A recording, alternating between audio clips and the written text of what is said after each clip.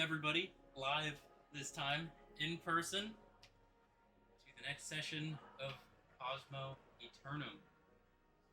The date is Sunday, March 5th, 075, post-transference. The last session, you guys began in the mornings.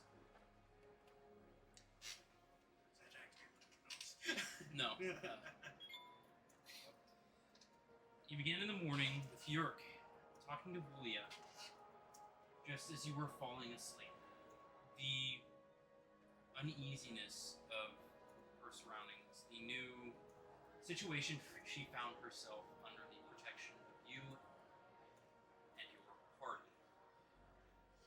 The party is there, less directed towards protecting. Zara, you talked to Yurk late at night about what it means to bring Vulia along with the party, the Wanderers of Fate, and the responsibility that it takes to keep an individual like this. You had explained that this adventure that you are on is no place for each other. They need to be somewhere safe, secure, out of harm's way. Whereas if you bring them along, you are knowingly putting them in harm's way for whatever may happen.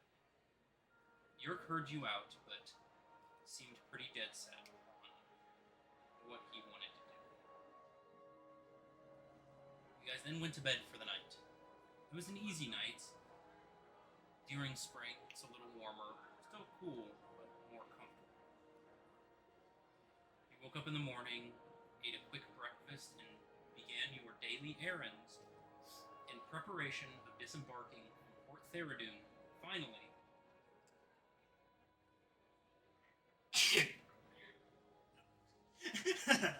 Bless me. Thank you. You're welcome. Finishing up errands before departing on a ship provided to you by Valen's parents, the Stormgaze family. Through these errands, you completed a few things. Valen, specifically, you bought quite a few magic items to help you out. JC, on the top length of it, there's a coaster. Top? In the middle? In the middle, by the light switch. Oh. Best it? Best. Yeah. There you go. It'll work. But you bought some magical items, specifically 3 parapets of wound closure. These would double any hit die that you take for healing. It would stabilize you if you were down. And every round that you were wearing it, you regain 1 to 4 hit points. You had decided to take one for yourself, give one to Zara and Yurk. While you were doing this, Yurk and Vulia headed to the Celestial Grove. You had a lengthy conversation with Mother Islena about Vulia and what you should do. She offered Vulia a position as a cleric within the church. During this, you prayed to Lathander. Within the altar room, you made a prayer asking for help or guidance or some sort of information. And you were given an answer. But this voice was not that of the individual you had heard before previously. This one was more blunt, more forward. A different voice. Michael's voice. A threat of great bodily harm in reference to past sins. As to what those past sins are, you are aware. After talking for a bit, you realized that Vulia was looking at a statue of a large crystalline dragon, reading some information, which led you to believe why she named the stuffed animal you had found on her, going by the name of Rose, the dragon queen of outcasts, the youngest of the gods, and the only god that was uncreated by Panther. There wasn't really a direct start of this god. necessity for a god or goddess over those who were abandoned by everyone else. In some sects of life, it is an accepted god, an allowed god to worship. In others, they see it as a cult, a group of barbarians who believe in ravaging cities for quote-unquote glory. But after getting that information, you left and returned to the airship tower. During that, everybody kind of gathered back up at the airship tower and met two individuals. These individuals specifically being Captain Rorik and the...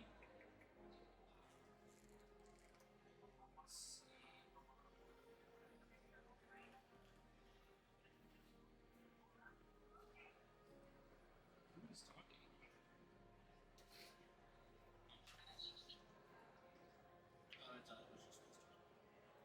Gotcha.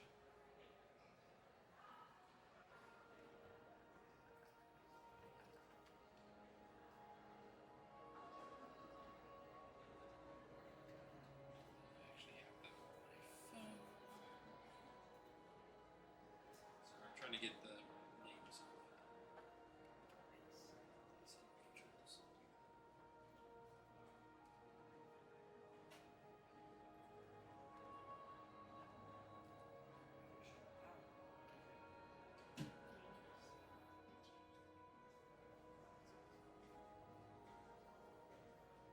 Right.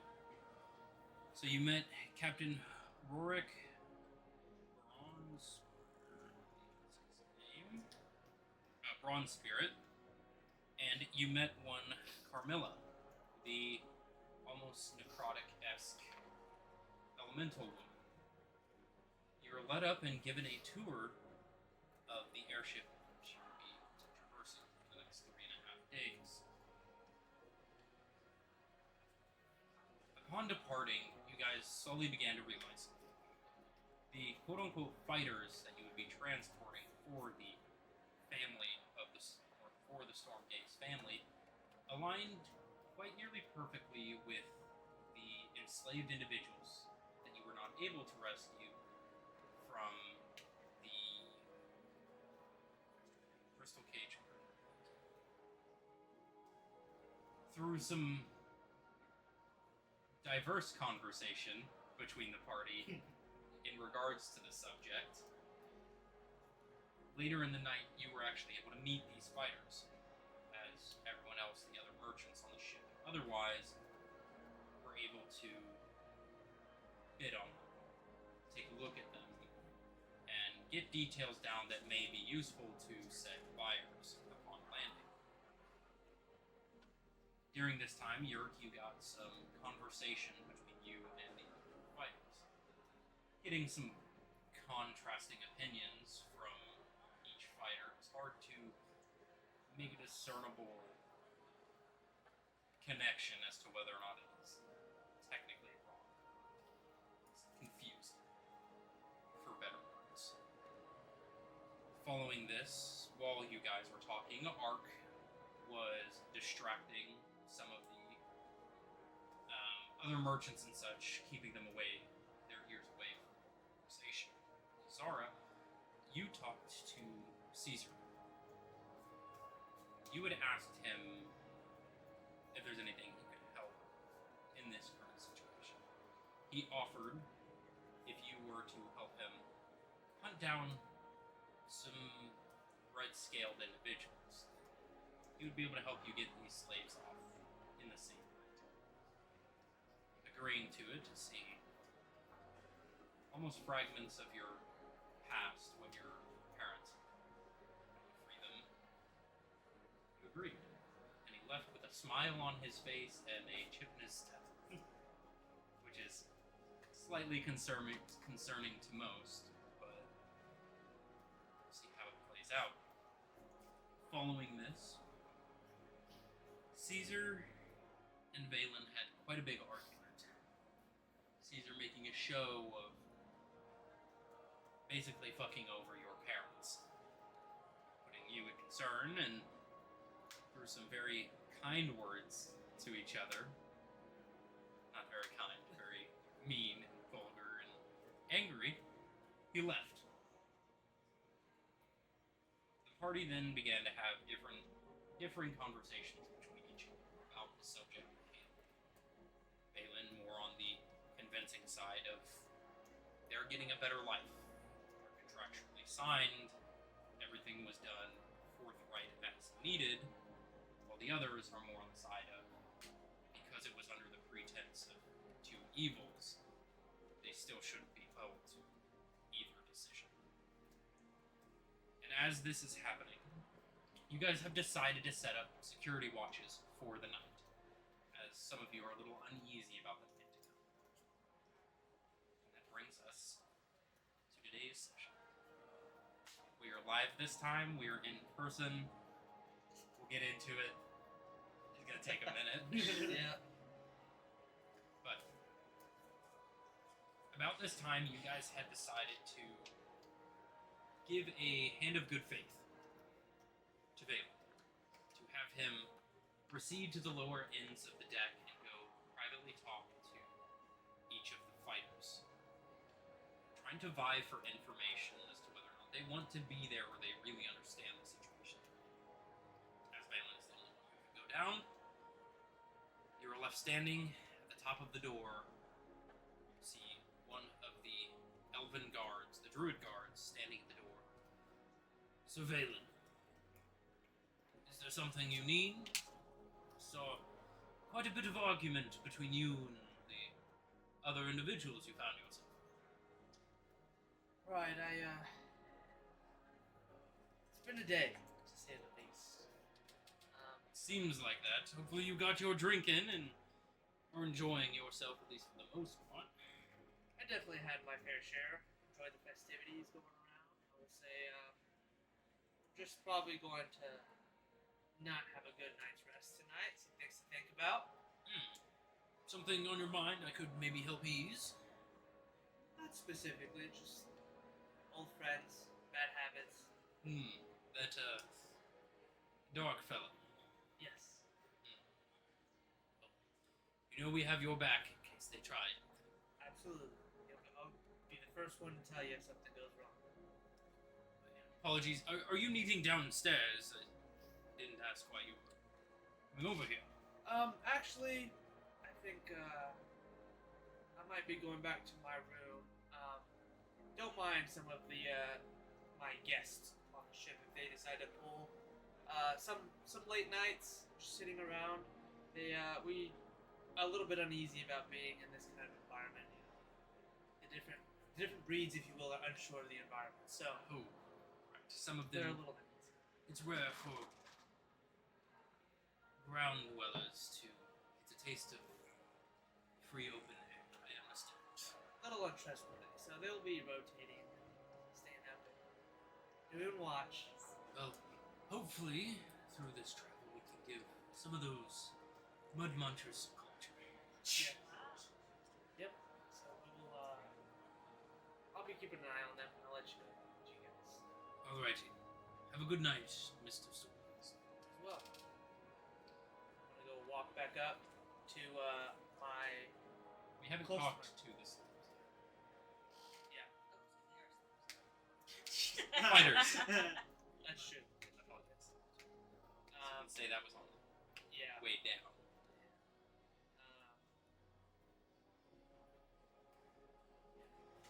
Trying to think.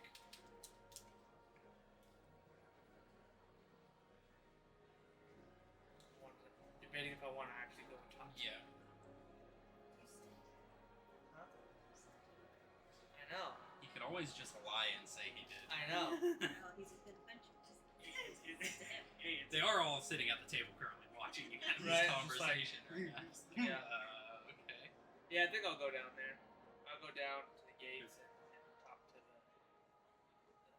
peasants. You step down the stairs. It's a lot quieter than it was when you first arrived. Nothing is being moved around. You see maybe one or two guards just lounging at a table. Looks like they're playing some cards. They notice you, just give a nod as you walk downstairs. And the gate's open at this point, right? as you walk down the stairs, there's basically a big iron gate, Yeah. walls, Yeah. and then all the cargoes behind that. And 2 guards are just sitting on a table in between the gate and the staircase. So they're kind of watching the gates. Yeah, if they're sitting where I am, stairs are here, bar wall is right here. Okay. You see one of them kind of looking around and grabs a key off the wall hook on the table. So, Thank you. you're welcome. Do you guys mind if, Opposite. and I'll tell them as they're closing that, do you mind if, I'm going to talk to some of the fighters, and I'm assuming they're going to feel really uneasy if you guys are watching this stuff. So do you guys mind just not completely leaving, but taking a couple steps away? We will go up to the first landing of the staircase. Just shout out if you need us. Absolutely. Oh, you already hit me. I'm going to go sit over there. Of course. They step up just to the first landing. You see one of them kind of just looks over every now and then. I'm gonna kind of speak to everybody that's in their cages a little bit. And just kinda You see that they're actually in a locker. all Like together. there are beds and such. You can see there is a guard window Okay. about yay thick. Very well crafted wooden door. It's got steel frame on it. It's a nice cage, Yeah. if you will. Okay. So I'm gonna kind of speak through that little window slot, and say, "Attention, all fighters. My name's Balin Stormgates. I'm under the impression." We know who you are, Stormgates. Right. The Leonin is kind of leaning off of his bed. The others are like they're less than paying attention. Yeah. He's kind of filling a lot of one corner. It's not built for him. Yeah. So he's kind of more hunched down in there. Yeah. I'm under the impression that some of you don't want to be here. Is this true? Where's better to go? You tell me. I don't know your life. At least for us 3. As long as we're being paid, we don't care. Decent life. Not ones wandering. For the other 2, I doubt they speak common. Try asking them. Well, kind of told everybody, so if they're not responding, I guess that's my answer. We're not going to harvest our organs like the others did to the more unfortunate ones. That is not my intention. My intention as a storm gaze, and being the only storm gaze on this ship, is to let you guys know that I have your best interest in mind. Now that might seem counterproductive. Really, you have your best interest. No nobility such as yourself cares about us. I do. It's quite a funny joke. You should try telling it in front of a crowd. I'm not laughing. Why do you think? Has anybody asked if you wanted to be here? Since you've gotten on this ship? In more of a rhetorical sense, that Birdman did. He seemed a little puny about the subject. Now you're speaking to someone with actual power. Let us walk around the ship free. For now. Maybe we'll believe you. Free. Wander as we may, use the facilities such as yourselves. Not be locked in this box. Maybe we'll take what you have. Larger represent. And how can I have your word that you guys will not just rebel and try to take over the ship? You don't. That's why it's a trust exercise. You have everything to gain from us staying locked in here. Money, power, influence. What do we have gained? Some leg room? Pot to piss in? I have some friends along this ship that I would like to see unharmed. And also some influences that are not quite so close to my friend group that I may also believe have influence on this ship. So what is it you ask us? I want honest answers, and not because you think I'm whoever that I'm going to dictate your future in any way. But But you are dictating. No, I'm asking some questions with the power to dictate. Ask what you will. I'll ask again. Did you guys sign a contract to be here? It's better than dying. So this is a yes. Yes. If you had an option to leave this vessel, would you? If they keep the pay the way it is now in the contract, we would like to find work elsewhere. If the price is up, you may be able to convince us to stay. Well, I have news for you. I have spoken to the Stormgaze family, and because they know of your situation of being taken willingly, if I'm not mistaken, they've upped your pay by 500 gold each. Kind of looks at the other. You see the and just look up. The Monty's just doing their own thing, not paying attention. Make it 600. You have a deal. And a deal on what? I didn't necessarily ask you to stay. I just asked if you wanted to be here. For 600 extra on top of the 25 payouts per month, then yes, we'll be fine being here. We won't revolt or do anything of that sort. Okay. In addition to this, you guys are being sold from the Stormgaze family. If I'm not mistaken. That's what this transport is for. Some of you at least.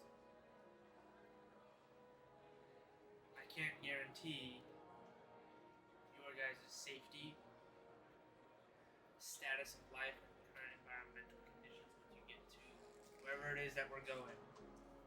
Because you will no longer be under the Stormgaze family.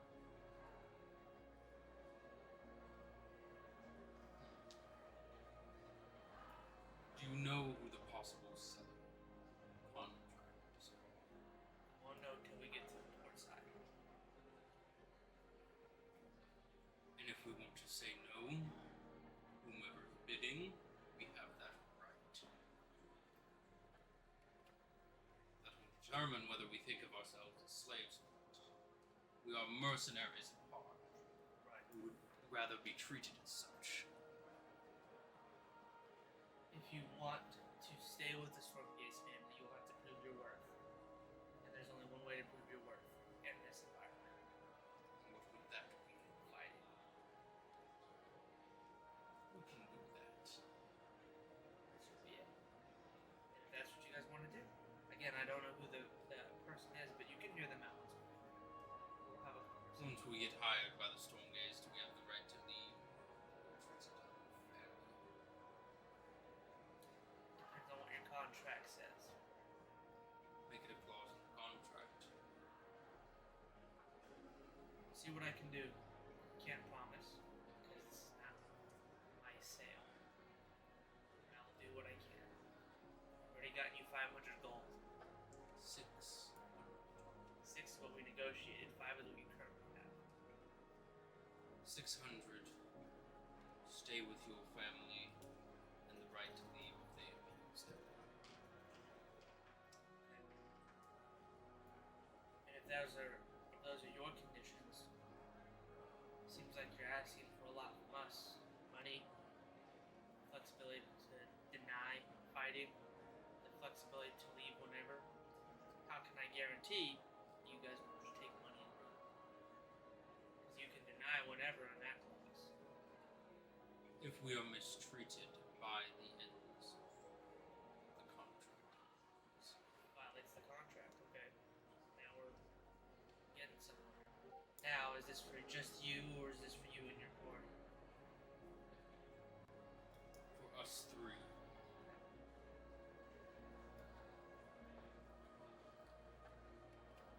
Give me some time. We have some time in the air. What are we gonna do? Not sit around and wait.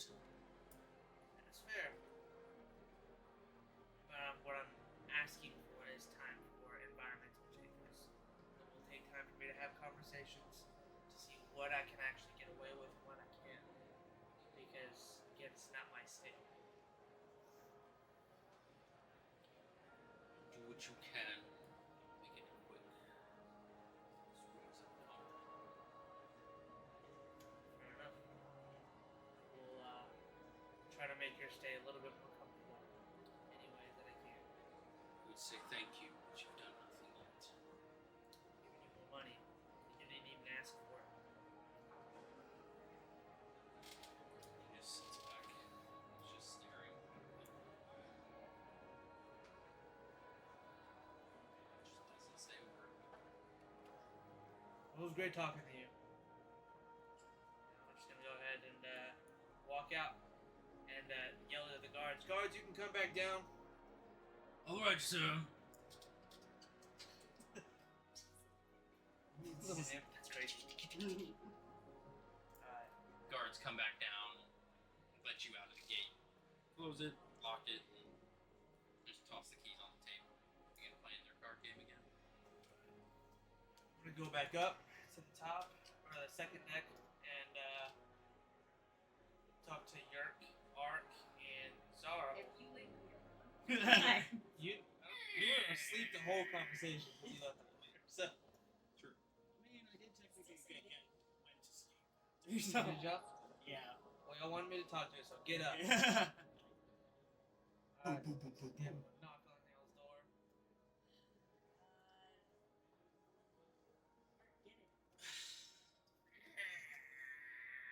I gotta be up, so do y'all. Alright. Who is it? It's me, Malin. Hi. Well, I did what y'all asked. I spoke to what you guys referred as slaves. And though we had some business to discuss, they're willing to stay underneath the ship voluntarily.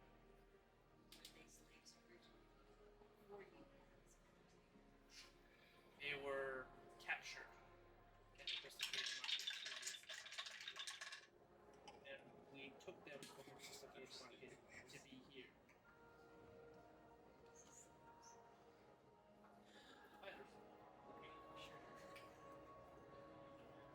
Did you talk with all of them? All the ones that could speak my language and were willing to talk, spoke to all of them. Okay, so what did you bribe them with? I didn't bribe them. You didn't bribe I us. asked them exactly what you wanted me to ask. I asked all of them very bluntly. I said, "Who wants to be here?" Psychology. I even had the guards come up to the top of the stairs so they weren't intimidated to be reprimanded or beaten if they were to tell me something different. Did the Mothkin actually speak? No.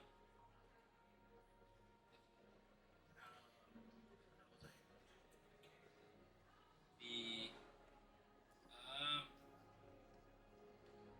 From the Wastelands? Right. I tried Austrian. The mouse folk couldn't speak to you at all. The Mothkin did speak. So the Mothkin didn't speak to me. So, what about the Mothkin? What about him? Seemed a little peeved to be there. Did they say anything? To me, the Leonin spoke for the group. At least who the Leonin is with. Leon's with the Wolfkin and the auntie. And they're all on the same page. They didn't speak up. I spoke very loudly to all of them. It is a one cell with all of them in the same area. So what is this? So they're not supposed to. Did you mention that you knew that three of them are being. The three of them are missing? That we know that they're missing with them. Say what? Say again? Did you tell them? Hang on. Did you tell the three that were missing, that we know that they're missing people, that we can find them and bring them home. Not directly. What was said was, we know your circumstances. I know your circumstances. As far as being taken, if I'm assuming correctly. With no interruptions. And I said, because of which, with no request of their own, I was able to get them more pay upon them wanting to stay. And they had nothing to add to that or take away. So I didn't directly ask them or tell them to reopen any wounds, but I did hint towards the direction of, we know you were taken. Unwillingly. That is not exactly what is saying that we know that you've been abducted. Taken. Whenever they think of taken from one spot to the next. Whenever you are dealing with a hostage situation, or someone that has been abducted, you have to tell them directly, hey, we know that you've been abducted specifically from this place that you were before. We can take you back home. It might reopen a wound and make them worry again, but that gives them the knowledge that you are not wanting to take them, you're trying to help them. I had allowed them to add a clause to what they have. And this clause, if they no longer want to do what they're doing, is to depart from the fighting under the Stormgaze family only. Now, this has to be talked about, rewritten, and re-signed, and things of that nature, but one of the business features that we talked about, I told them, just because I'm a Stormgaze does not mean I'm going to reprimand you for talking in any sort of way. So, I said, part of their terms were, if we're being mistreated, to leave at any point in time. And I said, I'll work on it. In the meantime, do you want to be here? During that time, they said, better than nothing. And we're mercenaries, we get paid to fight anyways. But do remember, you said the Leone was the only one talking. Correct. It should have been an individual one-on-one. Do not trust one person. I don't. But they all heard the same offer, so it gives them time to think. And I'll go back down to be able to talk to them. The Leonin, Leonti, and Wolfkin, they're a group. So I've read the talk with them, and I kind of know where they kind of stand. But for the Mothkin, and I didn't even talk with the Mousefolk. I don't know where the Mousefolk stands, and I know the Mothkin doesn't seem very keen to be there. What did the Mothkin tell you? I couldn't say much. I only could speak common.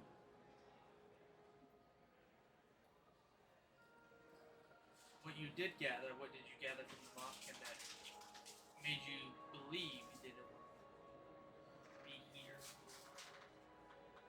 No, it just seemed like when I stopped the conversation, she kind of spit at me. She spit at you. She thought she was saying something about she wanted to do a little dance, sarcastic. Well, did you do a jig? Did you shake your feathers? No, she wanted to do the jig, but She had said, what, do you want me to do a little jig for you? Yeah. Maybe bow, perhaps? I declined. And she kind of spat at me. I'm assuming it was a joke. She just seemed quite mad. Is it a common thing this could happen? Yes. Fighters aren't necessarily the happiest. They wake up, they eat, are transported, they fight. Some of them die. Well, she's not really going to be a fighter, I assume. No, the Mothkin is actually supposed to be Gaze family at one of our estates. Now, I gathered from talking to my father about it is that the Mothkin will be living in the estate as well as cleaning and live where you work. But they get to travel through the estate as they please and come and go, and all they have to do is do their job. And by the end of it, they can do whatever else is needed. I didn't get to ask if she really wanted to be there because, well, she only speaks common. But is she from the Luxolfine Underdark. Luxian Underdark. Underdark? Okay. The mouse folk I didn't talk with them. Yeah, I didn't speak with the mouse either. I have a question. Of course you do. How much do you trust your parents? They've not given me a reason to not trust them. How do you know they're being truthful in everything they're saying to you about this whole thing? Well, I was brought up in the business, and they showed me as much as what I perceive as everything growing up. That's what it was. Business, me going to school, me working to go and fight at the tournament. So you would say that this circumstance with these creatures is something that you would normally see? Not as far as them getting obtained. I would see the transportation, but not them actively. Is what we believe, right? Being taken from the crystal cage market. I wouldn't have seen any of that sort. I didn't see the taking or quote unquote abduction of people. So how do you know it's the truth I don't know what is the truth. of what he's saying, that all the things that they're doing is the appropriate way of how things should go? Well, we have contracts with them actively signed. But how do you know that these people haven't been coerced in some way or told something without you knowing? Because you wouldn't have known how this stuff goes. Right, and I don't. I only know what I know. Which is why I went and asked questions. Did you, when they grabbed them at the crystal cage, and was someone there from your family to see them there? I was with you guys. Someone I don't know. Exactly. I don't know. They only took the fighters and left everyone else to die down there. I don't know. If that is true. If the Stormgaze family was actually there at Port Theridin, which would be odd. Did They don't ever really do work like that. They're kind of like, they do business deals more than doing the business. They wouldn't be good business owners if they were traveling everywhere doing their own work. They wouldn't be good business owners if they didn't have a business partner. I agree. I agree, which I'm assuming my father does. He's been in Assuming. business a long time. Yeah, you use that word assuming. You can't use that word. You need to know because of the situation. I don't need to know because I'm creating my own. But we need answers for what's happening now. Assuming isn't going to get You know, Zara, sometimes we can't always have all the answers to everything, and I'm trying to figure it out. Alright. Well, I'm sure that you heard from Caesar.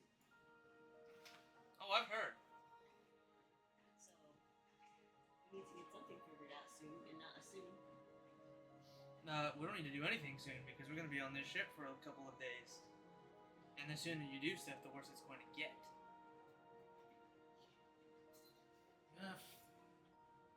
Family, I don't understand. They only took the fighters out well and knocked the ones away. Sure, you cannot have The children. Or at least if you guys were trying to do Would you good, put a child into a ring? you're trying to do good, aren't I you? know somebody that will. My dad. So the Are you Speak louder. Okay. yeah, sorry. aren't you guys trying to do good? Yes, In we the are. world? Yes, we are. Why not save the children that was suffering down there? Why not Someone had to see them down there. Someone had to know. I was not there, Europe. That's gonna be your answer for everything. You were not there. Right, and That's you're the putting point. their actions So, on but like you're I still should have trying done to something. defend your family when all these things, like he's showing you examples of. How did I defend? Because you're saying this is how the family business is run. Right. This is how things go. But Right. you're assuming because this situation is different. Okay, it is different, but again, were you guys there? So you know, no, you know just as much as information as me. I was not there. You guys were not there. I have just as many answers as you guys do. We know that the children were left to die. That we do. Like your family's hands. Maybe. And what do you think about that? About your family doing that? If they seen. So you're telling me to target my family when my family wasn't even in No, Port we're Theridaun? asking your opinion. I know, but you're acting as if they were in Port Theridaun and actively saw it.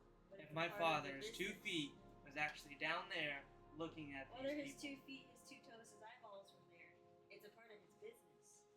Do you think that if he's a good business owner, he would understand how his business is being ran?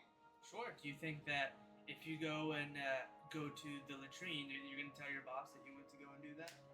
Or whoever that you work for tells our call that you went to I the think that's bathroom? if I'm on the clock. You're going to tell him, hey, I went to the bathroom 3 times today. Right. Okay. Sure you would.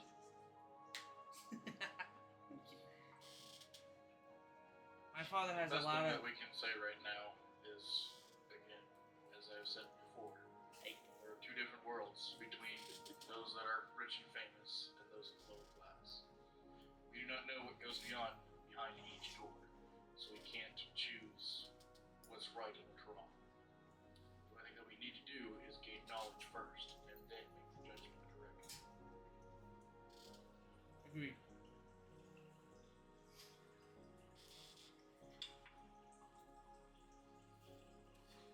So that's the information I've gathered. What I am tasked with doing, not tonight, but tomorrow, or during our trip here, is to work out another contract that they have asked for, and getting them a little bit more gold and a little bit more freedom to leave upon them feeling mistreated. If it breaks the bounds of what they're already signed up to do. Freedom. It's if they're being mistreated. I'm whispering to you. Hear I might need to say say it. I'm right next to you. I think you might need to say that you're whispering. If I have to go to the bathroom, do I have to tell my boss I'm going to the bathroom? Hey, Sharp. Certified string eater. Yeah. For now, Maybe we it's can Zach. trust that he has went down there and talked with these prisoners. So the best we can do is trust him that he will work, that he can do what he can do.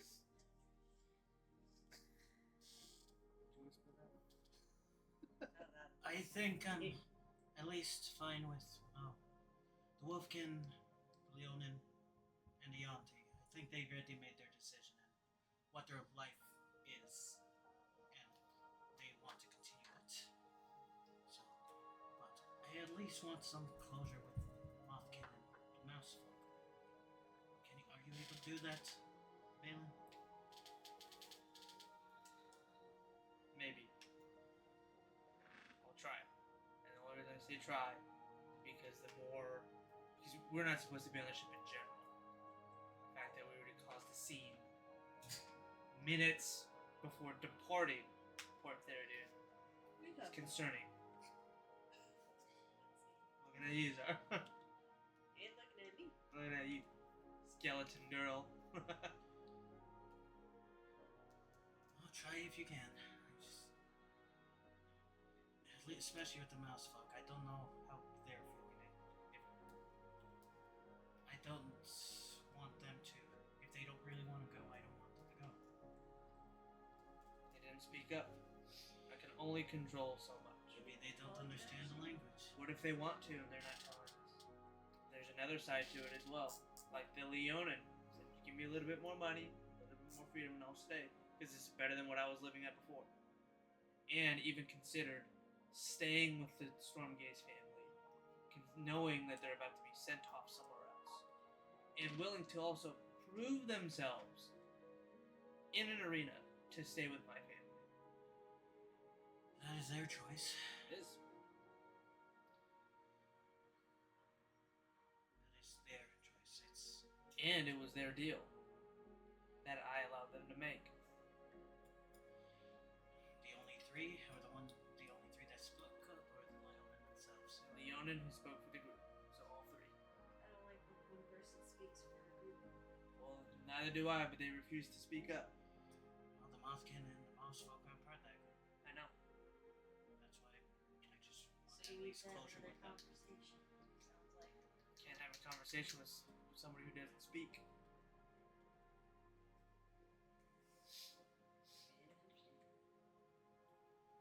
That's the only thing I speak unless they speak Celestial. Is there any chance the fighters will be back up on deck?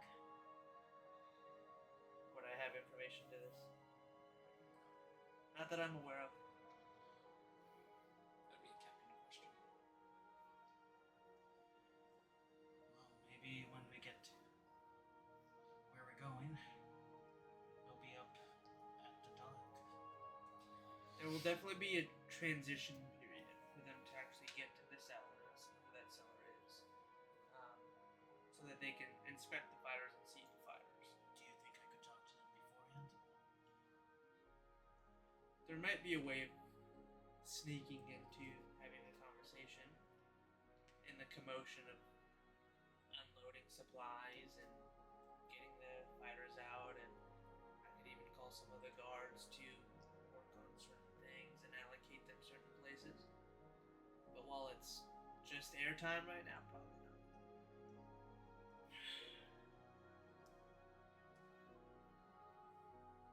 Alright. I'm fine to wait.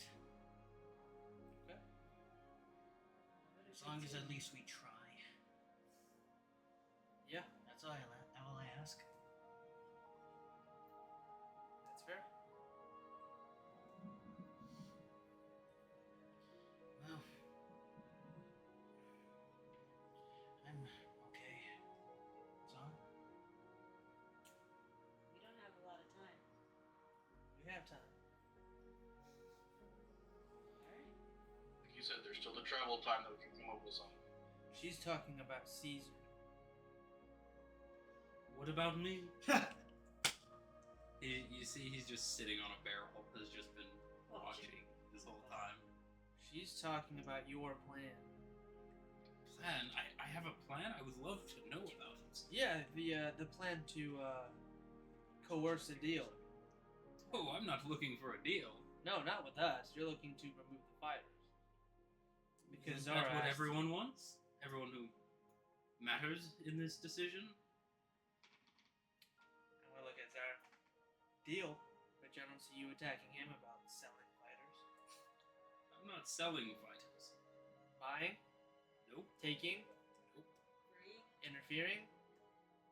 That's a little bit more accurate to the situation. Stealing. It's not stealing if it's a person. Are you sure? It's somebody's. Guaranteed. It's on somebody's payroll. Contracts don't matter when they are made under false pretenses. If they were false. You there, Caesar? I can guarantee if it is what I think is behind this, then it most certainly is. But what you think, right? Not what you know. That's not going to prevent me from doing anything. No, not you. Of course not. I know who you are. And I look to the group. Waiting.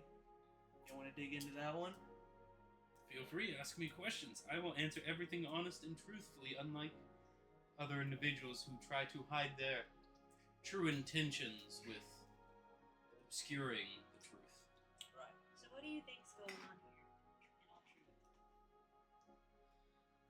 I think that Valen's parents are in far deeper than he wishes to admit. I have a feeling that just as they abuse others, they're abusing his confidence in them. Individuals such as his parents don't get to the powers they're at without dirty deals. No I one know. has ever reached a height like that without it. I know. You know, Zara, tell me how you know. Do you know who my parents are? No, I don't know who your parents are. You should Why would I probably know? know who her parents are. She knows a little more about it than you. Okay, then why would I? So tell me. Getting to the top of where we were cost them not only their lives but my own. Uh-huh. So dirty deeds don't go unpunished. So this is why you are the way you are. Maybe. So What do you how do you Why do you think your parents are in Luxelheim? You think it's out of some great wish to behoove their grace to everyone? That's You the really plan. think it's that selfless? I would hope to believe that. That's what I've been raised to believe. That's what we've always done. Raised by who? Oh, My family. your parents, the same individuals who are part of this conflict. What a wild accusation. Believing in people who raised you. Who else, if not your Hmm. parents, then who? The point I'm trying to make is that you are putting belief in the people who forged who you are as a person. Who better to know how to blindside you? To play on your emotion, your tricks, your minds, the ones who developed it themselves. It's very obvious the others see straight through this, but you're so blindsided by familial bonds that you don't question it. You do, but at any foresight of an answer, you just go with it. See, everybody's on speculation. That's the difference. Are we? And that's the biggest piece missing to this entire conversation. Just like Ark had mentioned it. There's doors we can't see behind because one, we haven't lived in, and two, we don't know what lies behind each door. Some of us do. Yeah, And like some you. of us just like watching others fiddle about and make a fool of themselves. Like you. Because you're so noble, Caesar. I never claimed to be noble, No, you didn't. but I can still do noble things, like setting slaves free, and truly let them make their own decision. You think if I took every single one of those individuals, you dropped them off in a city, parked your airship there, said at any point you can come back, get on the ship, and be right back where you are. Doesn't matter how good the deal is, most of them won't take it. Do you truly believe that? Do. Because they don't. That is what they've Well, told you. half. More Yes, than half. a captor comes to you and tells you that they will shower you in gifts. You're going to agree regardless. I'm sure they have some disbeliefs until what they have asked for actually gets done. If they asked for true freedom, would you genuinely give it to them? I would absolutely try my best to get them freedom, and not through the, how should I say, the governs of business. See, that's the issue. Try. If I remember, there was an individual who said, don't try, do. But trying to get them out, that's not actually putting forth your 100% effort into doing it. It could be. So, if they said, we want out now, you would break them free. Drop them off, force this ship down to the earth, and let them run. No, I would do it more strategic. You get the point. You'd go against your parents' wishes to do this, because it's the right thing to do. Yeah, I would, because here's one piece that you're missing, Caesar. The reason I came out on my own was to build a name for myself, to do what you guys are claiming the Storm Game family is not doing. Just in different places on my own. Now, in addition to that, my family is living off the luxuries of whatever business deals that they are doing. My goal is to impact the economy to make them more self-sufficient so that you don't have quote-unquote slaves unless they so want to be slaves. And you're doing this by relying off of the airship provided to you by your parents. Mm-hmm. That sounds like self-sufficiency, doesn't it, here? It's not relying. It's called utilizing. Utilize the resources you have. Work smarter. And smarter is letting the slaves. You act like I made this deal. You can break it. Could. Set them free now. Could. Let them make that decision themselves. Set them Has free. And let them run back if they wish. And if they do, you take flight and you move on and this whole situation is subverted. But you won't. Because you know your parents wouldn't allow it. It's not my parents. Is it? The deal is not what my decision is. But you have the ability to change it. The outcome. I have the ability to enforce. Now again, because this isn't my deal, Force is going to raise some red flags. If I were to happen to drop this ship right in the middle of wherever we are and say, go, be free, that would cause immediate red flags and put a big hole in a lot of plans that are going in our direction. So, strategize. If that's exactly what they want to do. So, some talks you just heard me in your cab about having that conversation with him and being able to get in to speak to them. I don't have to do that. That is called strategy and opportunity when it arises. Sometimes it's not always about dropping things immediately to the ground and happening right at that moment. Sometimes the best option is to play the long run versus the short run. That's what you're missing. That's what you've missed from the business side of things. So 3 more days of torture. It's fine. They're not getting beaten on this ship. But they are huddled, starving. Be the day, no I wouldn't say that they're starving. freedoms. They have collars around their necks. That is for anybody that is able to do magic and try to flee unwillingly, rebel. That's safety precautions amongst But why my would they father's rebel? staff. They're agreeing to be here. I didn't say everybody's free to be here. Exactly. They're going to be here. Those who spoke. Well, regardless, some things are out of your hands. I wish that you would agree, and I wish that you would do what's right. Good deals don't go unpunished. But Good way to spin the words there and pin titles. some people aren't willing to sacrifice the consequences to do something. No, some people like you are willing to kill everybody for the sake of one job. The pay is right. True. I'm just kidding.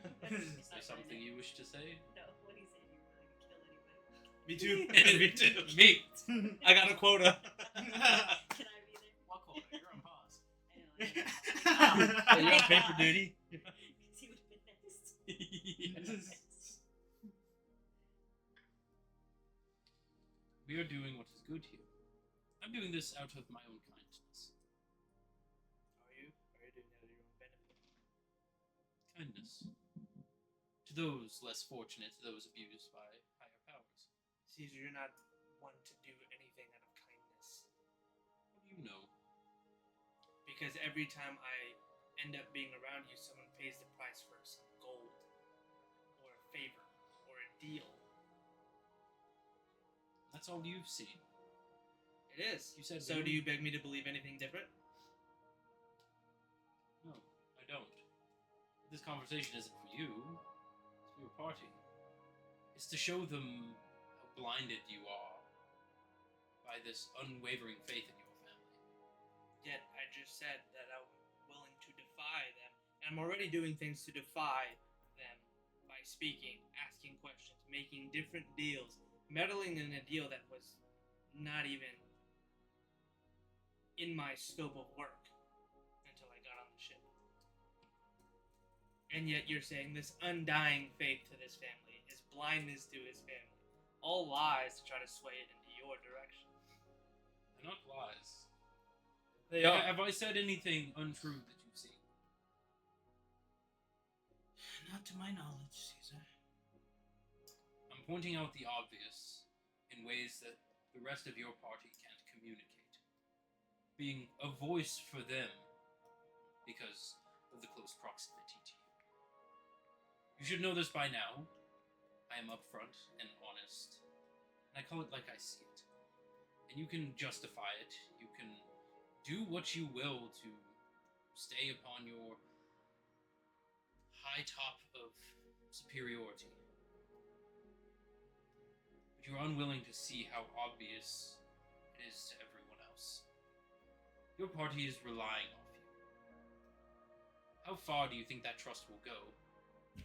You do all this, and you make a mistake. Get somebody killed. Get the child killed. I understand she's not supposed to be here. I would recommend against it, but she is. But yet you're still unwilling. I'm willing to what? Kill a child? Remove a child from a moving airship? It wouldn't be killing her, it would be dropping the ship and finding her someplace safe. Yerk, if I dropped the ship today, would you get rid of her? No. We're kind of hurting my point here. Already spoken with them. It's what I'm dealing with. And yet, proving mine, Caesar, you're going so quick to totality of the circumstances and pinning it on one full ideology versus saying, well, there's more to it than just it's either one thing or the other. And that's why your words are making it so black and white when it is really a multitude of colors. And there's a lot of different variables at play. Western colors. Yeah. Damn. Well, I'm gonna do what needs to be done. What is that exactly? I'm going to set them free. How? I've called upon some individuals. Very tenacious individuals. And they will arrive on this ship in about an hour. And it will do you wise to stay out of their way. They will bring this ship to its knees. The ship will plummet to the ground safely. The individuals in those cages will be taken to various cities and set free. If they wish to return, they'll have a way to contact. It will be their choice. No contract, no obligation. Just freedom of choice.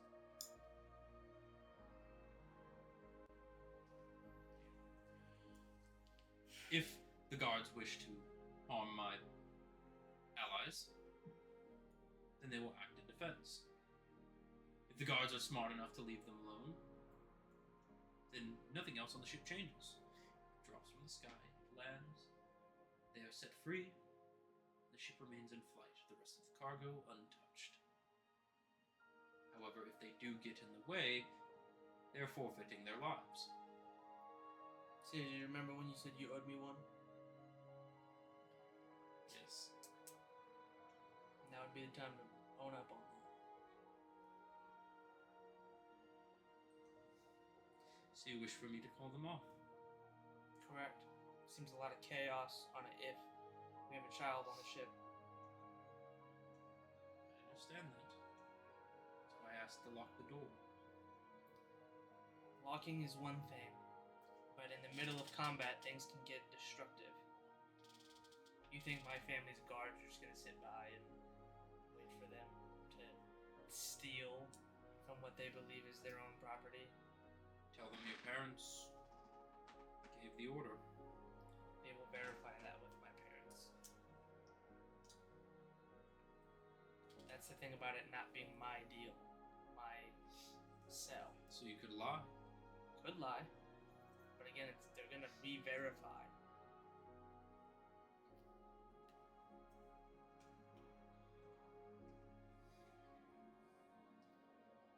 I am one for my word. So if you wish, I will call them off. But I can't guarantee you what happens after. I'm not the only one aware of this situation. Right. Whoever may come after is out of my control. And if they show up, people will die. Seems like people will die regardless. Whether it be the people underneath the cargo ship, whether it be us standing here, whether it be the guards or the people that are coming on this ship, somebody will die. How many lives are you willing to sacrifice for this? It's not about how many lives are being willing to sold. It's how many people have you told because you were too quick to jump the gun on a decision instead of waiting. I was asked for help, and I've done what's in my power. Quick, easy, clean, done. It's not clean. Can Dirty. be. Commend it. To the family. They're off on business. They would have no right to dishonor your claim. Be the storm gaze they think you are. Command them. This is your family ship. Your parents are off on business. It's what time now? 2 in the morning? Think your parents are awake? Sure, they might be. Give them a call. Convince them. If you're able to convince them, you're doing all the right path. You are setting them free, getting them to tell the gods down and nobody's hurt. These slaves are set free and it's all fine. Quick, easy, simple. Or you could, if they don't wake up, lie. Tell the guards you did get command. They're asleep, they're not going to be able to contact, they'll have to take your word as the heir. And then- Or there's information that I'm looking for that will derail that goal upon us doing what you just told me to do. There's a seller out there that is unknown that I am concerned might be the man that you freed and got out of the city. It is not. I looked into it while I was talking to my contacts. The individual I set free was the one who sold them, liquidated his property. He was caught with some illegal magical items, gave them a situation in which allowed the Adventurers Guild to investigate the property. He saw this coming, so he sold off his entire stock, left those more likely to die and wait for salvation. Phelan, what man did he free? Karathan. I know the mistake on my end, but it was far worth the benefit. The man who had those people in the cellar. He will die soon.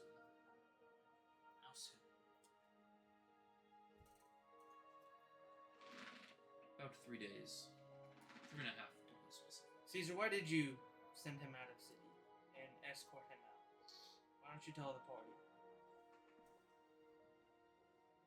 I made an agreement with Draco. See my point? Nobody was harmed in it. People were harmed. I needed information to save them. You needed information to save more, similar to what I'm doing. But yet yours is more noble than mine. Yours is more valid than mine. I got the information. Yeah, after doing your job and getting him out of the city. And people dead for it. No, I asked for it up front, and he was more than willing to give it. Drago wanted him alive. Do you not think he would try keeping him alive? He wanted to kill him himself. Why? Because Karathan works for a higher family in the Clover Courts. Dragar is in the process of subverting families. He wants the throne. He wants the Onyx Court's head on a pike. Karathan works for the Rubies.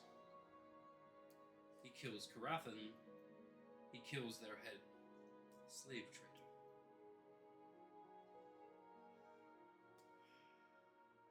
Drago's not one for slaves, but honest deals. And so, I said I would do this for information on my father. And I got it. And I come here with you all, the rest of these slaves, do my due diligence of investigation, develop a quick plan to free them. And in, well, aiding and a friend. Don't look at me like that. I thought I would be able to do it myself. When we land, you may get a chance. So, see, we should wait. To get to where it is that we're going. With whatever cargo We is can. we have. But we can keep communications silent until then. It's not hard to do. But it would be wise that those slaves don't make it dropped off elsewhere, What if they're perceived as not making it? faking their death. That is possible. Could be a illness one of them has that spread itself. Could be a fight in which bandits attempt to take over the airship. Fighters don't make it. Could be. Would you be willing to put the lives of your guards on that stake? Because either way, they'll most likely be killed. They will. Only if people in that cellar tell me they do not want to be here. And are willing to be honest about it and not leave. Because I can't keep calling my parents, hey, let's change this deal, let's get them more of this. We should probably think about doing this. And end up, If they were good people, why would that be a problem? because they have a lot of business to attend to. And I might not always get a call back. Or an answer. Zara, what are your thoughts on this plan? I mean, I like things to be a little more quicker. As do I. Are you willing to kill the guards and have them dead for the sake of another That life? sounds like a rhetorical question. Well, what's to say one life is more valuable than the other? Who's to say you don't release them and they go kill people? Pretty sure you have a way of gauging that.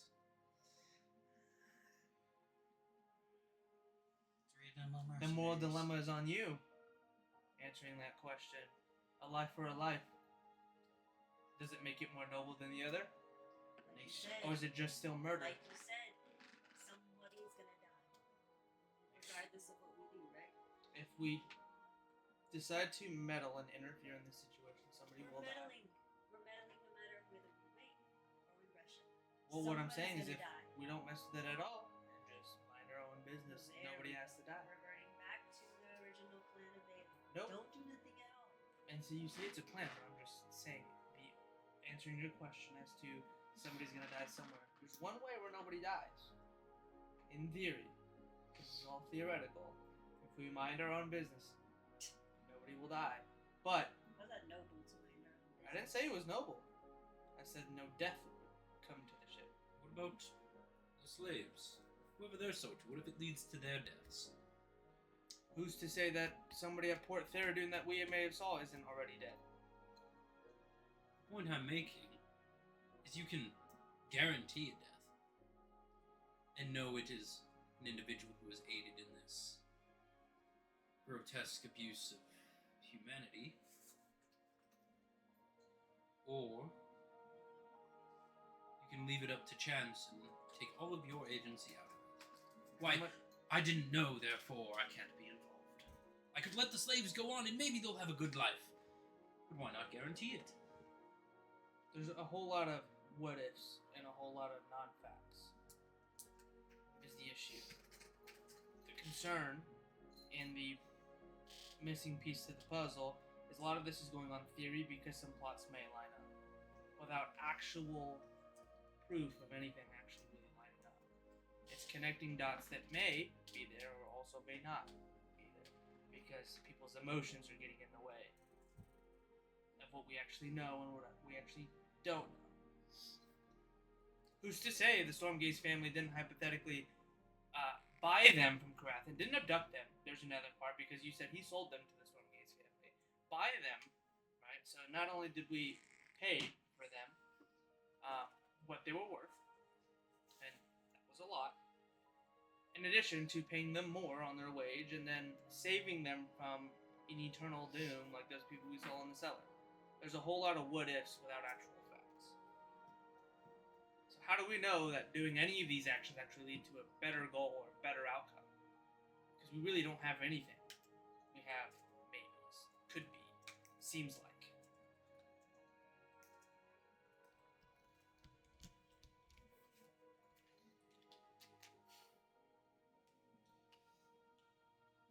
And now we're talking about sacrificing my father's employees that get paid and live very, very well to die on behalf of interfering and meddling with things that we don't know about. We're sacrificing life for life. They don't have to die. You could at least try. Try, but they're paid to defend the ship. Promise them more. What's a little disappointment when it comes to saving lives? Are we actually saving a life? Can you guarantee it? I can. You can guarantee that Leonin and his group won't go out in their freedom and kill somebody else. I can. How can you guarantee that? We have our ways. We. Yes. Who's we? Individuals who have far more power than I do. And in what ways can they restrict that? Hypothetically, what if they decided to go and kill somebody? Or attempt to? How would they be restrained or prevented from doing said action? Would they die for it? Not necessarily. They would be held accountable. In what way? Back in the cell? No. Whatever way my superiors decide upon. This was This one? Oh, that. Summon the cat. Well, see, Caesar, there's a lot of we're trying to be everybody's decisive factor. I want to do something. I don't want to sit and wait to try a plan. You want to do something for somebody that didn't ask you. Did the slaves ask you to do it? Your friend Zara asked. A little bit of both. They asked you? A few did. They asked you for what? Salvation. Freedom. Freedom. Which ones? Go ask. I did. If I ask them about it, if they talk to me, well, you're all about confirming sources. Feel free to go ask. I'm not asking if you talked to them. I'm asking which ones said wanted salvation. Ask The them. ones they talked to. If they believe you so well, then they're willing to have a conversation. I did just ask them, and the Leonin was the only one to speak of possible freedom, but wanting to stay in the fight with the group as long as he had the possibility or the freedom to leave upon mistreatment within the confines of the contract state. In addition to a little bit more of a paying base. Make sure it wasn't just to buy time. Could be, Get you working with idle hands. could be, but if they do that, what's to say that they're going to do any good outside? They survived in the wastelands for this long even before. And survived how? Killing? Stealing? Are we releasing good people back into the world, or are we releasing people that are going to go kill more people? That's what there was back in the wastelands. They did similar actions. You killed people?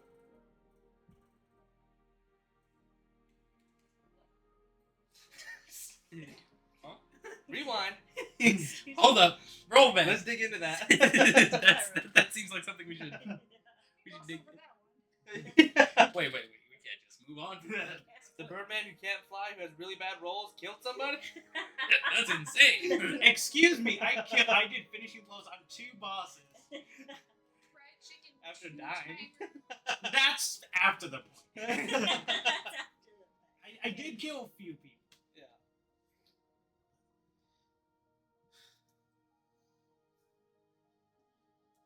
Some was for self-defense, some for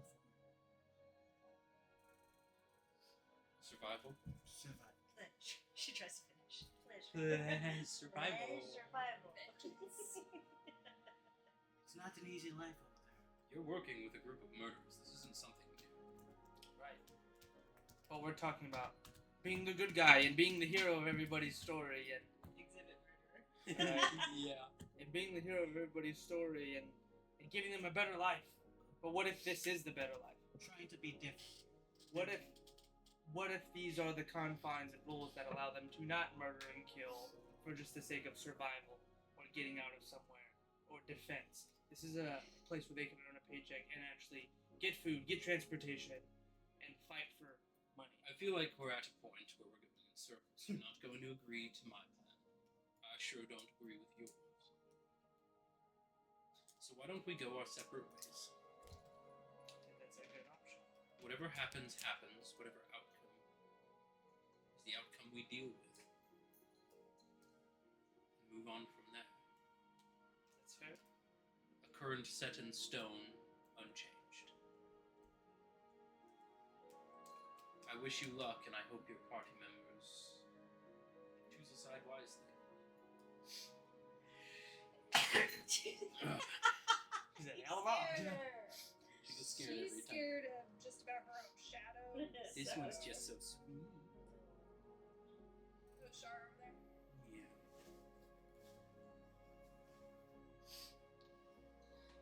I have to keep the child safe. With whatever how this will play out. Somebody's gonna die somewhere. Here. Not the child. Hope you're right. Not the child. Hope you're right. But you gotta stay alive to make sure that happens. We told you not to bring the child. Packs. Backpack. Insurance. I'll do what I can to help you keep the child alive. But at the end of the day, It is on me. I know. as long as you know. There it is again. Avoiding responsibility. Not avoiding responsibility. It's not mine to begin with. Doesn't matter. It's a child. And I said I would help. Even though it was not my responsibility. Will you actively keep her safe? To the best of my ability, yes. But it is Yerk's responsibility. It is all your responsibility. It's the responsibility of everyone on the ship to keep the child safe. Regardless of whether or not you agreed for the child to come. It's a part of your group now. Saying I didn't agree to it in the first place, therefore I have no responsibility is ignorant. Quite hateful. You said you consoled her. I did. You speak her language? I do. Austrian? Do. You think I talked to the others? I guaranteed her safety. I showed her a possibility of a better world. Made her feel safe.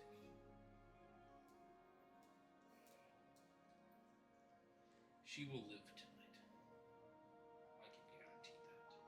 Because although not my direct responsibility, I do feel a moral responsibility to the child.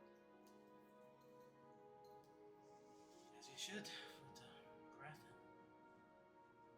Rules? Maybe once I get my hands on him, I'll be happy.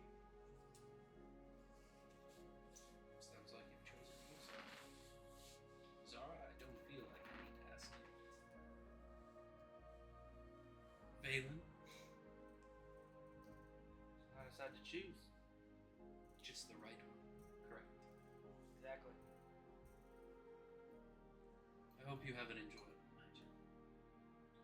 Where are you heading off to? Relaxing before party starts. I'll be waiting.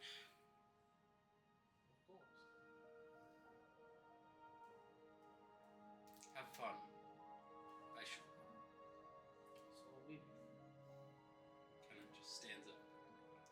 It's walking away the staircase to the main deck of the ship.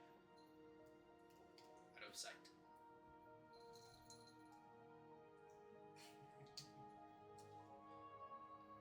She jumps on your face. Jump on AJ's face. Come on. She's thinking about it. She's Calm thinking down. about it. You all are left alone near your rooms. Very productive conversation. That was Right. a long conversation. That was like an hour. Right? Goes by quick. Yeah, I'm here. Hour 24 already. In person goes by. No, it's nice. It's nice that you. Yeah. Yeah. Gating. Being able to see facial Yeah. expressions, even just like how they're sitting, Yeah. talking, difference in characteristics. Side eyes. Yeah, that. Hold on, let's not gloss over that. It's like, Yeah. oh, heck, done what? Wait, no, hang on. Yep. We're all due for some rest. Without interruption. Are you taking the first watch? Take the first watch. And Ark is back to not being alive again. What is he Oh yeah, T-posing. Steve. He's malfunctioning. On the bed, just half clipped through it, just placeholder. What did he say? What's wrong? As storm. That's came through. Again. To be fair, some of the storms are still around the area. And like 80 miles per hour winds. Oh yeah, place yeah, place you where you're at. We have a battle map. Use it. Yes. Actually, where would we get it? I think it's back. Your pistol whip. Oh, I'm sorry. They would be more like around here. Oh, near the front. Yeah. Because these are the staircases leading down. These are the staircases leading to the helm. This is the staircase leading to the captain's quarters. Main deck below is rooms, and then the stairs underneath these ones lead to the bottom deck of the cargo hold. Oh yeah. I'm gonna sit in the middle area where those tables are, All right. and just pull watch. Your room should have been on the left side. This is all one room. So you would be sitting outside, kind of on out on the table.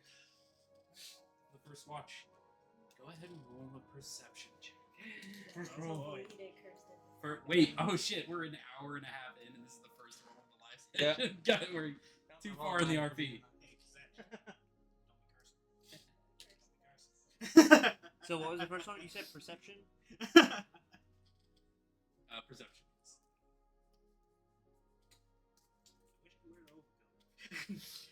Give a place to roll. Are you using the new dice? Nope. I'll let I you don't get one trust good you. roll off with it. I don't need to verbally curse at this house with my presence. Oh, did you just Use my Valen dice. made a What? You're rip- not using the new dice? I will tomorrow. Aw, use them today. No single one today. They're good one. Is it? Mm-hmm. Can't roll another dice until you've rolled on your new set. D&D tradition. All right, I'll do that. Ruby, look.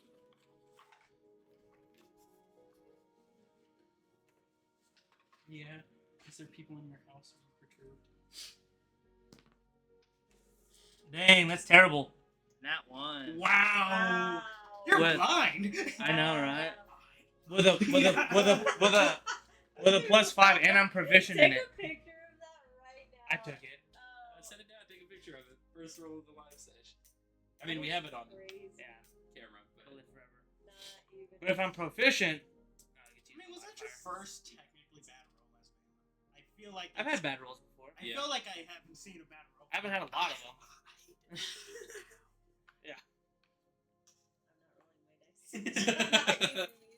I mean, either or. It looks like I'm gonna either roll good or bad the entire you'll session. roll good. Right. Yeah, totally. Yeah, I got 1 + 5, so So 6. you sit there and wait, almost on edge, expecting something. With all this conversation, it is just that weighted breath of something happening. And an hour goes by. Another hour. It's calm. Quiet. The rocking of the ship in the air, the whirring of the gears outside faintly being heard, the general rocking of a ship, it reminds you of being on the sea jet. Very similar in feeling. Rocky, rough, patches of air you hit. Ship He's been on a sea jump. jerks to one side. Oh wait, you were. I was like, You weren't on the sea. Yeah. Ships past. Yeah. Just using that for reference. But very similar to a sea vessel. You see a mouse or two just skitter across. That's Caesar. I'm like, yeah. It's actually just Vanya and Tangent. Oh. Hours pass. I'm gonna go knock on the door. No, I'm gonna bang on the door. Oh my goodness. I'm trying to I'm sleep. trying to fall asleep. Wait, Is it the morning yet? it's whoever's next to go for shift. You're next. You're up. You're. Why do I have to go? Second.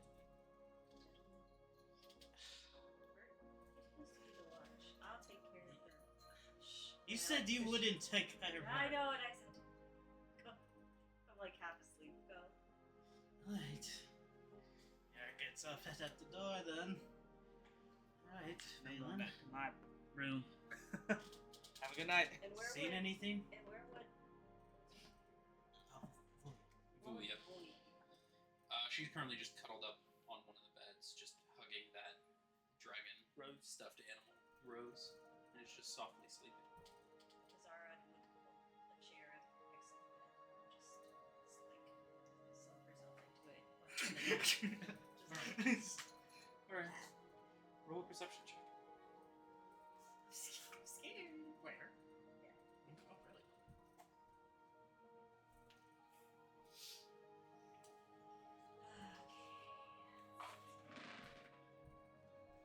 stare at the dice, or they might break. Second dice roll. A 6. Yep, a 6 plus. You know, that's a 9. Oh, is that a The 6? dot is at the bottom. Oh, it is. Yep. A 9 plus 1 plus. Yeah, so 10. 10. You can faintly hear whispering from Vindia. Can't quite make out. She's talking in her sleep. Interesting. And closer. You lean in. It's not Julia's voice. Hell no, she better not be possessed. You hear a different voice. A softer, kinder voice. You will be okay, my child. I shall make sure. Not one feather on your head shall be shed. Be at peace, child. I am watching over you. Let's begin.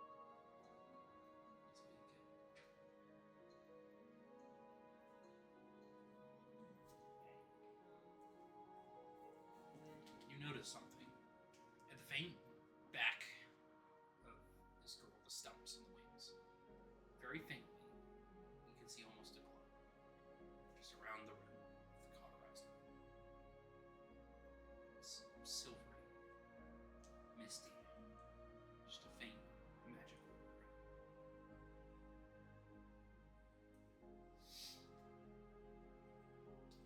Try to. And where is this at, Alfred? Again? The stumps are On the stumps of her wings. I would try to, like, touch it. She kind of jerks, nudges, kind of just readjusts. Magic persists. Of it.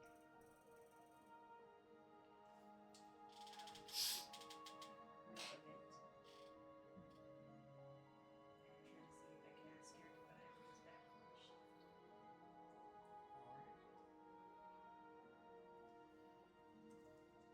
Still live. Yeah, where's that? Is there an extra one? Let's put the No.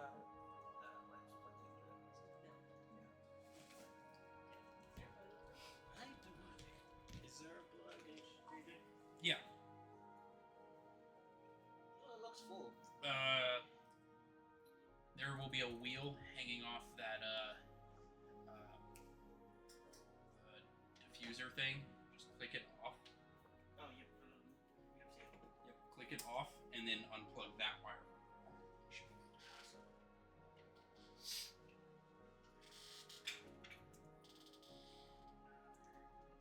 So what do you think of new persons? I like it. Better than on mine? Yeah. Yeah. I hate it. I hate it here. I don't want to be here. That went through. Is it charging? Yep. Nice. Oh, cat one on the couch now. That's their default. I'm scared position is just under the couch. Yeah. I actually had to tear the bottom of that couch out because they kept getting on their back and clawing into it and climbing in the couch and then whining that they couldn't get so I had to flip the couch over, take a Okay. box cutter, and cut the entire bottom fabric off and throw it out. So you'll feel them occasionally on the bottom of the just punching up. I bet you. So, as you're sitting watch, do you say anything in this transition? Good luck. Stay awake.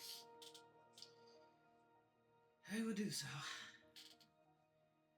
Good night. Night. Roll a perception check. Alright. So far been not that great rolls. Nope. But you actually brought out your little roller mat thing. Here. Rolling check.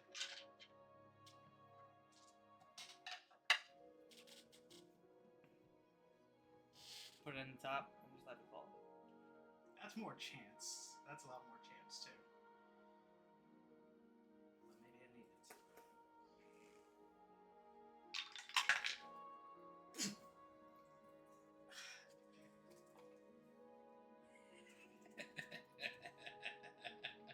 Where'd you get it? That one? 8 plus 1. 12. Not bad. Best roll of the night. Yeah, so far. Out of 3 Okay, rolls. so we now know Zetch is full of shit. It only works for me. I'm sorry, guys. I have to. So, Through the night, you begin hearing footsteps coming down the stairs. You see a druid's guard. What are you doing up? just keeping watch for the party.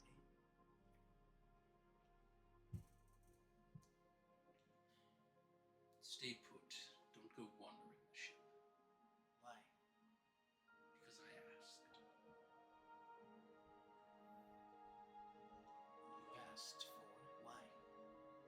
Because I told you to stay put.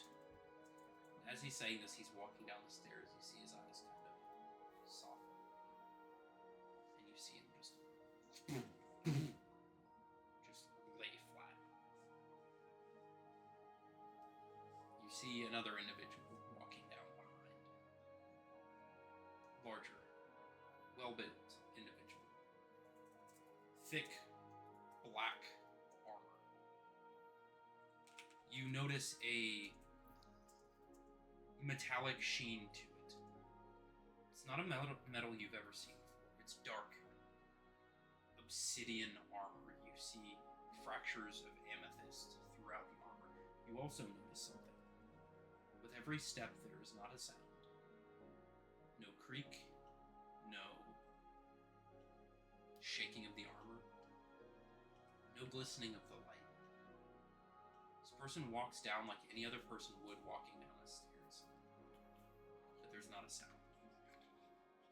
You see a black wooden mask, and on it, inlaid, you would see a white spider, like an image of the back of a black widow, but it is just a white spider inlaid into the mask. The hood is pulled up in tight. It is not loose hood. It is full, like, tight wrappings around the head with just a mask. No weapons, just head to toe covered in this armor, just walking. And it just looks at you. Its head kind of comes to the side.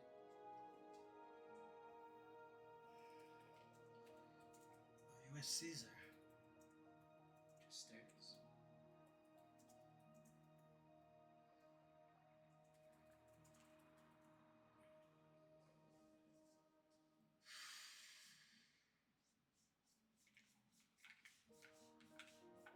Carry on. Continues. Begins walking down the lower stairs. The rest of your watch goes unbothered.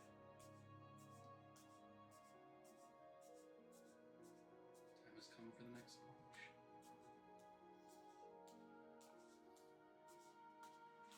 Oh, the York walks in just a little disturbed at the moment. It has a bad tendency of doing anything when the problems arise. You're just like, I'm not touching that.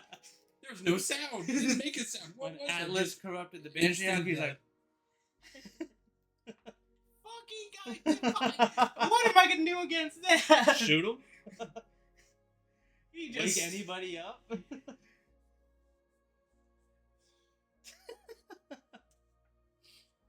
Son, you're awake. You kind of see Zara perk up. Wake is waking me. Whatever is happening is happening.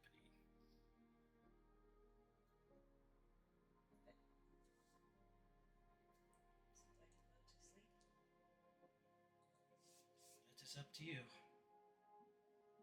I didn't interfere.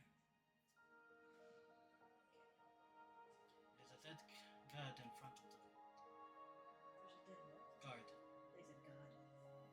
Excuse me? You did what? You did what? Here? Yeah, there's a dead god out there. Don't Which one worry. did you kill? It's like, oh my gosh, what did you do? I would recommend not to deal with him. Oh, I'm not. I killed him without making sound. Quite silent. But I would recommend you probably remove the body away from your door. Why me? Why didn't you? You had 2 hours to do it. Shit. Okay. I'm slightly unnerved and I feel like you're a bit more stealthy. Well, I kind of look over at the kid. I gotta tell you something about her, but pressing matters. So I'll take care of it. I'll try. What's wrong with the kid? Nothing bad. I'll tell you when I come back. Alright, let's hope nothing bad. Lord, I have a feeling. I just have a feeling. As soon as I touch that body, somebody's gonna walk up. What are you doing? Somebody's gonna see me. You're Snap taking back the to back. devil, Liam. Just nothing different. Should he not be perceived as the bad guy in this situation? Zara's always gonna be the bad guy. So way not to. So just not do it. No. Hey, guard. Somebody just died. Nah. It's too easy. They'll be like, you did it, regardless. Because why would I snitch on because I myself? had already made a scene. Possible deniability. It's the best No, with tool in you your kit. as the DM, absolutely. No, I not. mean as in like not touching it, just staying away. You possible deniability. Nah, I didn't even see it. about it. He's right there. I was in my room. I don't know what you did. Sleep. Working too hard. You don't know. You have slaves on this ship. I have a tendency of not being that smart. So. Yeah, you're just like, I don't know what's going on right now. I know, but I don't. I have a clue, but I'm not questioning it. Yeah. Good. Okay, so Zara would go out and see this creature on the floor. Guard. Suddenly, a giant. Oh no, I'm Totally a monster. Your cat's been taken. The lion king made it out. A giant lion bursts through the edge of the ship, rips everyone out, everyone dies. New campaign. And you flew off the ship. Welcome to this new town. How's it going? I can everybody? fly. As long as I don't die immediately. As long as you And she spread them canonically- wings. Didn't we one time use Spike as a prop? Like, didn't we canonically do that Yeah. one time? Yeah, so my bearded dragon, we had him as the dragon. I'm so sick. That's of hilarious. this. enemy. That's We had it crazy. set on the table, and wherever he would move, the We dragon had would move, a and I'd do bearded attacks. That's for him. cool. And he would be our prop. That's hilarious. Yeah, I'm like, I don't have a dragon prop. He's like, Yeah. "Go We have a Zara." bearded dragon prop, however. God rest Spike, he was a G. He's such an angry man. He played Cards Against Humanity with him. We had his face card, his cards face down. We just randomly pick him, flip him at the end. It's fun. He was one of the few creatures that, like, he was just mean to everyone, but you still loved him. Like, he was just that grumpy little guy.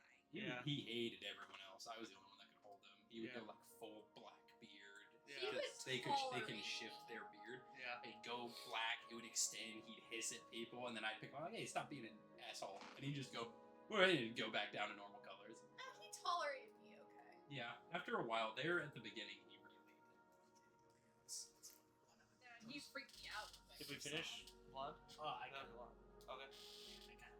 That's what I'm saying. There's another blonde can. There is. It doesn't matter. We can try whatever next. Hey, you wanna try that whiskey. Cookie dough whiskey. Oh boy. By itself, raw cookie dough. You want another cider? Alright, now I have to use this shit. Intermission. Intermission. Intermission. We'll take a second.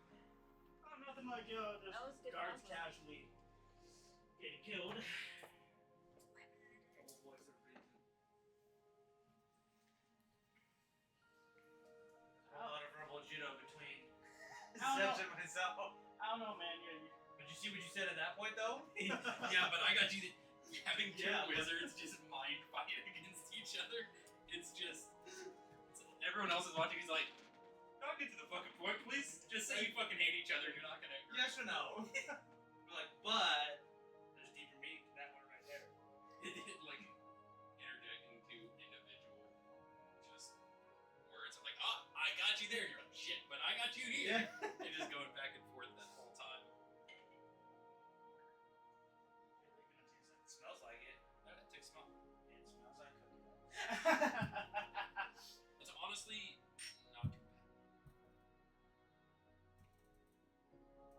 That's not too bad. It's interesting. It's honestly pretty light. It is light. Very interesting. I've never had cookie dough. Dough ball makes probably the best because all the others is just sugar. Yeah. This one is at least decently like you can taste it. Yeah. It's not too bad. Reminds me of Halloween. I will say it's at least better than a UV white cake. Yeah. You made blue. I hate that. There was someone that I didn't like, and I got them for Secret Santa one time. So to spite them, I bought a bottle of UV Blue. That was their Secret Santa gift. He was mad at me. You know, I would be too. I would be too. And the funny part was, I was like, "Oh, I should get him a bottle of UV Blue." No, that really sucks. That is my drink. No, Well, he Jackie, deserves a yeah. bottle of UV Blue. Yeah. He didn't Did agree. you with try me. American Honey?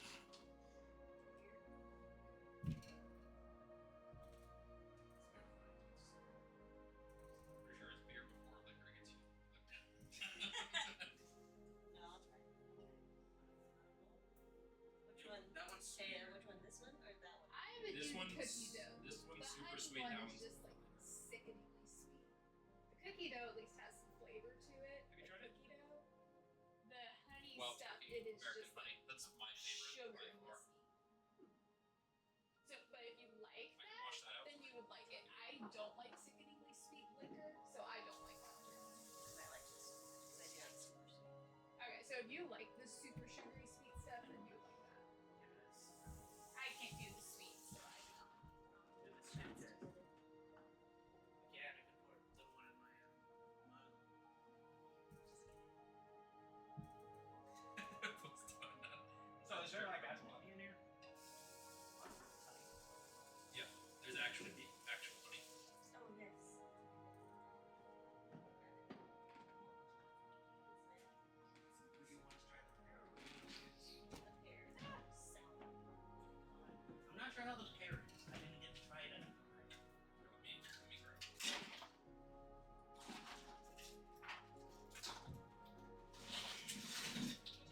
Do you post your videos publicly on YouTube? Oh yeah. Oh, don't worry. He was able to cut a few. Like, Yeah, he she did. did. he was able to cut a few sessions when we were You're mentioning intermission. Job with highly. Yeah, you should have a pre-made Intro over and over and over. Yeah, it's just the intro whenever I want to cut something. I'm waiting for the next one. Oh, gotcha. Chase it with this, you chase it with Jaeger. This is the Yeah, but Dude, what is with you with these massive cans? There you go. God! You can pour it in a can. Is that the standard in Iowa? Do you not have 32 ounces per ounce? No. We don't have 32 We ounces wanted to alcohol. limit can size. Just put it all in one. The biggest beer can I think I've ever had was like just a tall, like a tall blue. I mean, the biggest I've had is a Not Four tall. Loko, and that's still like I mean, Never half had that size. I mean, they also sell like a big old. I think it's in the. They call it growler or crowler. It's like 40 growler. millimeters. I think those are growlers. Here, I can actually A put the growler put is this on pause for a 64 second. ounce. Yeah. It's a glass that you can turn Okay. to bring back to the This brewery is and the fill. ciders I'm used to. Alright, intermission is over. Very nice intermission. Alrighty. So, your watch has begun. Are you just sleeping through it? You actually sitting up watching, just being in the room, or you Hell want to no. do anything with the 2 hours you have? You're gonna take care of the body. I ain't That is touching on the ground. Nope, I'm not touching it. 5 feet from you. I am standing watching. I know you're about to ask me to roll, so let me get my dice. Would you like to try his tower? The dice tower? Can't see. You put it in there and it falls. It's a little Plinko set. It's how I can gamble without actually gambling. Just put this one. D20 at the top. Good luck. And then your modifier. Ooh. Ugh. Still. Jesus Christ. What am I rolling for? Perception. 8. 7 plus 1. 8. Couldn't care less what's happening around you at this point. Accurate. You kind of lounge about.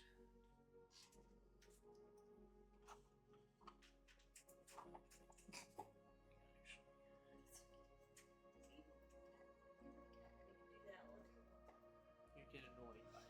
I would. I feel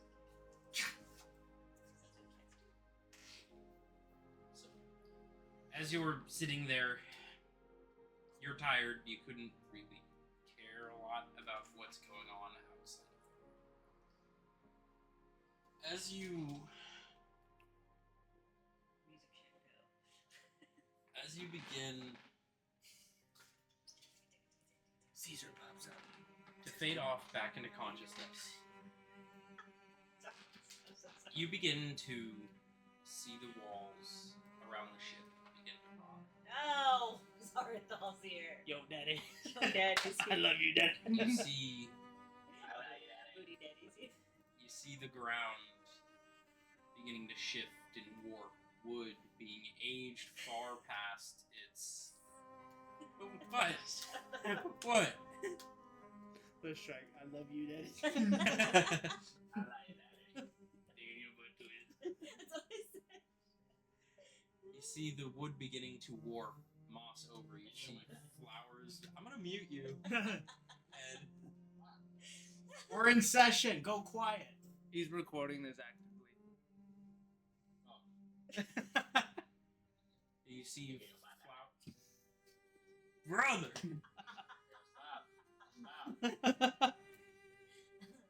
You see flowers beginning to bloom, moss beginning to grow, vines receding from the ceiling.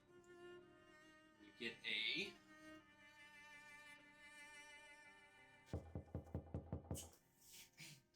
on your door. Hell no. I'm not answering that. Zara, I know you're in there. Open up. I slowly creak open the door and pop like half of my face into the door.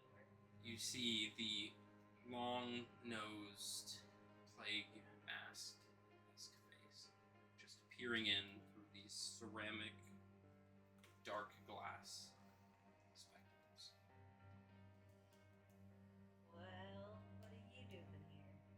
Well, it's been about a week, and I'm finally back from a conference that I didn't want to have.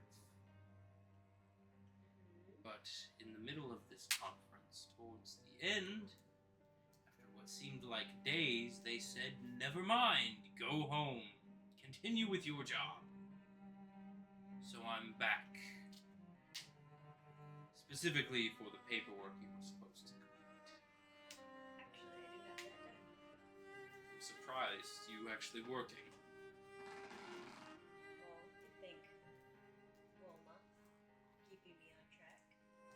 Yes, I can sense your presence in the room. Good. Can you let me in, please? Sure. Crack open the door all the way. Walks in, just takes a seat. So, I've noticed you all ended up figuring out the situation for itself.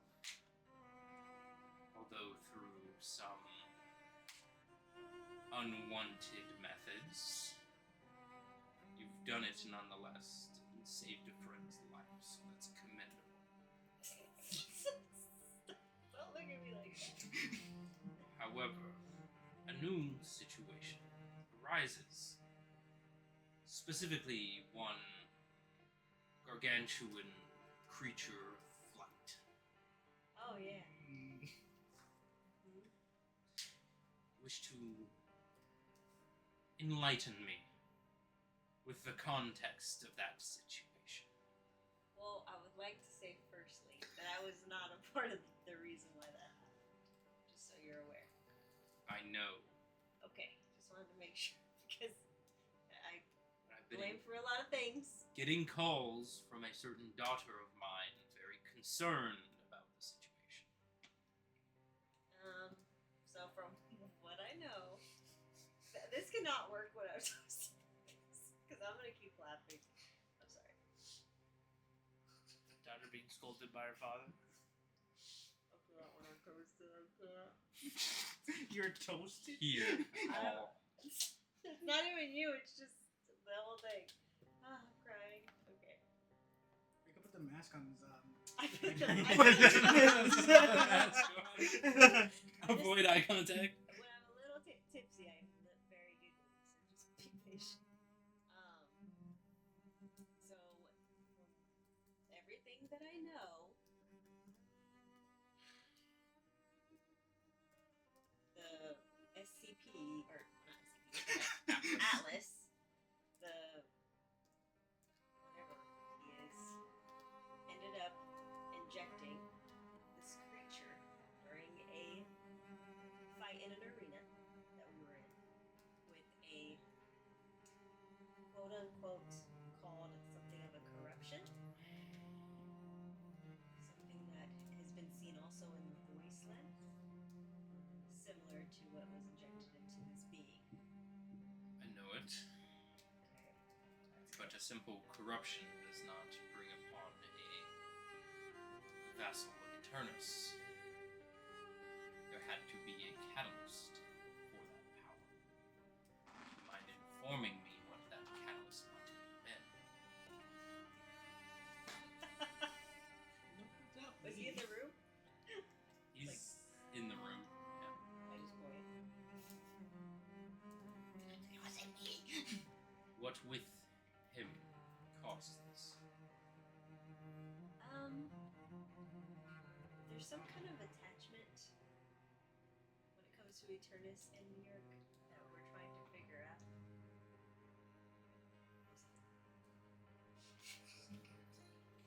She got stuck in between the couch and the wall. Oh. It's freaking out. She knows how to park it, but she doesn't know how to back it up. Oh. She doesn't know She's how to only put it got in drive. reverse. She don't got reverse. Oh no! She doesn't understand reverse yet. So she does this and then climbs up the wall and then flops back and then turns around and goes back. No. But like I was saying, there's some kind of attachment there in that sense. Not anymore. As for why I'm here and the meeting was cancelled, yes. I'm insinuating there is a higher force that needed to be involved in this situation. Do you have the orb with you? Yep. Yeah, I do. Would you mind showing it, please? The very coveted soul of my wife. I wasn't your wife, man. Just so you know. Well, not It all was of a her. piece of her. Okay, there was a piece. So that means there's other pieces that are out there. This one's not there anymore. Just, here you go. And you hold out the just smooth circular stone. This is not gonna work tomorrow with everybody, just so you know. So don't let me drink. You'll be in costume, it'll be fine. That's gonna make it worse. That's gonna make it worse. So, that at least confirms suspicions. No, you're not in trouble. It is just an unfortunate circumstance. 25 years ago, when the battle with the Watchman and Eternus occurred, it was at an individual place known as a Eternal Shackle, a location in which binds Eternus's powers to the void. These vassals of Eternus are fragments of his power set on one goal and one goal alone, and that is to unleash him from his binds to this world. It was fractured, and more essence of his power were released. Some of them have been popping up here and there, disguising themselves as artifacts of importance. A soul, books, weapons, vestiges. It seems our suspicions are confirmed, but Eternus is becoming more tenacious with his methods of escape. For instance, manipulation of the minds around him, a connection to a piece of his power, the creation of phylacteries, soul bonds, when those are broken, or catalyzed. It enhances that power and brings upon a new vassal, a stronger one, more so than the past. From what the council has stated, there is a chance that Eternus's plan is coming to fruition yet again. It seems that his first rendition wasn't a single try, but a continuous furthering of a plan far in the future. The previous vassals weren't meant to release Eternus, but a fraction of his power. A evolution of his creation. The first vassals break free a bit of his power, those bits of power are more than the last time. So on and so forth, until he is finally released. It seems as if he is playing the long game. And it seems this vassal of war may have been part of his plan. As you are aware, there are those in this world who are attempting to banish us to the abyss with Eternus. I assume you also understand that we have made threats against this individual to incentivize a different direction. Some people know these as the Four Horsemen. That of the apocalypse, a threat of obey or be destroyed. We knew what plan to follow, what plan had been set in forth by our forefather, Celeborn. But it seems it's just as in tune with Eternus's plan. The war that has been created can be qualified as a horseman. And it seems another shall be coming soon. If this plan is not stopped, Eternus's plan continues, and we are forced to buy our time and wait until our position to interject, as divine law intends. I'm telling you this now as if it would change anything that's happened, but more so as a forewarning to be careful of those you come into contact, what deals you make, what powers you mess with, who you aid and who you do not. This Senrir individual, he wants to banish us for his own self-gain, his own self-righteous ideology of what the world should be. It is not his place. It was set in force by Celeborn, and it shall be followed. The Fates and Celeborn are the only individuals who have any say of what happens. It is not our place. It is not our knowledge. If he continues, we must push back. If that means to restart, I fear that Lathander will be more than willing to follow his father's plan, his rules, his guidelines, his divine law. I also must inform you that I am forbid from being involved, for it has been said my position is needed in this overarching plan. I'm not sure as to what, but other than our regular going about, I cannot help you further. There is a contact, however, that can help. One I don't like using, but is valuable. So I will leave you with this knowledge, and I will come to collect when time is due.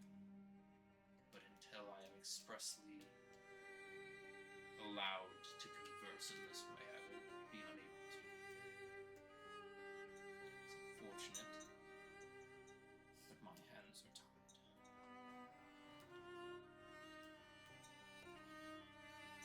So now is your time to ask any final questions.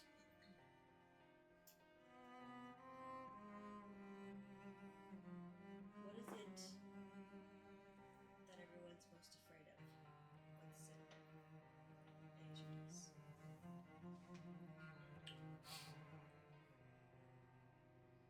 If Senro continues, we are forced to retaliate. If we are forced to retaliate, that would mean the end of the world, the apocalypse. It is said that it is impossible to know whether the world will continue or not afterwards, or whether it will be reclaimed. Our lives, as the Pantheon, will be forfeit for recreation. If our plan fails, and Senra wins, then there's a chance creation will be no more. And in the worst case scenario, if this plan is in the nature of Eternus's long-term plan, then that would mean the end of everything. No second chance, no existence, nothing. For if Eternus has the power that he's been brewing over millennia, there is no fight to be had, but evisceration. No gods, no existence, just nothing. Without the gods, no we, without magic, material, we don't know what would happen, because we've always been around. The fear is that regardless of what position we take, it leads to the end. The solutions are unknown to us.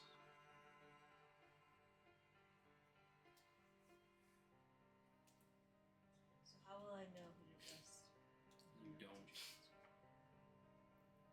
This is a position. It's not like the Watchmen. They don't have you and the other parties we have charged with such things.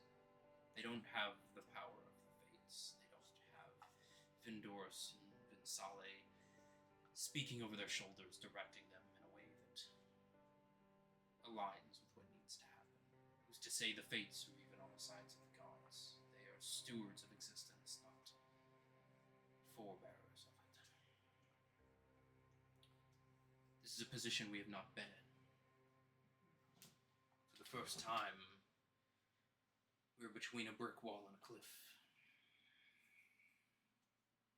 So it is left with you all and those others, those who hold existence to a greater importance, to find a solution.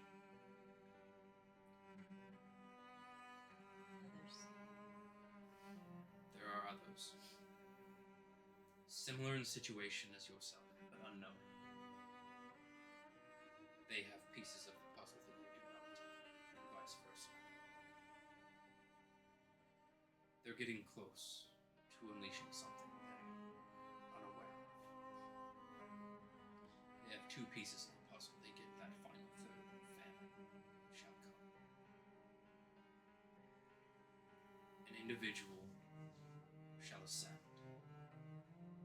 Famine will begin to dissolve the weave of magic. For those who cannot be trusted with magic shouldn't have it.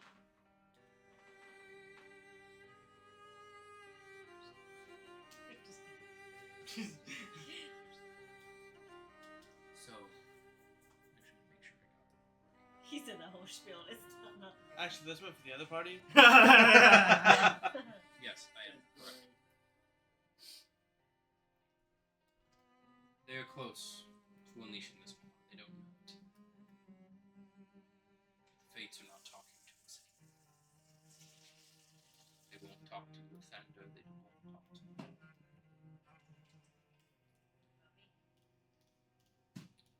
You're the only one who has had contact with them for a very long time. You may have a chance. So I give you this information. Go with it wisely. Trust no one but use them. Any means necessary. Stop Eternus. Stop Senrir. Stop anyone you need to. Because if you don't, there is nothing. You aren't fighting for your own life, you are fighting for existence. My daughter's existence, my wife's existence. Her existence. I'm just imagining, in SpongeBob when they go to a cutscene, it's just the guy who just goes, me? The little guy at the That table guy. with the little Yeah. android. Yeah. Just the little. Beep.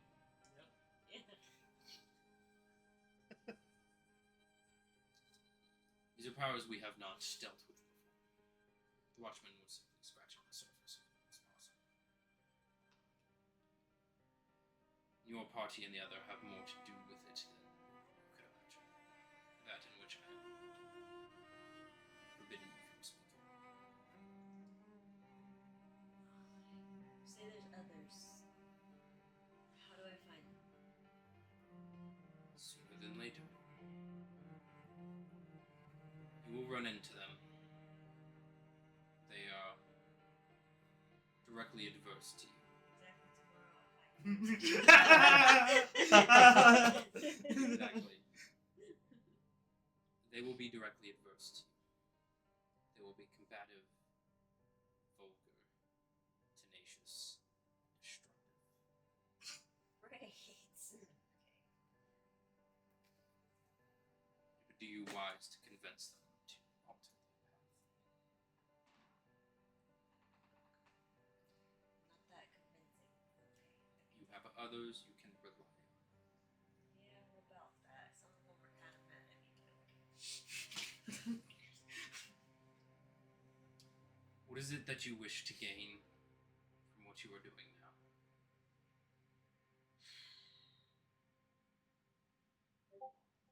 Wishing to gain my life back, my family back, and my best friend back. If you wish to do that, hope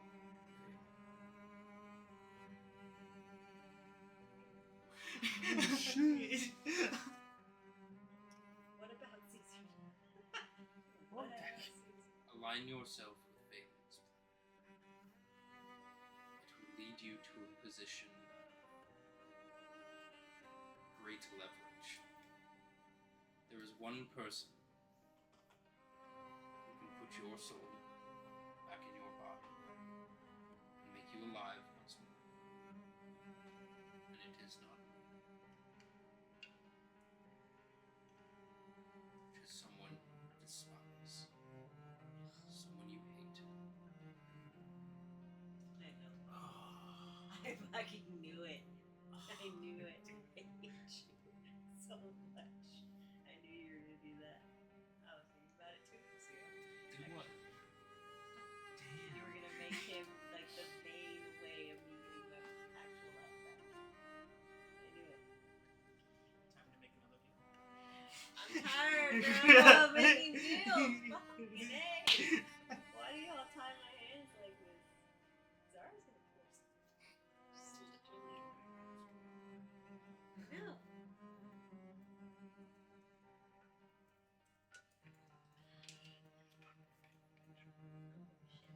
At this point, I don't even want to be part of it. No, I don't want to be a part of the picture. I don't even want to be in the camera. The only way that you can do this will be painful, painstaking. It will go against everything you believe, but it is the one way that you may stay alive. Keep the slaves on the ship. How do I know it's you? How do I know it's not some false magic trying to sway me? What proof would convince you?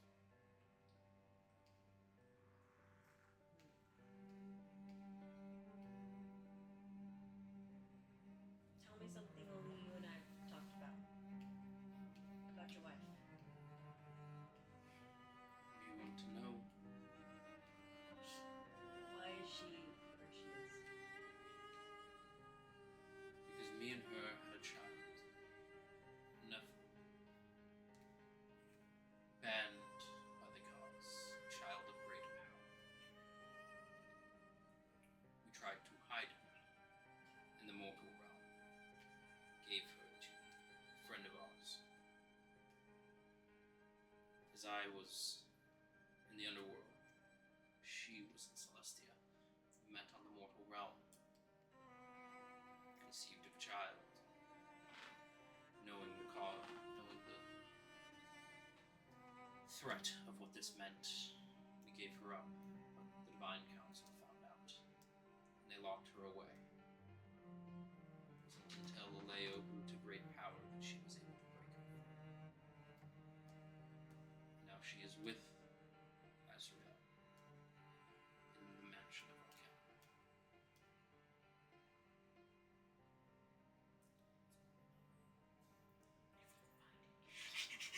So you say that you want me to ultimately stop or destroy anything that's in the way of stopping Eternus' secret, correct?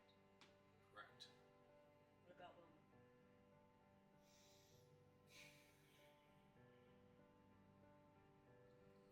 That it will be a hard decision you will have to make.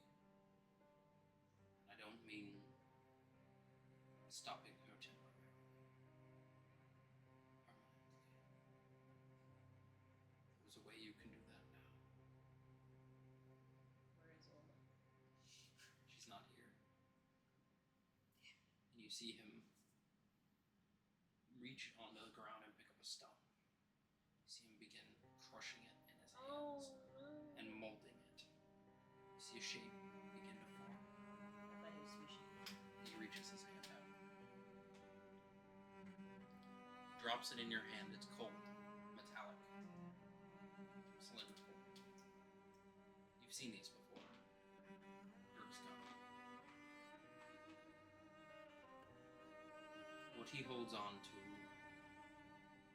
is a vestige of great power, a weapon of the gods. Use that and erase her. That will be your first step. But for survival, anything is necessary. For us, for you, everyone. As long as she keeps spreading her word, support will rise. More masks will be found. My compatriot down here is also looking for her for a different reason. Make sure she does not come into contact. She will be convincing. She lies. And about that contact,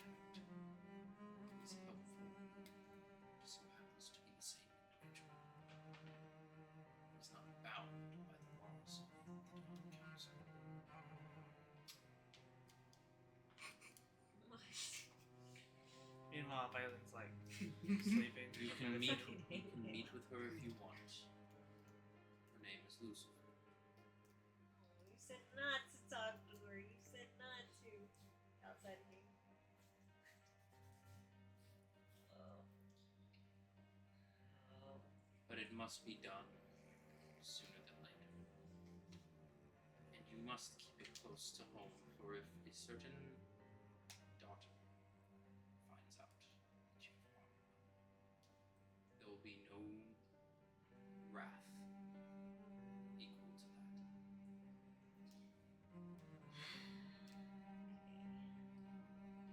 I'm on a level 6 right now. Just. A single bolt is all it does. It's the will. It's the strong. Does it have to be me? Would anyone else do it? Probably. Would it matter as much as if it was you? It would. These are the weights we must bear. The gods have done it for millennia, so shall we. If you want to live, to be alive, this is what you must do.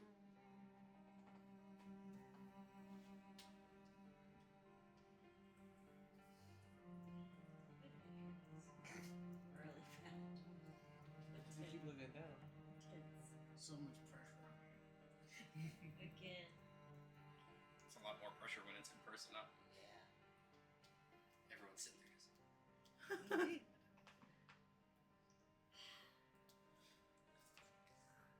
don't need any more enemies. I have enough. With the greatest of them, actually. You know your path. Whether you choose to take it is up to you, but I cannot help any further. Yeah. 3 souls, 1 week. Shit, weak. This time it will be memories in your favor. Assuming Wilhelm's one of them. You would gain back memories. If you wish to forget Welma, that can be arranged.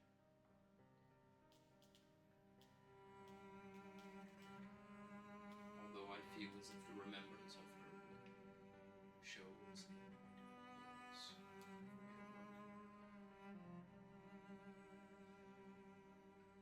different words for her work.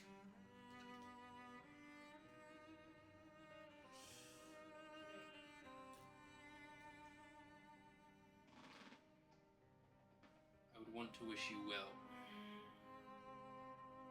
That'd be loaded of you. Because I know it won't be.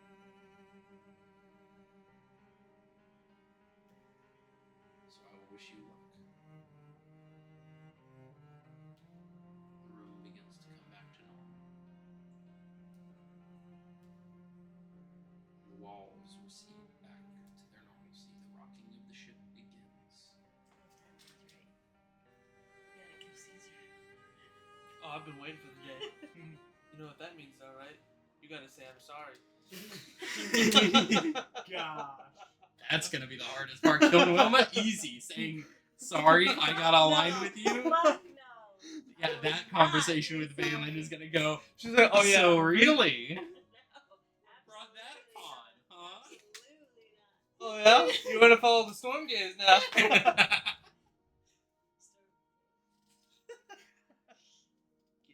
I don't eyes. play this no more, Will. You hinted toward that a while back. He did. No. I DM'd him about something. I didn't expect that. My head hurts. I just couldn't figure it out. Till now. I hate you sometimes. You're writing a story. Yeah. You I'm just gonna awake watch my back. dreams.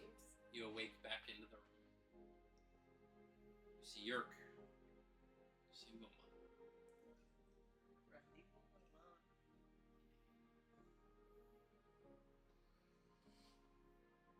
What? I'm in my room. I'm waiting for you to do whatever you're doing. Oh, you're in your fancy little room. This is bougie. He's sitting in the hot tub, just passed out. Hey, he didn't say I had to do it right now. I'm going to sleep. Yeah, don't wake me. I'll be upset. Trying to wake you up? There's also the fact there's people running around. I don't give a Actively. shit about those people right now. Just in front of her. You Just don't like want your people body behind back. You don't want to be alive. That's fine. Chaos, chaos. Too much going on. You're Am I still on guard? Is that what's still happening? Yeah, you just teleported to the front door during your shift. Is my shift over, at least? No? Oh my god. Sometimes these things just happen instantaneously. Yes, sir. It was a conversation in the middle of your shift. So... Oh, I don't want to hurt Wilma. It doesn't need to be now. Well, I know that, but There are I'm a speedy kind of Prisoners person. about to escape. Not doing it right now. Yeah. Hey, It's your choice. What would I see happening right now? Roll perception. Nat 20. See it. This piece of shit. Would you like to try his tower again? No, fucker. No. No, I don't want to. I don't Stop touch it. anything. There's a tray. You wanna hold it?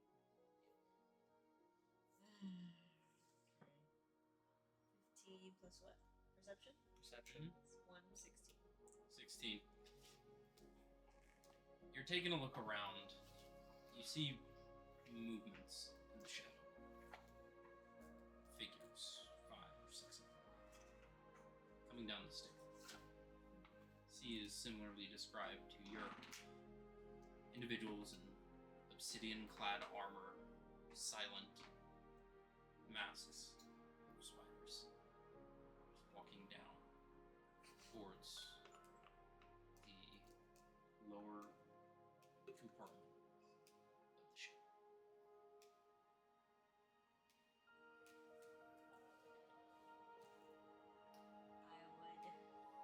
I would try to sneak my way to see what they're doing. Alright, Not much. go ahead and roll a stealth check. Fucking A. She does not listen. She does not fucking listen. Sorry, that's a little weird. She takes the long way around, but she gets there.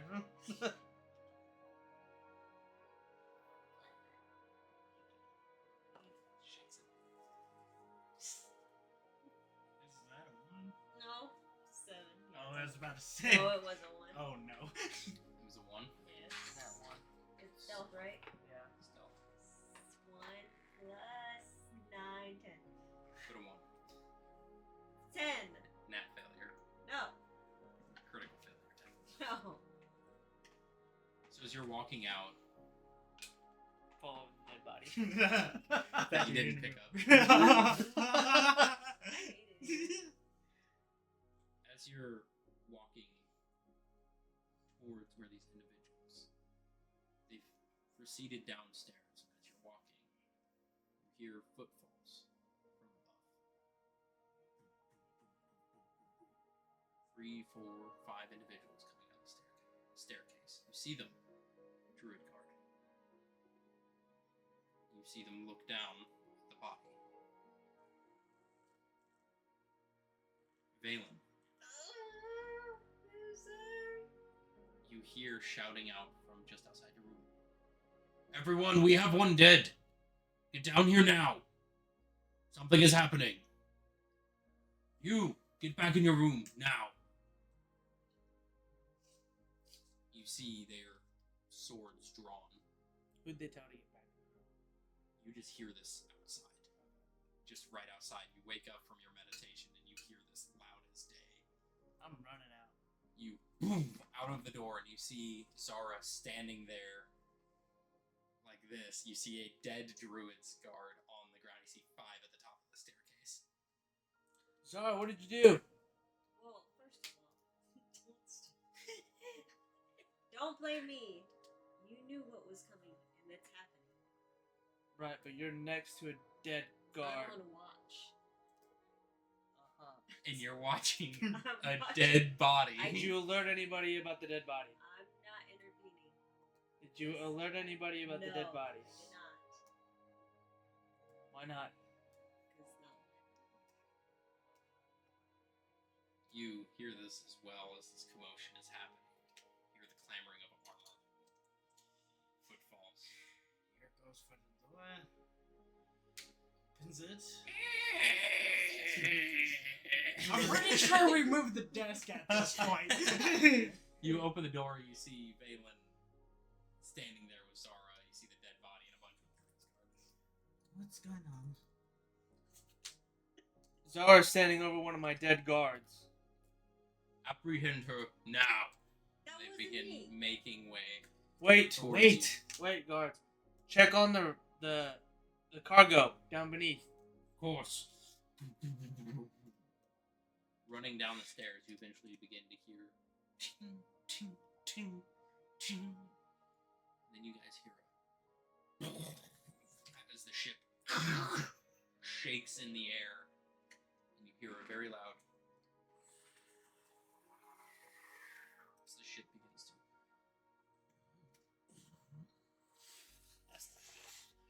The whole weight of the ship begins to curl forwards.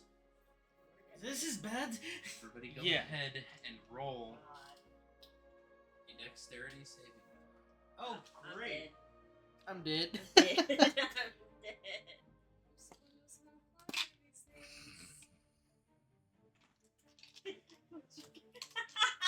You're dead. You're dead. You're a dead chicken. Oh. You're a dead chicken. Dead chicken. 7 for your. Why can't the bird fly? Yeah, he can fly now. It's just, he has problems. 20. Dirty 20.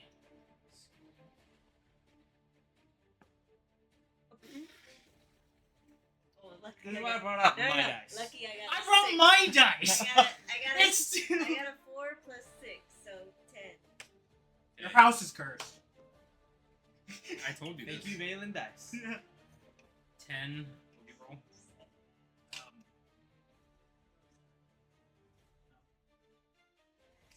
Yeah, 7. Sorry. Yep. 7. Arkin's not here. Valen. Dirty 20. Dirty 20. Hell Hell yeah, you're the only one. It's my ship. It's rightfully so. yeah. Alrighty. As the ship begins to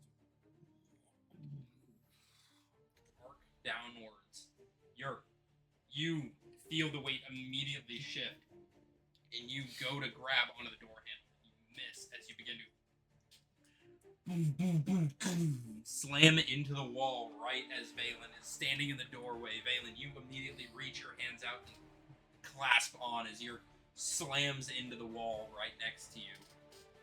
With a 10, you are just barely able to slide into one of the tables in the middle of the room. They are bolted down, and you're able to just grab it as it begins to and get some sort of equal flight, but there has been a massive drop in altitude.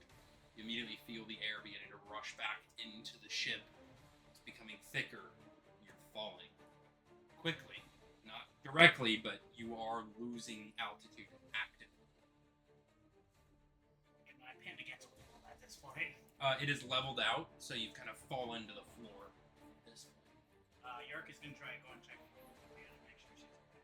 Well, this dexterity check acts as initiative as well. Awesome. So, beginning of the initiative, Valen, the ship has rocketed down and flattened out, and you are just now able to get kind of some semblance of stability. But you look at the stairwell, the door has been blown open, and you see fire licking up I'm gonna. through the downward stairway right there. Something is happening, and it is quite vital. Yeah. I'm gonna go down towards the fire. And. 5, 10, 15, 20, 25, 30. about there.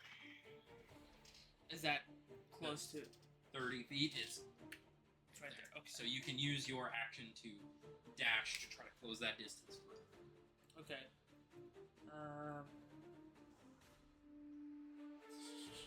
Yeah, I'm gonna use my dash to get right up close to it. Gotcha.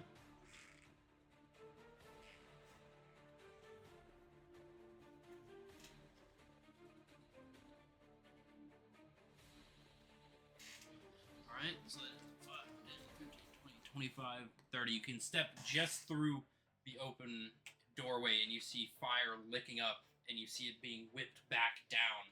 You look down just below the stairwell and you see sky below the ship. You look and you see maybe you're about 100 feet. You see treetops just before. Jesus. You see as the ship kind of takes a careening turn as it.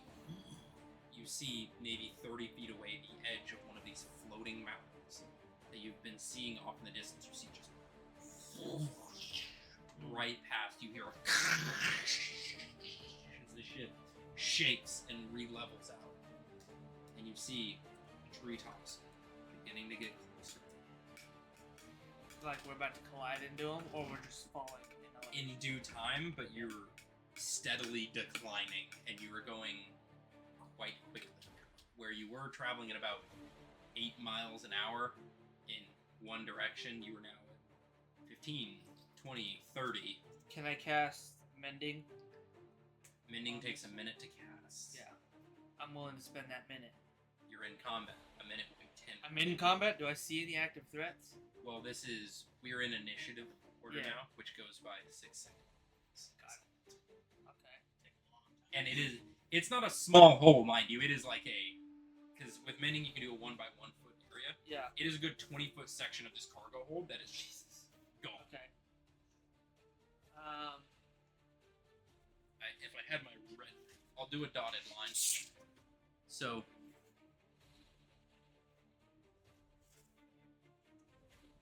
pretty much that whole section that I just dotted out Is gone. That section on the lower quarter of the ship is just blown out. And you see char marks and fire whipping and being almost taken out by just the oxygen being sucked out of the ship. So it's kind of pulling down to a small ember as if it was like a vacuum. Okay. So the fire's not really able to sustain itself. Okay. I already used my action to dash. Let's see.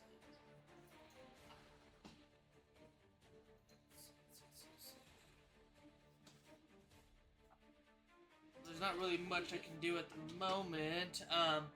Looking around, is there anything that I can see that might put out the fire? Like I don't know what a D&D representative fire extinguisher is. Unless it's just a fire extinguisher, but...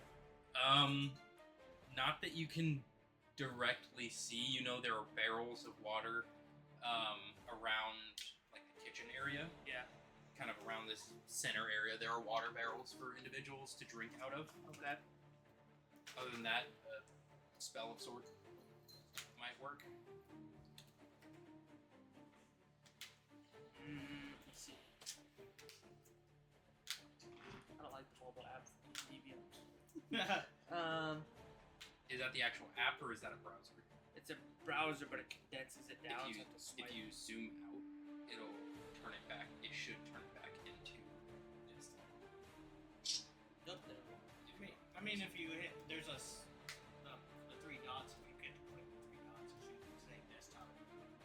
Yeah. Okay. Were you able to find it this time? I will hit in a minute.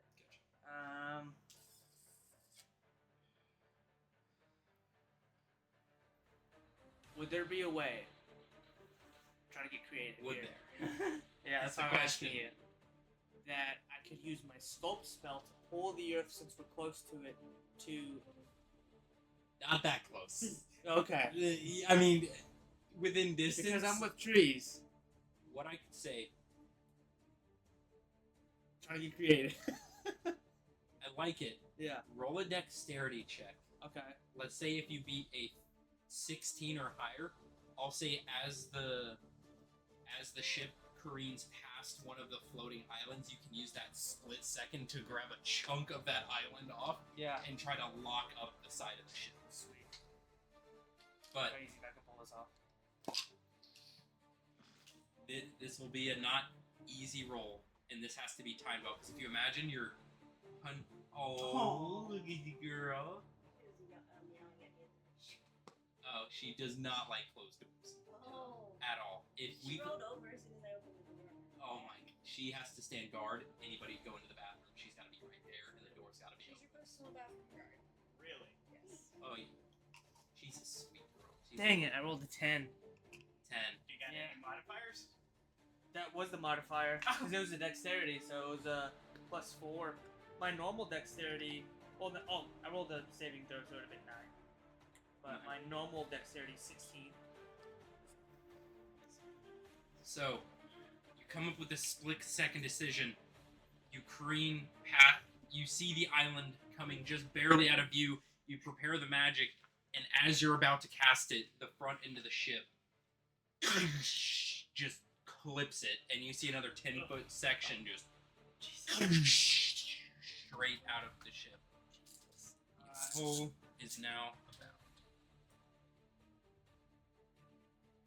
that big in the bottom, and it shakes, and you're able to grab the dirt off, and it out of vision, and you hear smart idea. Execution was rough. Yeah. Well, that's where I'm gonna end my turn. I don't think there's anything else I can do. All right. Next up is the soldier's turn. You continue to hear ching, ching, ching, just the sound of combat below you. Doesn't seem like it's produced too far, but definitely active combat. You hear grunting, shouting, yelling, commands. But at the end of their turn, Zara, you were standing there in the middle of the room. You see Valen run, look down the stairwell, and then he looks frustrated. I run behind him to see what's going on. 30, you get right behind him, you just peek over his shoulder, and you see a big chunk of the ship just gone. Oh, shit. And the trees. And you see the trees. Distance-wise, it's not this close, but Yeah. if you're about here, this would be the trees. About right here. So enough where you can make out details on the top of the trees at this point as the ship is. I yell out to Valen, we're gonna have to fucking jump. Like, there's no way we're saving this ship. Just hang on. Gotta patch it. Tries to find something to hang on to. And about right as you're running up is when he has tried to grab and it just bounces off another floating island. I fall and try to grab something that's close by to keep You me just safe. grab the door for dear life and you're just holding on. Your legs go flying. Replace yourself. Oh, my rib bone. No, I'm just kidding. I'm just kidding. You begin to hear even more sounds of combat. You see Valen as one of the guards is attempting to run back up the stairwell. He's running, and you just see him reach out, trying to jump over this broken stairwell to you as he's trying to grab your arm. Go ahead and roll a dexterity check to see if you can snatch his arm and pull him up.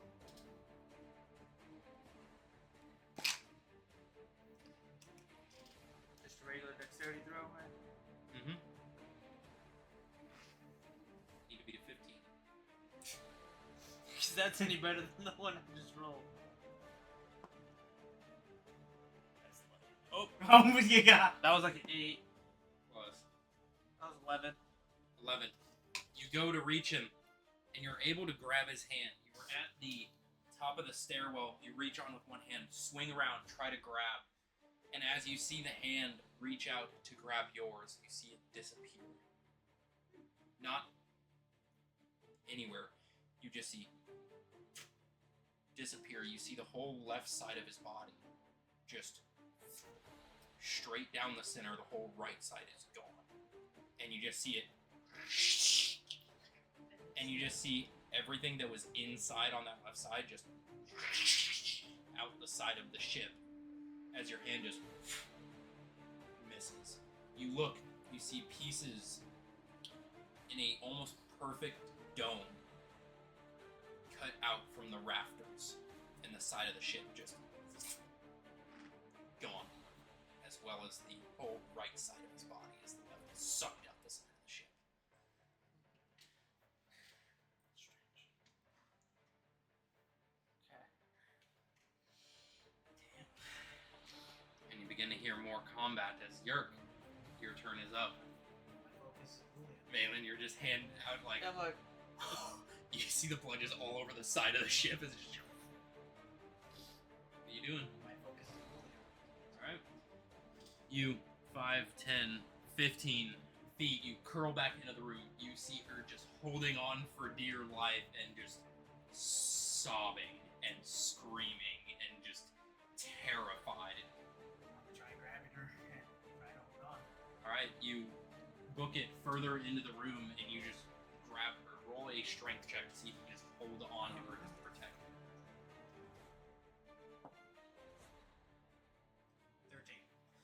13. You wrap her around and you just are holding on for dear life on this bed frame, and she is just wrapped around you. At the end of your turn,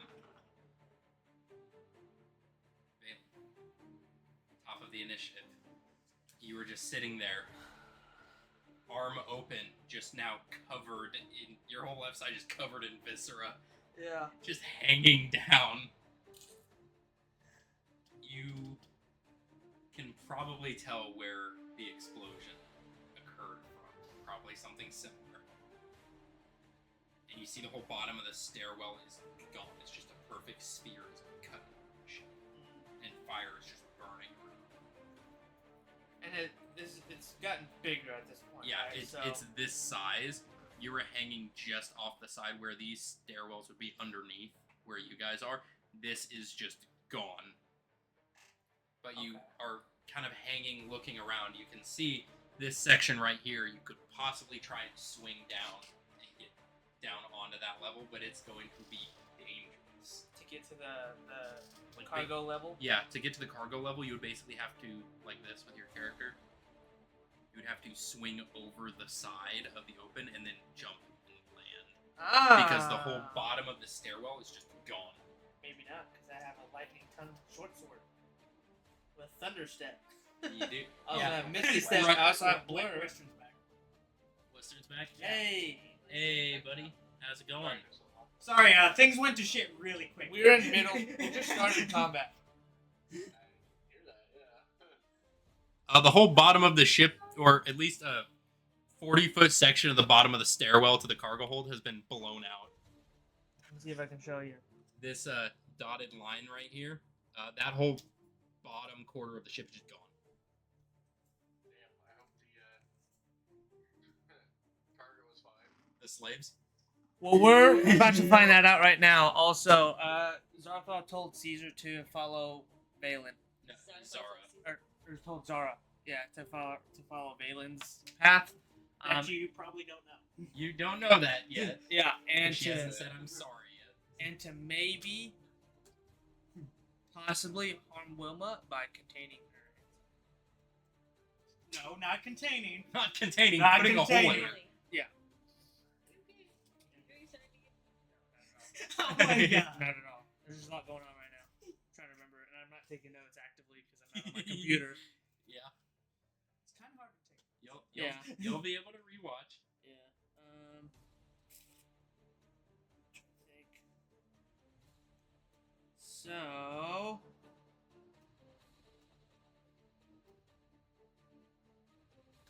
I'm gonna use Misty Step to get to the bottom, so I don't fall out the bottom. We can also do this. Here we go. Now we got them on full screen. Can you see everything, Western? Yeah, you're good. Welcome to the fun. Yeah. Hey! Jaeger bomb. Yeah. What is it? Jaeger Jaeger bomb. Oh, Jaeger bomb. I'm gonna use Misty Step to get to the bottom. You can see the combat, right? I see good enough, yeah. Just shift the camera a little towards the map. I do This have, way? I I do have a miniature for Ark. He is down in the bedroom. T-posing. Oh, he's back alive again. Yeah. What's your dexterity modifier for Ark, by the way? +1. So you're at a 13 initiative. So you come just before Zara. Alright. So it is your turn. Misty step to get there. Misty Step. You lean over and you as a bonus action. Alright. And- now at this point, what would I see being down So- in the hole? Oh, we gotta go for miniatures. Oh my god. If I was very drunk right now, that'd be terrifying. Oh my That'd be terrifying. Butcher bee. You see that, Wester? Nice. Full Yerk mode. Oh, a decent part. I don't know Yeah. if you'll be able to wear all. If they have good AC, he will. Oh my god, that's fantastic. I like it. Maybe I have to glow. You want to? At least a glow. Yeah, we can go find one. But, costume shoppers. So these are just Or just a glow. Jacket. so these are just placeholders for now. Holy A lot of cow! placeholders. So these three are Druid's Guard. Okay. You see 4 individuals, as I described to them: black obsidian, amethyst armor, spider mask. They're currently in a circle around. Alright. There's 6 and 6. 7? There's so 1, 2, 3. There's 7. 4 of them that are friends. 3 of them are the Druid guards. Anyone for me. So I would say You also notice quite a few of the Druid's Guard are not doing too hot. okay. And these are those black figures that we're talking about. Yeah, so the black figures are on the end, the Druid's Guard are in front of you, in between you and them. You see one of the Druid's Guard is currently single-handedly holding a longsword, and you see a circular cut from about there, and that whole arm is gone, and it looks like it wasn't torn, this looks like a precision cut. And you see it is just, it's just open, Yeah. right there. And Alright. occasionally he's just having to like reach over with his hand and just like try anything, but he's gushing. Yeah. Not good. Uh, Valen, we need help. They're attempting to break the fighters out, steal from the ship. don't worry. They're trying to take us down. I got it. I'm gonna My cast. God, I can't. Bro. I'm gonna cast. Let's see. Give thumbs up. That's fantastic. I'm gonna use Witching Bolt or Witch Bolt.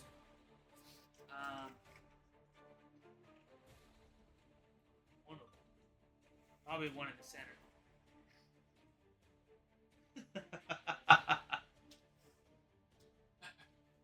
Love I that. took my help. Love that. The glare is just a white light where your head is. The angel. The angel is here to save us. Right. I am here to destroy you. Oh no! Every time Zara comes by. I know, right? So you have Misty Step as a bonus action. You have your action and your movement. Yeah, I'm gonna. And you mark up. Yes. I'm going to cast Witch Bolt. Alrighty.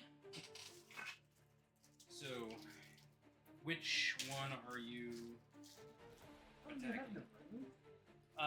Yeah, so I steal all of the rings from 2 leaders, and I use them as,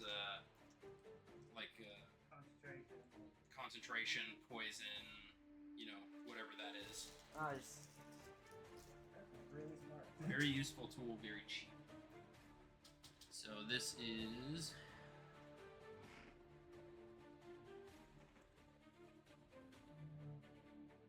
And is that a to hit, or is that a saving throw? The what? The Witch Bolt? Which bolt? To hit. It's a to hit. Yeah. Because you'll be able to see either it's a plus or it'll say DC. Yeah, it'll say plus. Mine says +7. Ready? And every subsequent turn I roll for an additional target to be hit. It's a concentration spell. As long as you maintain concentration, you get 1d10. I have +7 to hit. Be like It says 2d12 for the effect. Yep. And you're casting this first level. Yeah. Yeah. So it's 2d12 lightning damage. It's a concentration spell. Every subsequent turn, I change the rules to use a bonus action instead of an action to reenact that damage. Okay. And it is just an instant 1d12 Okay. every time you click that. Okay. As long as you maintain concentration. So Okay. who are you attacking? This guy. This guy? Right here in the center. B. Alright, go ahead, roll to hit. That is 17. 17 just hits. Oof. Okay. And then You see, as it arcs, you see the armor almost vibrate and pulse, but the magic is able to boom right through it. Racks into his chest. You see the lightning just through his body. He tenses up, almost like being tased. And he just lands back down. You notice he has a very nice curved katana-like blade. You see it is made of the same metal as his armor is. Okay. So then I'm gonna roll my 2d12. I got a quota to meet. So what is it? 2.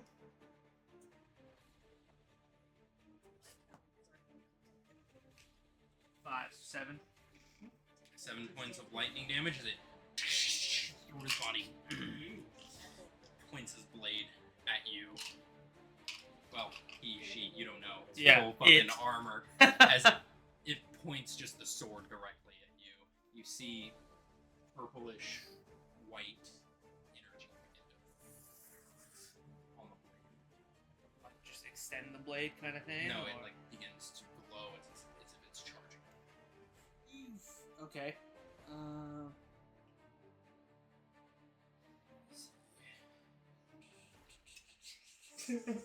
I keep looking over just in my peripheral and I Did you just see see it? that and it's just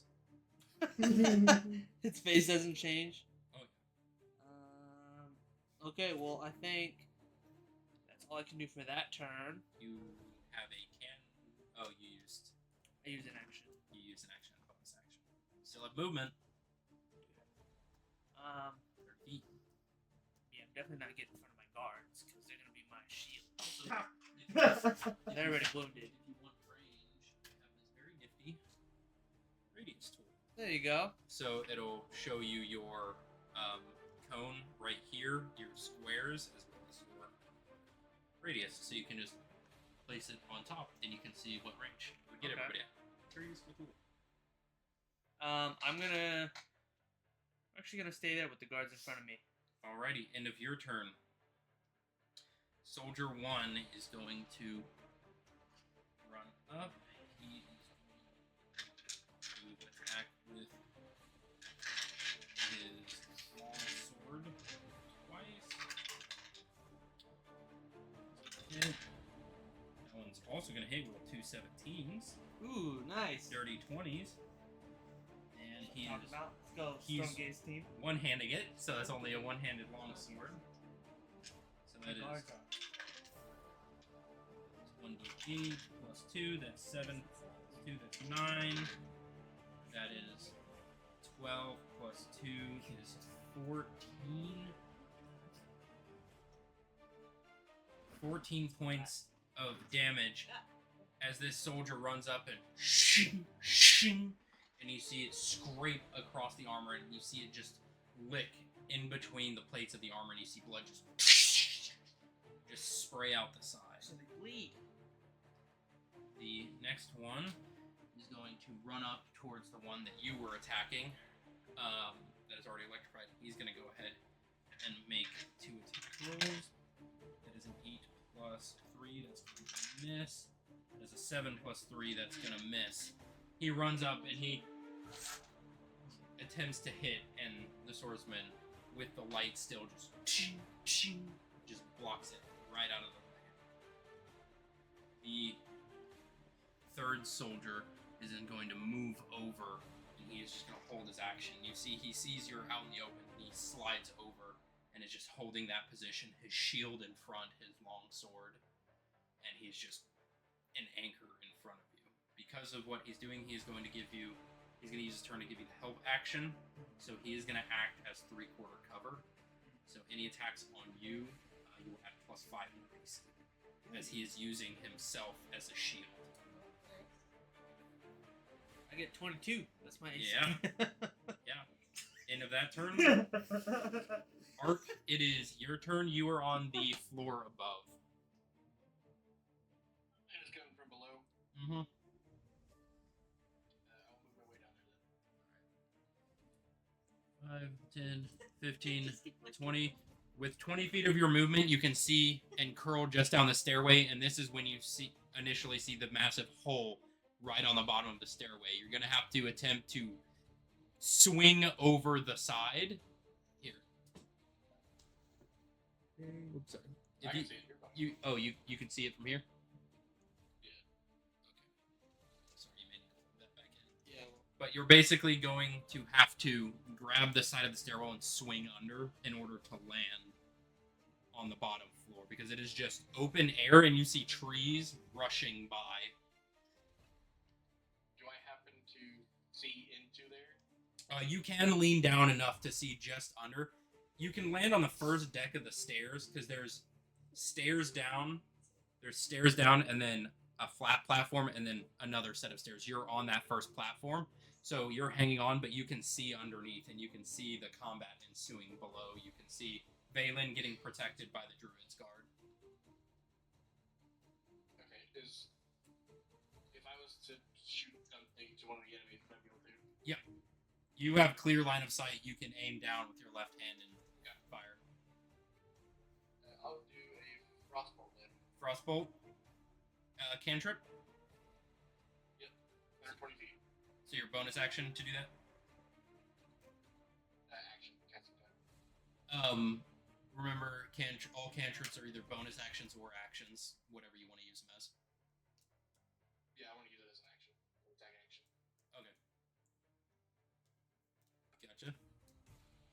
17 to hit. 17 will hit. Which one are you aiming at? 1, 2, 3, or 4? 2 is currently electrified. I'll do 2. Alright. Go ahead and roll that damage.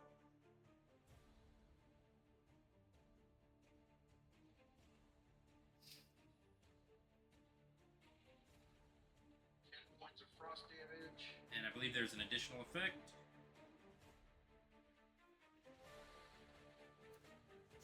On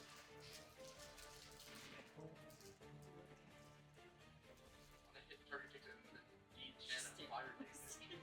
Huh? It's called frostbolt, but it meant the fire damage? Read the whole thing.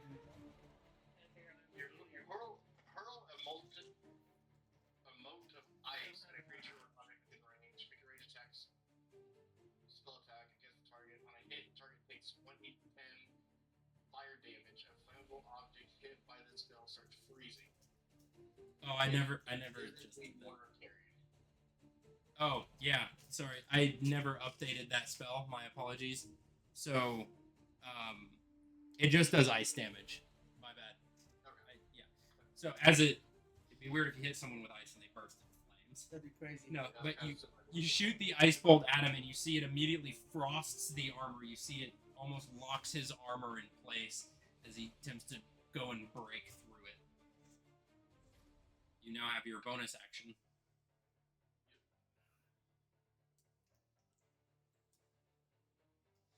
Smite!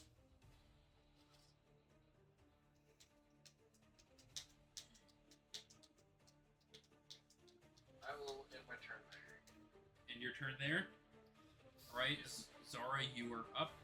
The soldiers, or the enemy enemies, quote unquote, are up to deck. How far am I? You would have to curl around Ark's back to look down the stairwell. That's movement. That would only be 10 feet of movement. Does that take my action? 10. No, it's just your movement speed. Movement, action, bonus.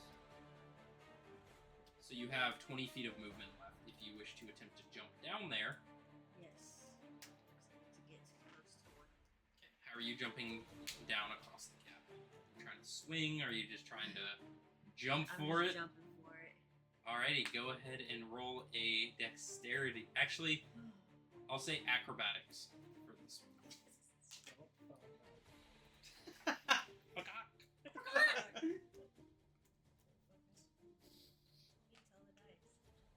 Okay, there comes Constantine. 11 plus 3, 14. 14.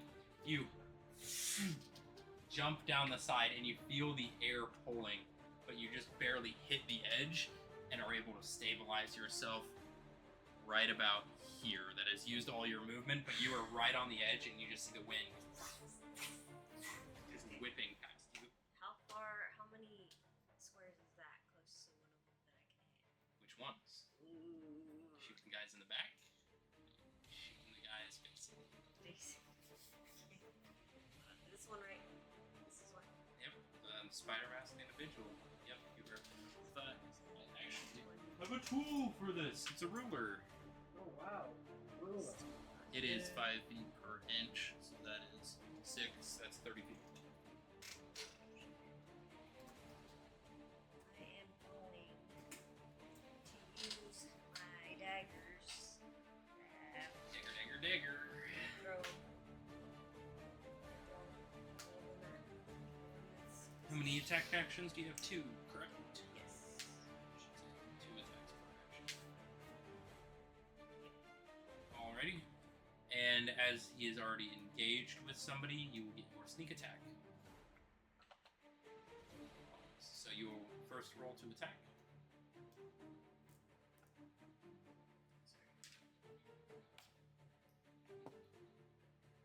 The 2. 2. First dagger.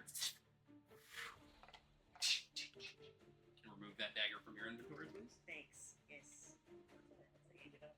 Alright. Stop. Second dagger. 20. Natural 20. First Nice. natural 20 of the live game. Wow. So, with this, roll your base knife damage, which should be 1d4, right? So roll 2d4. That's a critical hit, right? That's a critical hit. So everything's doubled, including her sneak attack. Yep, 2d4. 1. You're gonna stab that bitch. That's a 4, so that's Yeah. 5 plus. Sneak it. Oh, Well, 5 plus your dagger damage. You'll see 1d4 plus 3. 3, so that's 5 plus 3, so that's 8. And then for your sneak attack, how many dice is that?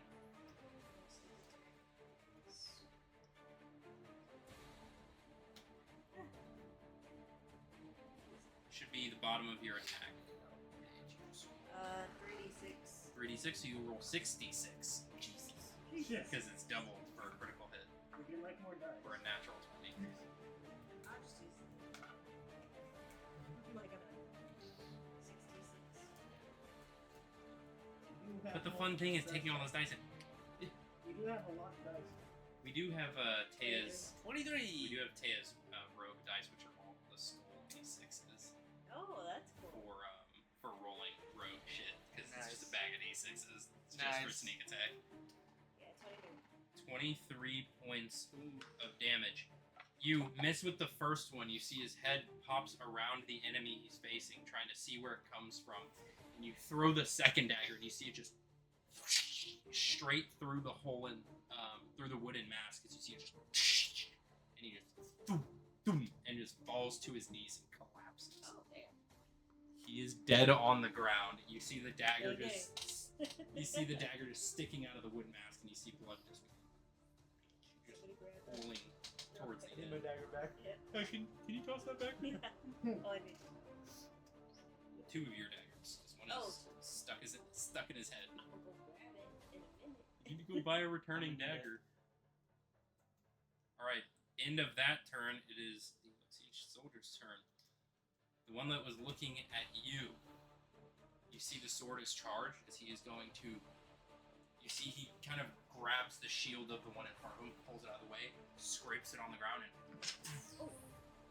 in a straight line towards you, and you see just a seam just through the ground. He is going to roll. Like it's cutting through the ground, like very, very, very thin, like surgical. Mm-hmm. Ooh, that's a 5 plus 4. That's a 9 to hit. 9 to hit. Which you have a plus 5 right now. 22. So as it,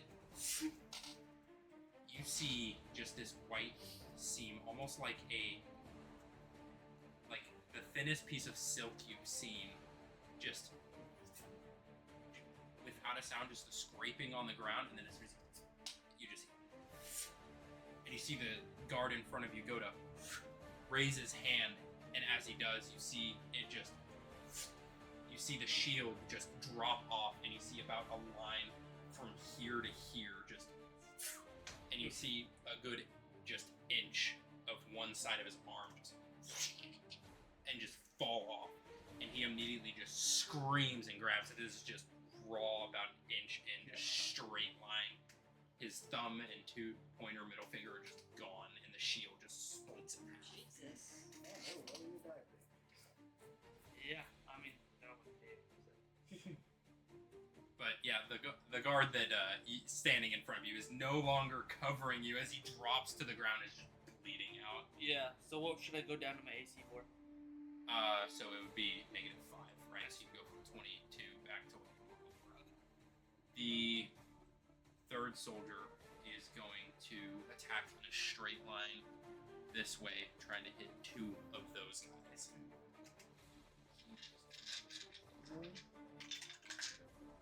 A 2. So he also runs and curls to the side in more of a diagonal cut. And you see both of them see it coming after just witnessing the other guy do that, and they immediately jump out of the way as you see as a hole is just, and the rest of this begins to and collapse outwards. Which you will see.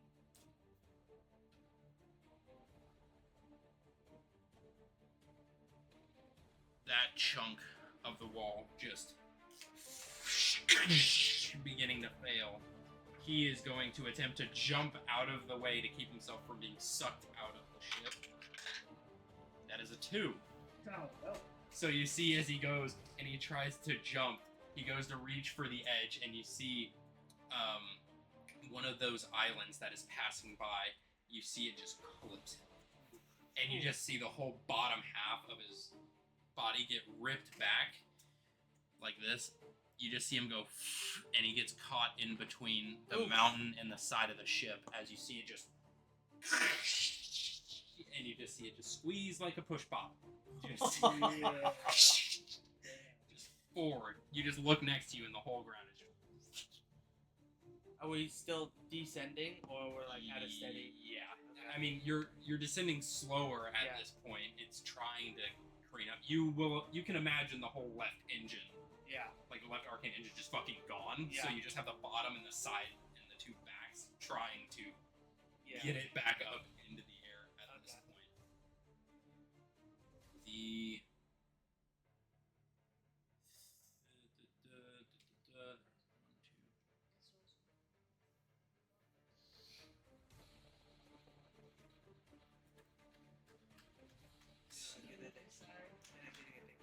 the third one on the right, he's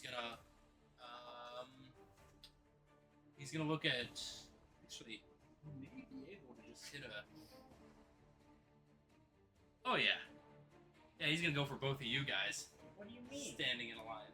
Not you, Valen and Zara, he can just hit a straight line through it.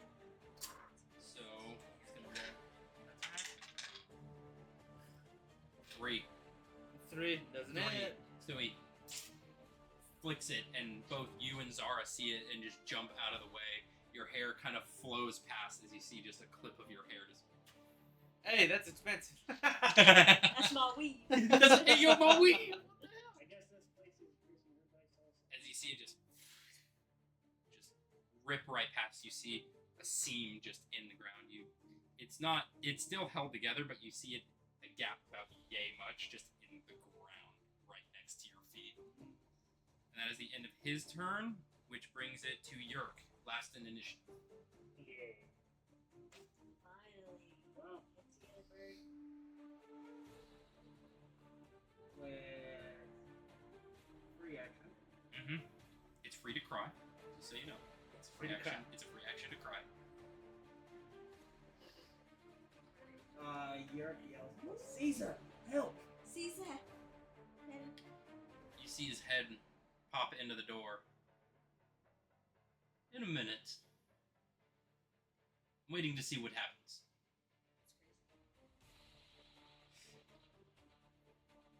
And he's just standing just outside the door. He's just holding on to one of the edges of the door right now. You see he has a weapon in his hand. Well, A Yerk, similar long bladed sword. Yerk starts moving to the gap right and have Caesar, we can take this out. How are you saying it? Or are you just motioning? Right. He's gonna roll an insight check to see if he can vibe check that. He nods to you. Is that all you're doing with your turn? Oh, you're asking him to watch her? Alright. You have 30 feet of movement. 10, 15, 20, 25, 30. You can get just behind Ark standing on the stairwell. You only have 25 movement? You lift with your wings and you fly across the room for 30 feet of movement. And you're there. Alright? Anything else you're doing? Just your movement. Do I see anything of what's going on? Not from your view. You'd have to go a little bit more. Alright? You can technically get down there with your fly speed if you use an action to dash. Alright? You land right behind. Technically, you can land right there. Ark, you see Yerk take off, wings flat behind, almost like a jet, as it arcs around the corner and then zips down. Valen, you see wings just as his talons dig into the wood as he just slides to a land. I'm guessing you have your gun in hand. Yeah, so you just right off your right side. Yeah, see? Literally. Down ain't big enough for two of us. Well, to be fair, I can. I can't use the bonus action. we cannot hear you. All we see is your beak just inflating and deflating. I can hear him. He says Yeah. like, you can't use a bonus action. You can't use a bonus action for anything. He's asking. Oh, what do you want to use it for? exercise. Technically, action surge is a free action. So yes, you can use action surge. Yes, probably can. What do you want to do for your action? What do I see right now? You see everything down there. Shit. Well, you can't see shit in the back. I can't. He's gonna I pull can't. it off I him. can't stand the eyes. The beady eyes just looking directly at you. They don't blink. We're all gonna be drunk tomorrow. I can't. It's gonna be great. can't I love wear it. everybody's costume. And I'll be in my mail-in. Yeah, It'd and be then great. Texas doing his shit and whoever else. I can't. Their outfit is. They're dressing up too? Oh, It's gonna be great. We don't know what our outfit I know is. exactly what your No, you outfit don't. is. It's. It's gonna be great. You'll see. I love it. You'll see. It's gonna be great. There's three of us. What do you want to do Nice. as your action? You see everybody. How is the Vigor and the other group going? There is one in front of Valen is severely injured, and the only other one up is in front of 3 of these guys. 3 of the masked individuals. So not good. How much of the mask individual is left? I just see the thing just doing. I know. How much is That's all I see is a movie. Like, It's like when you great, try to yep. It's like when you try to breathe in one of those like plastic plague masks, and it yeah. just. It's great. We love it. We love it. It's fantastic. It's great. I'm just waiting to shit on Yeah. Take it Get off. off. Yeah, I'm gonna We'll take it save off it. for a second. So Let it breathe. the guys keep their house a lot cooler, so you'll be better. Good. You'll be better. You'll be better than that. Not right here. Wow. Okay, so this is what you see. You fly down. You have your other action, your action surge. Which I believe you get 2 attacks per action. You can take. 2 shots. Which one were the shadow? Okay, so Valen right here, you can definitely shoot him in the back of the head if you so feel like it. Hey, what? I am the greatest mage to ever. Slumped. You can see these 3 guys there. That guy may be a little harder to hit.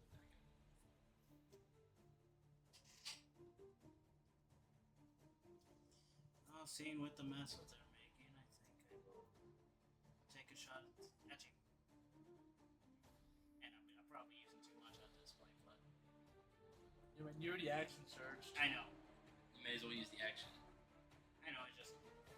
Who do you Do go I after? see the? You see the room where they were kept. Empty. You can't see the doors shut.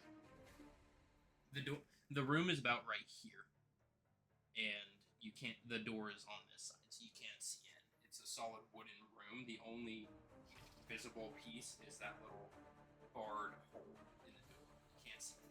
So you don't know.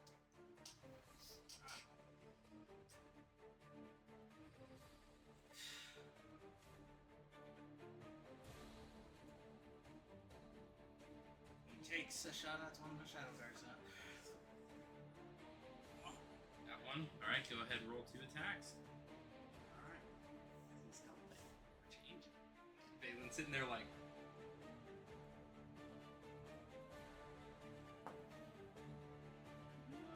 16.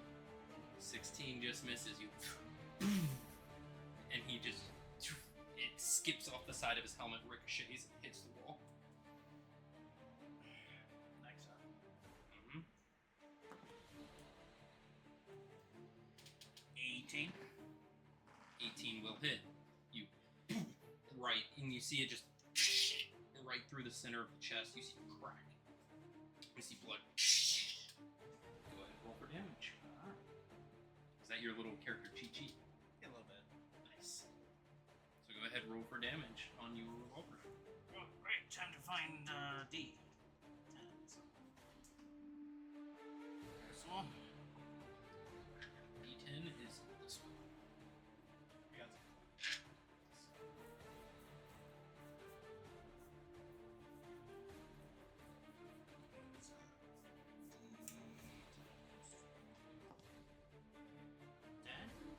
Yep, double zeros, that's 10. That's max damage.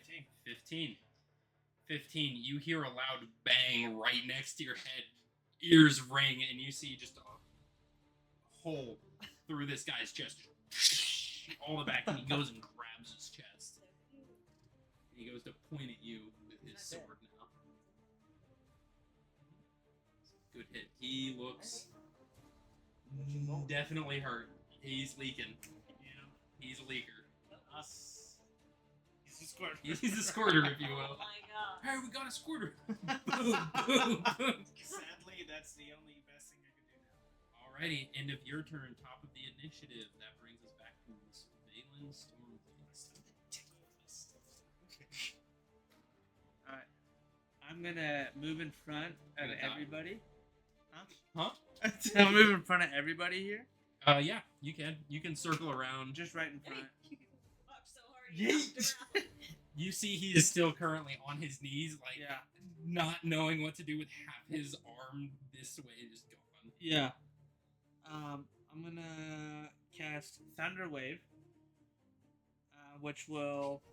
Read me the description of that. It says you unleash a wave of thunderous energy. Each creature in a 15-foot cube originated from you makes a Constitution saving throw. On a failed save, a creature takes 2.8 thunder damage, or 2d8 thunder damage. So that is only allies in that range, right? Allies? I meant in front of the allies. Well, Who I wanted it's to be. centered in front of you. It's centered on you, isn't it? It's within. It's in front. I think. Is it a cone shape attack? Or hold A on. 15-foot cube originated from you. It says self from 15 feet cube. So Yeah. So self. sit around. So that is 15-foot cube is 10-foot cube. See that? So everything within this. Okay. So great. I'm gonna move even closer. You're just gonna bum rush in the middle. That's about as close as you can get. It's still gonna hit one of your allies, but within this sphere. That'll be alright. Because it's technically 5, 10, 15. Oh, be ballsy. Which that's Yep. technically. It's my shit. So that would hit everyone, including your ally. And that one ally, the one that was just blocking me. Alright. Yeah, it says it gets a 2d8 thunder damage and it pushes 10 feet away from you. On successful save, a creature takes half as much damage. And is not pushed away. Okay, what's the saving throw for that? Constitution 15. 15. Alrighty. So I'm gonna make a bunch of rolls. So B is gonna roll dexterity. You said Constitution. Constitution. That is a 12 plus 2, so that's a 14. It needs 15. Fail. Fail.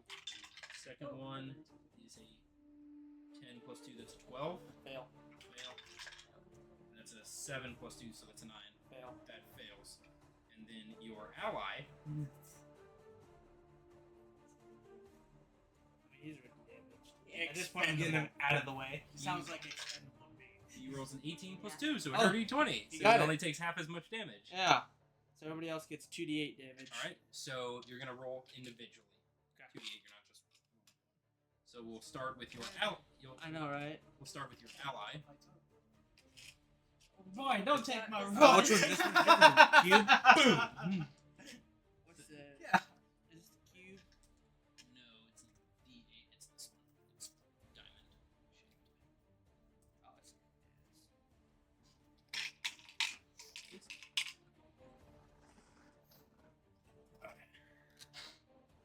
Eight.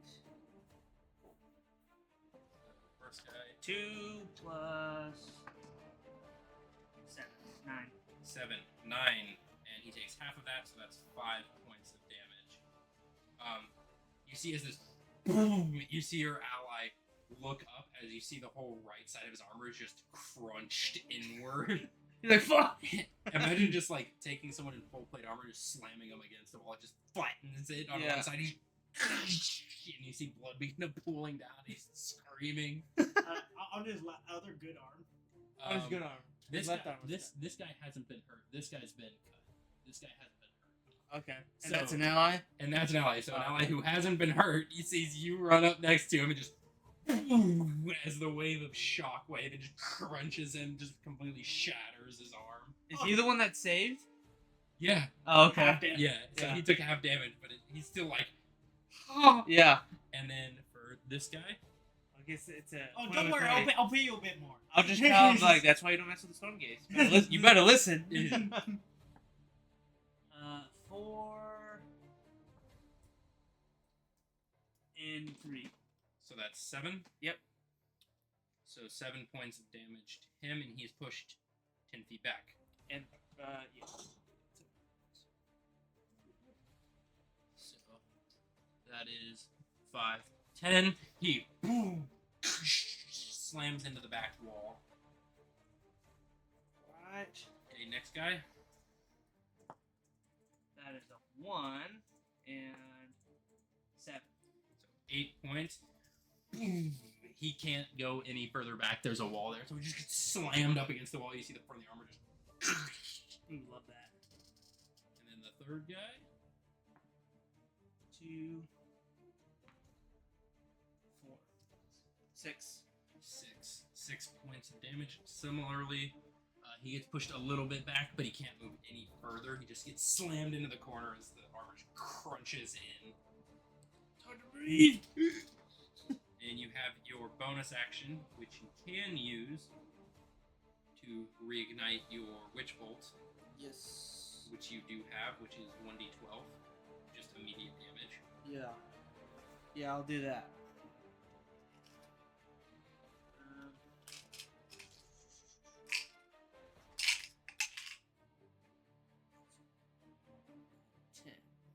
10. That's the 10, right? Nope. 10 is Yeah, I think that's like 12. Oh, this is the 12. either the one with They put that either the in one with notes. double zeros. This. You should have 2 of the same shape. Oh, that's 12, yeah. Well, that's a. Oh, never mind. D12, not D10. I'm Yeah. fucking stupid. Yes, It's 12. yes, D12. My bad. Oh, that is a 10. 10 points. You see him just the electricity just reignites the seam of electric energy tying you two together. Just he seizes up and clenches as he sees steam and smoke beginning to rise. He drops to a knee, still up, but he looks very hurt. Nice. Alright, And it's still up as you're maintaining concentration. sweet. I will... How much... Oh, I'll probably stay there. I'll just stay there. I mean, you can move back. I mean, they'll get 2 opportunity attacks. Yeah, no, I'm good. He said, nah, fuck that. Actually, yeah, no. Stay there. Alright. So, Soldier 1, seeing as he is injured, is gonna run up with his crunched arm, gonna grab his sword from the other hand, and he's gonna go make a swipe at him. The 14 plus 3, that's a 17. Hit, he is canning it, so that's 10, that's a 4, plus 2, 6. So you see as he runs up, as this enemy begins to raise up, you see the sword glowing again. You see your Druid's Guard run up, just put a boot in his head, just takes the sword and just straight through the front side of the helmet, just pushes it through the wall. You see this guy, his head is just pinned to the wall with a long sword in it. Nice. Love it. And your concentration on that drops. He's dead. Nice. High five. This guy's still screaming in pain, so he's not gonna be moving. He's kind of not great. Ark, you are up. Zara, you're on deck. What is the Eclipse one doing? You can. I'd say both of. There's only 2 that are in front of Valen. And I'd say they'd have half cover, so they'd have +2, because Valen's standing right in front of them. You're still kind of looking under the stairwell. Is there not anyone close enough that's not covered? No, there's only 2 of them left. You might be able to shift to the right side and get an angle on him. You can also try jumping down there. Do I have to make an dexterity check? He said, hell no. He said, nope, fuck that. I ain't doing that shit. I'm a big old bastard. I ain't going down there. Does this man look like he could do a dexterity check? We hop back up, so it's better I be up here. Yeah, fair enough. Would I be able to lead to get one of them?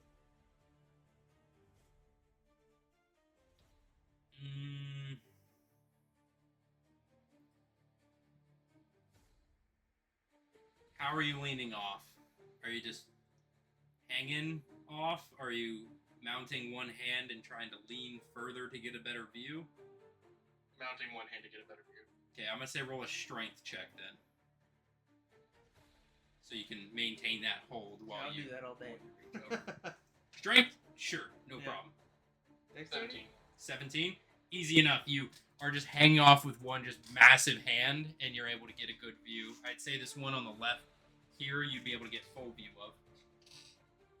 So, how far are they?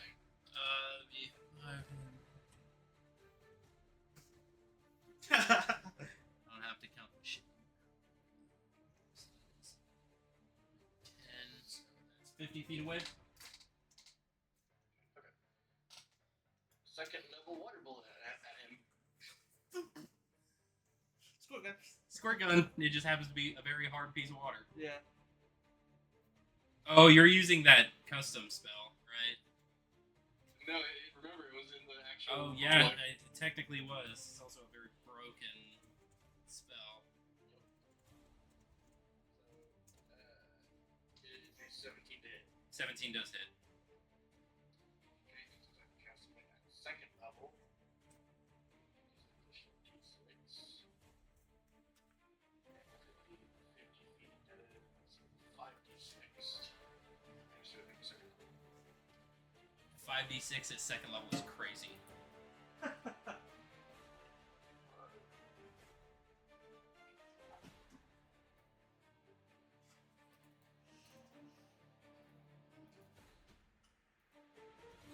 $17 points of damage. 17 points of damage on him. You see as Ark reaches down. You're paladin, right? Yeah. Yeah. That's a paladin spell? What the fuck? Well, it's a sorcerer spell.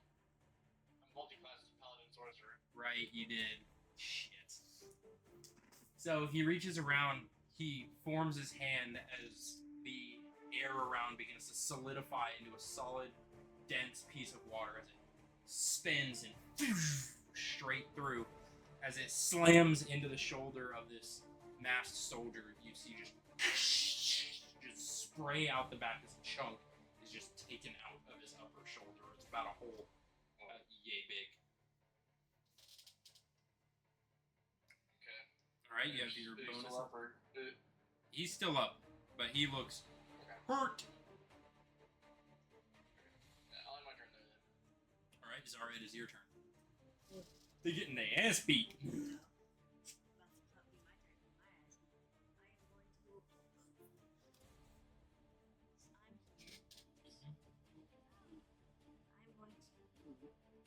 Hold on. How much movement do we have? 30. Okay, so I'm gonna move 5, 10, 15, 20, 25, 30 here. Alright. So, here. I dash there. I am going. Is your action? Yeah, you're doing your action right now. Oh, that Right. is not my Right. action. You said dash, so. Sorry, Yeah, sorry. yeah, movement. So then, Taking that kick out of there. I can't do anything from there other than use my last dagger that I have. Have your scythe, which has a 10-foot range. No, it has 5 foot. Oh, right, you don't have the better weapon. You don't have the better version yet. You haven't done that. Doing your job. Good shit. So I have to use my dagger. My one last one. Throw it at him. Yeah.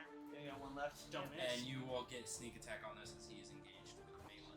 So last. So roll twice. I mean, roll. one time. You'll just roll attack, but you'll get your 3d6.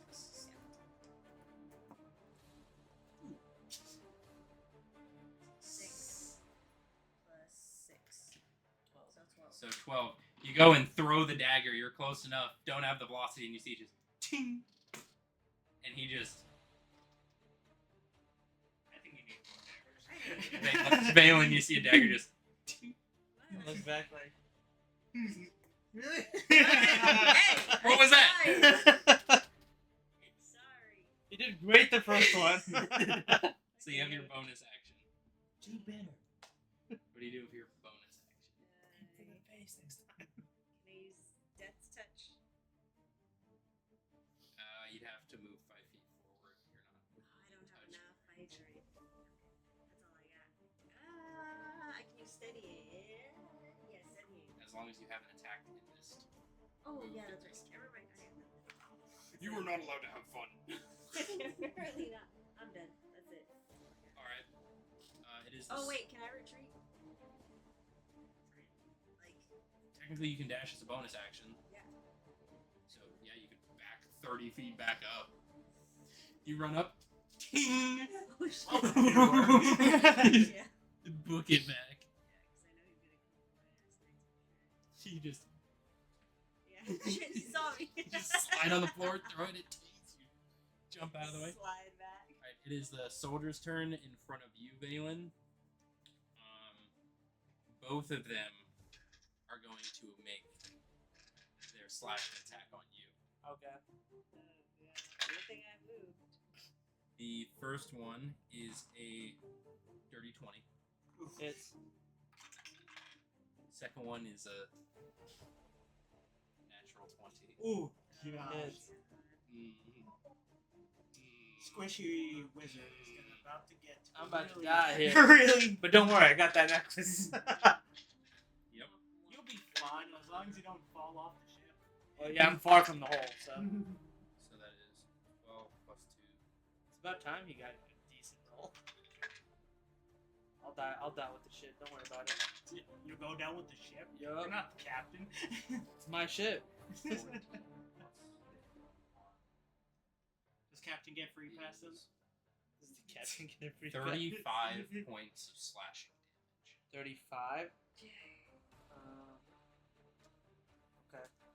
Is that more than half your hit points? Oh yeah, I forget we still Yes. got. We got to do that system. So, this is the first time we've rolled System Shock. Wait, on my turn. Roll your first For time. you all, I need you to make a Constitution saving. Okay. No, just him. And I need you to roll a 15 or higher for a Constitution saving. I think this is the first time in life. I think you're Yeah, you did so much past it that we never got to roll. So, if just to redescribe how this works, so System Shock, if you take more than half your damage and health, or half your health and damage, and you are still alive, it is a possibility of undergoing a few effects. If it's more than half your health and you go below 0, then it's a lingering injury. So this is a System Shock, as you have lost more than half the blood in your fucking body. 13. 13. So you have failed. So I need you to roll a He's d12. dead. I need you to roll a No, d12, and this will determine what happens. He's dead. I'm not dead. I still have my life force in my body. So I'll describe what this does before you roll, so you Okay. understand. If you roll a 1 through 3, it is agony. You will have disadvantage until your next turn. Okay. A 4 to 6, you get a concussion. You are stunned until the end of the next turn. A 7 to 9 Is he is... casting a spell? No, this is not a spell. 7 to 9 is injury. You have disadvantage until magical healing or a DC 15 skilled medicine check, and it's permanent. I won't remember that, but okay. And a 10 to 12 is knockout. You become prone and unconscious until magical healing or a DC 15. Which my necklace does. Great. Does charm? I'm assuming does he roll magical? It does give magical healing. 9. 9, so you have disadvantage until magical healing or DC 15. So at the end of your next turn, until the end of your next turn, you will have disadvantage Or on my next turn. on your neck. Okay. On My your next turn will be Yeah, disadvantage. disadvantage the whole thing Okay. until the end where you heal. And you said 35? Yep, 35. So as this happens, you see both these individuals just flick both swords. Valen, you feel deep cuts just shred through your armor. And in a cone about like this, just this part of your head and those parts of your shoulder are just, and you feel it just, you guys see Valen's blood just spray back. Just imagine here, down, across the shoulders are just Like a tip of a triangle. like tip of a triangle, or just you see it missed your hands, but you see even on the ends of your knuckles, because you were trying to get back, you were like this, and it just no sound, just so pieces of him got sliced off. Yeah. So he's like little like, corners. imagine a triangle from tip of his head down his arms are just, I got skinned, is what happened. Wow. I got skinned. and it hurts like a son of a bitch. Yeah. And they're both just looking at you, and their heads just cock. And that is the end of their turn. Yerk, you were up. You just saw Valen just boom.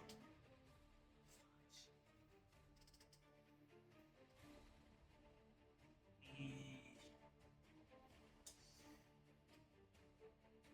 switches to his heavy crossbow. Heavy crossbow. All right.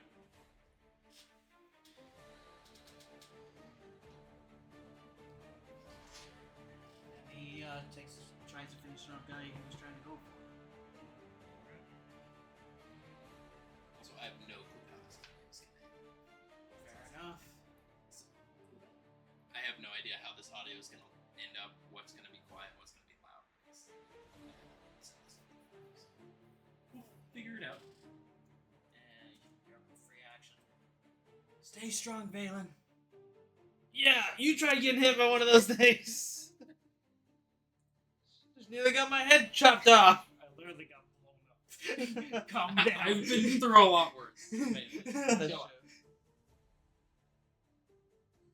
I don't care about that right now. I'm in pain. I lost a leg. I lost a piece of my head right now. I got Skin. The hair's just two scratches. So you have the down below, you have the down below and the one mohawk in the middle and the sides. I'm gonna just go mohawk. You did die. Natural 20 plus 10, 30. 30, critical natural hit. 20 to hit. Go ahead, roll that damage. Who are you hitting? The one I was aiming at first. This Pretty guy. sure it was this one, yes. That guy on the right. All right, natural 20. Go ahead, roll double damage, buddy.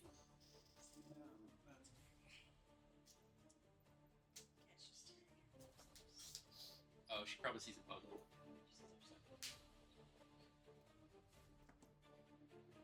10. 10. All right, you're rolling double dice. Yeah, I'll just do that. So 10, 15. 15.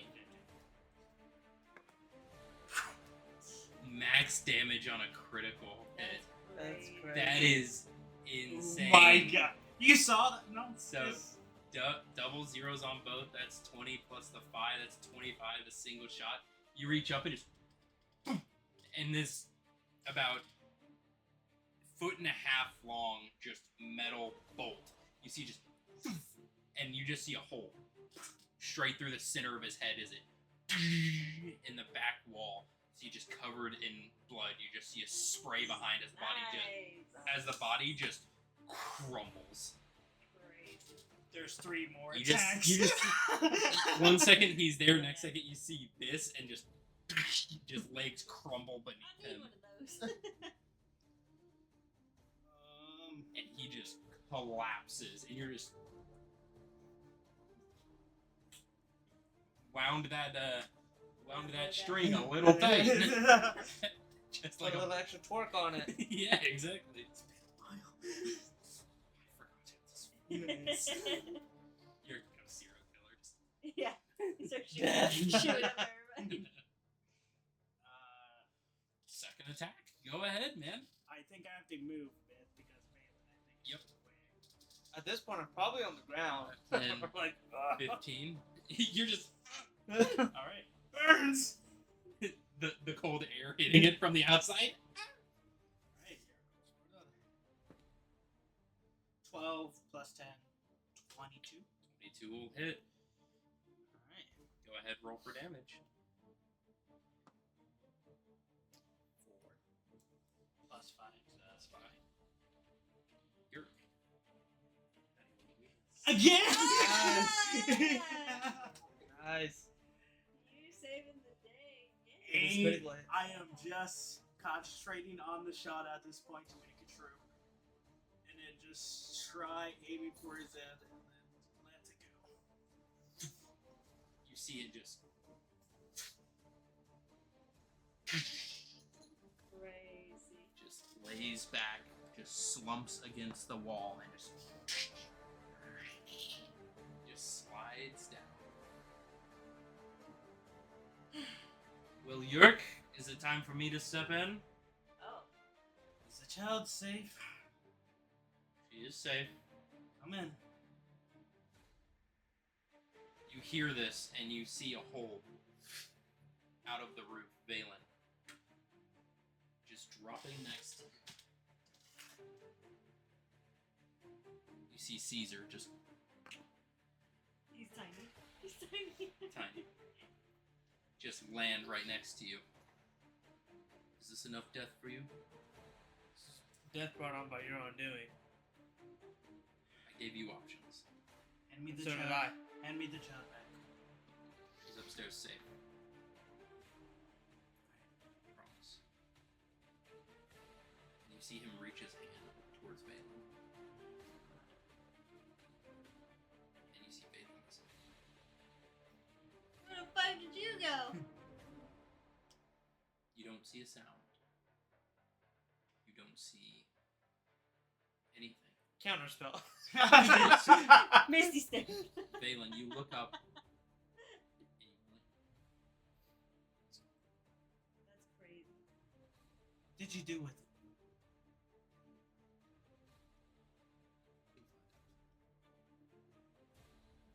Valen, you open your eyes and your hair's getting hit by the wind. It hurts a lot.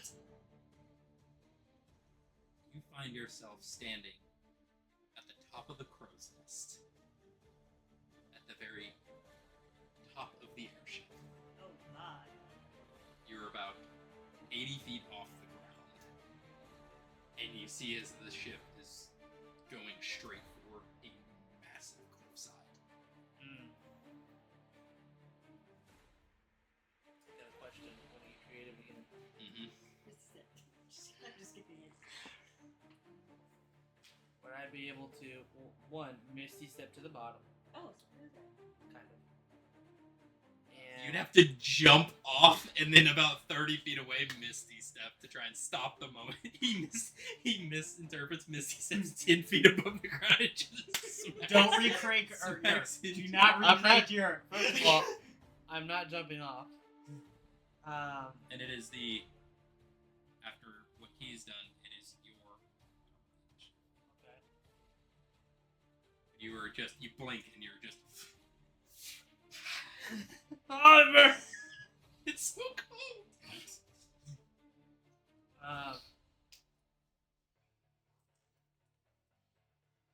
I want to Misty step to the bottom, if I can, to the main deck. Go ahead and roll I'm gonna say an intelligence check Intelligence. to see if you can gauge the like when you need to teleport after you've jumped. You have to gauge what 30 feet is before you just smack into the deck. So you have to beat a 12 or higher Over higher. on intelligence.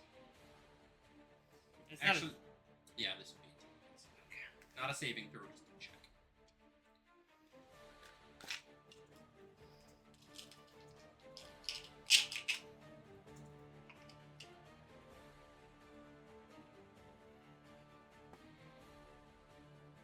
a 19.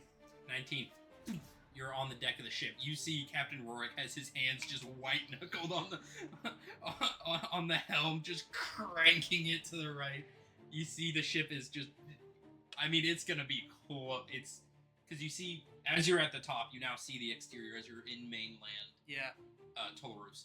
You see massive islands, like multiple city-sized islands just floating in the air. You see broken bits. If you ever watched the movie Avatar, Yeah. with people, Yeah. that landscape covered in snow, pine and spruce trees. You Okay. look below, you see those trees on lower floating islands. You look even further, about 1,000 foot down, and you see a thick, snow-covered jungle. But as you're pulling off to the side, just off the front left of the ship, you see this massive cliff face. There are waterfalls draining off. You see massive arcane cores about the size of cars just dug into the side. You assume this is what keeps these islands afloat. Yeah. And you guys are just, this is the edge, and you guys are just, And Captain Rourke is just trying his best because it's just gonna cut that ship right in half if he hits. And you see you're about maybe 30 seconds out. Would I be able to use my sculpt spell to grab vines to hold the ship in place from the floating? Like, try as you are To, like, trying to catch. Almost like a spider web. You're trying to catch the ship. Yeah. I'm gonna say this is gonna need to be an Arcana check. This is what you want to use your turn for. Yes, it is. You need to beat 20 on this. Okay. Because this is a, like... the weight of a ship, like, how much is the weight of a sailing ship? A few thousand tons. Maybe, but we also did take like a quarter of it away. It's a little less weight now. Yeah. But you need a 20 or higher Arcana check if this is what you want to do. You're good at magic, right? My Arcana is a +7 that I'm proficient in. So you need a 13 or higher. Yeah. Do you have the luck in this house? Find You out. might want to kiss the dice. Nope. Oh, nope. You should have kissed the dice.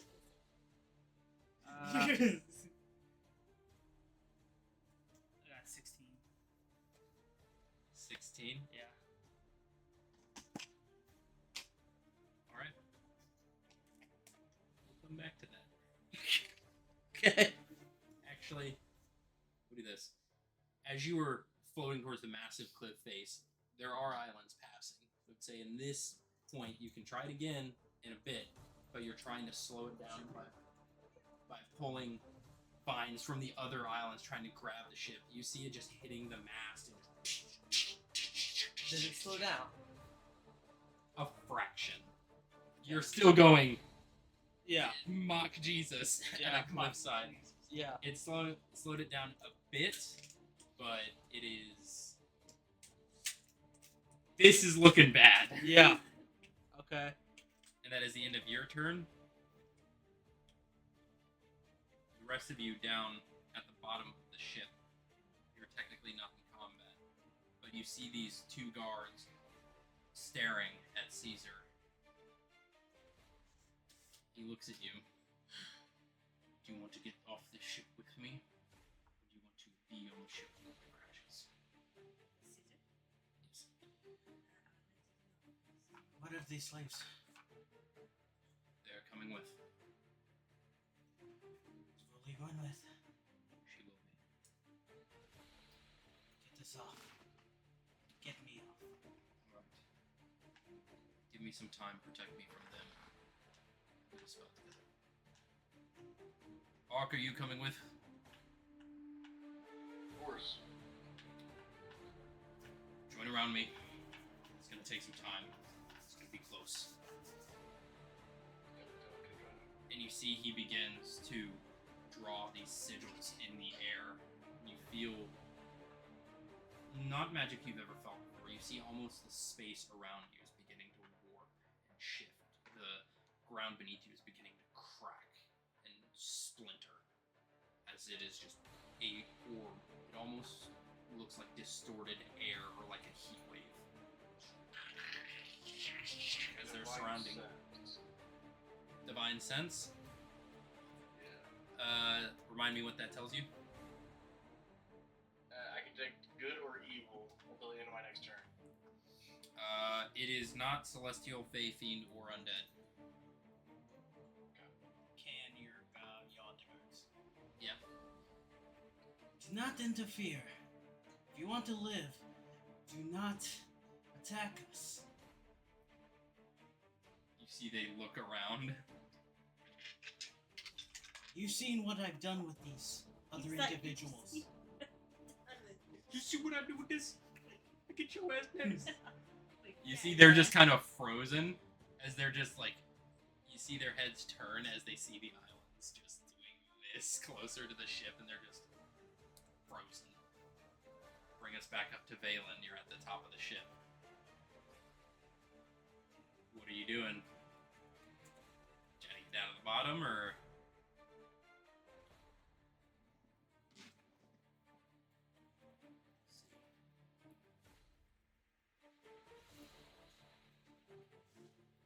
You can, even with your innate sense, you can tell there's a great magic Coming from below. Mm-hmm. Probably Caesar. Yeah. Oh,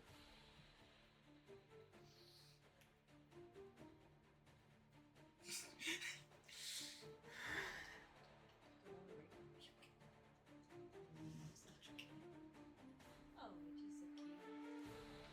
Oh, hi, baby. If I were to happen to use blur with the captain near me, could I pull him in? And would that help me from a crash? No. That is more a distractionary tactic Okay. than it is preventing you from smacking into a flat, solid stone wall Right. in a flying ship. I think I'm gonna go ahead and try again with the scope spell.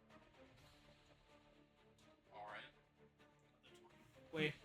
So how close are we from the ground, and how close are we from the? You're about 15 seconds away Okay. from impacting, and you are probably about 40 feet above the tree. Okay. So this is your last opportunity to do this successfully. Be like someone to kiss or die. I should also be getting health at this point, right? Yes.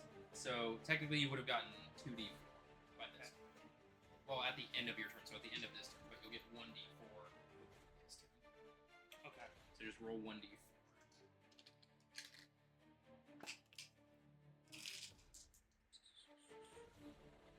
Smallest one. Yep. It should be like a cube pyramid. Pyramid? Yeah. 1d4. Oh. Yes. Oh, like I said, no urgent. Well, I actually kind of fucked my plan for tomorrow, so I'm gonna figure something. 4. 4, so you regained 4 hit points. And you are no longer at disadvantage, which technically the last time you should have rolled a disadvantage. Well, you can't think of everything.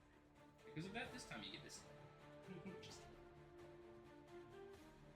realistically, how much time do you would have to think about everything at this point with everything? Very, because technically they're already on the ship. Okay. Well, I might die with my ship, but that's all right. You're going down with the Captain ship. dies with his ship. Yep. Arcana check. Yep. I'm going for it. I don't have anything to do minus Misty Step, and if I don't, my people die. What remains of your people? Exactly. And what good would I be as the leader to leave them and be like, hey, for those of you that survived, still follow me, by the way. I know you were about to die, but don't worry. You need to hurt a few. 13 or higher. Sure you want to use those dice? Yup. 16 plus 7. 7. So, as you guys are in the bottom of the ship, as the energy is the whole ship just stalls mid-air. As this is curling past, you see it getting closer. You see the vines rip out and grab the ship. You see they latch on to the side, slow it down, and it just barely, like, you're watching from the deck, like, within 6 inches of the side as it just catches that, slows down, and rips the vines off as you begin flying back up into the air. You see the vines have now attached to the side of the ship. Just enough stability. Begins careening back up. You see Captain Rourke just as the whole ship just arcs back up into the sky. 60, 70, 80, 100 feet back up into the skies. You guys down at the bottom, as Caesar is focusing on this magic, you see it, and as the ship hits, you see the sigils shatter as he and you all are just thrown towards the front of the ship and just scatter across the floor in the dead bodies as you slam into the back end of the cage. All of you just everything just on the front side of the ship as you feel it. Back up. I need all of you to roll Constitution saving throws. Balin's up at the top, like, pulling the vines. He's just nose bleeding, head, shoulders still just 15 for your.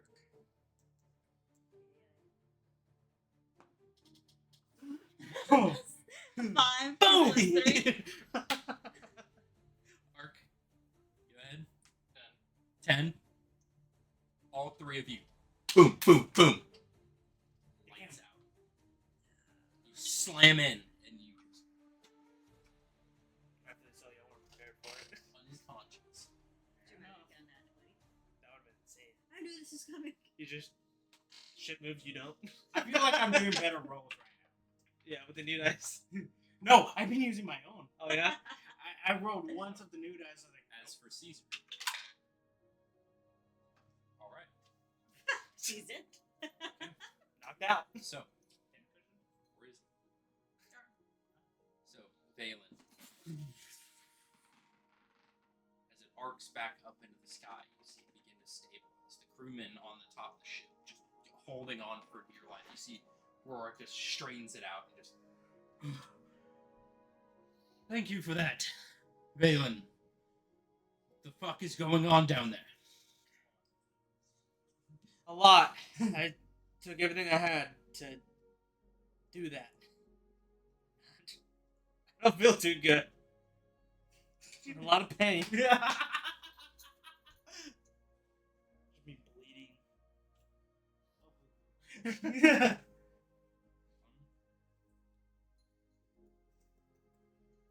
Literally at 17 Yeah. Is it over? Looks like it. Please go check on the pump. You! Get down there. Aid him. You see about 5 or 6 individuals. They're sweating, their helmets are off, their weapons have been dropped. They were just trying to man every sail they possibly could, trying to keep this thing on that angle. Yeah. Because all of them could see the cliff just rushing towards them. Yeah. You begin clambering down to the bottom of the ship. You smell smoke. It's dusty. There's sawdust in the air. It smells like charred wood. You begin making your way down. Making my way down. Okay, passing home. And you make your way down. You see all of the bodies and viscera on one side, and it is just smeared. All the dead bodies too. So you walk down and it's dusty, red smear for the rest of the front of the ship, including the side of that back room is just dark now. And you just see shapes of what were bodies. All of the ever-burning candles are out. All the tables, chairs, all of the cargo that was down there is also slammed to one side. And you just see bodies, just shapes of bodies in the darkness just laying off. Nobody in the back. awake. Nobody overtly moving. I know y'all are out. I'm talking about anybody else. That's the plan. Any of the other bodies that are down there. Because y'all are with dismembered bodies, the people we just killed, the Elven's guards. I mean, there was only a few dismemberments. The one guy getting caught in between a fucking mountain in the sun that you squeeze like a push pop just all over the place. Y'all in the pile of bloody guts at the front of the ship. I guess it won't be the first time. Great. Alright. I'm gonna go down there stumbling, like, in pain. Yeah. There's not really much I want to do. Would it be nor nice to can have do. Derek right about now? Yeah. Our cleric was dead. Yeah. So during this time, will my necklace start healing me, like, Yeah. progressively? So you see the wounds beginning to slowly heal, the skin coming back. The clothing is gone, Yeah. mind you.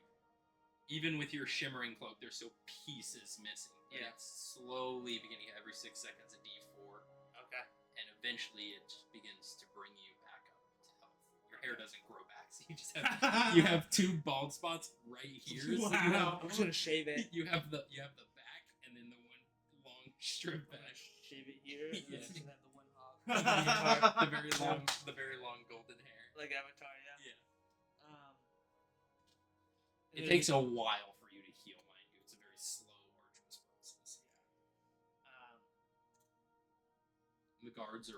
The guards walk down.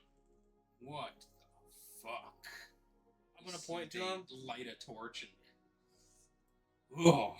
you see some of them begin to gag, holding their nose. Well, don't just stand around. Let's get cleaning. We gotta move these things around. All right. Get rid of the dead bodies. Throw them overboard. They pick up People Zara. just- They pick up Zara. It's like that was my brother. You want me to just toss him overboard? No burial, no cover, no nothing. That is a burial. Toss him. This one too. Toss this one one's out. dead. Hopefully it doesn't hit anyone on the ground. It's all bones.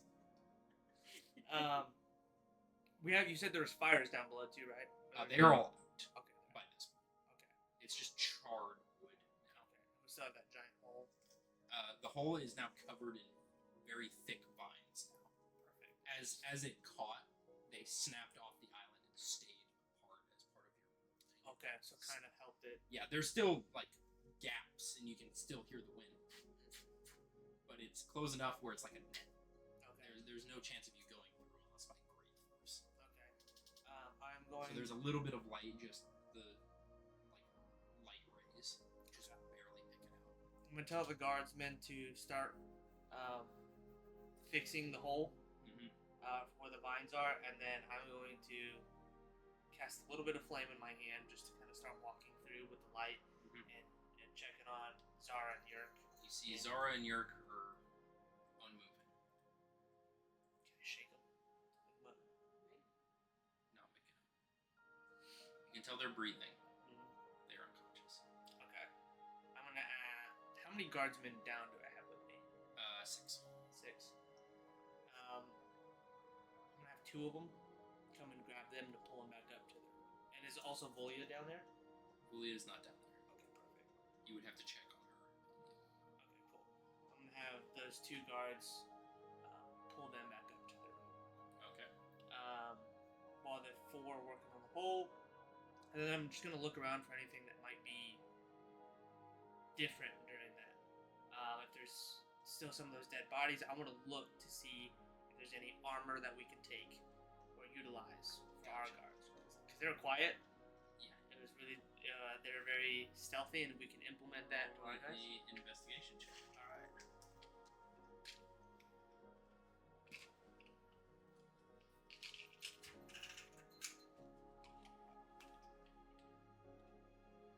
You can just leave the dice out. I can. It's just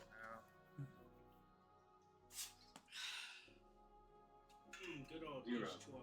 0. 12. 12. Yeah. You begin looking around the armor, and you begin to find something interesting. There's a reason this armor is strong. You begin to peel pieces of the armor, and you see skin coming with it.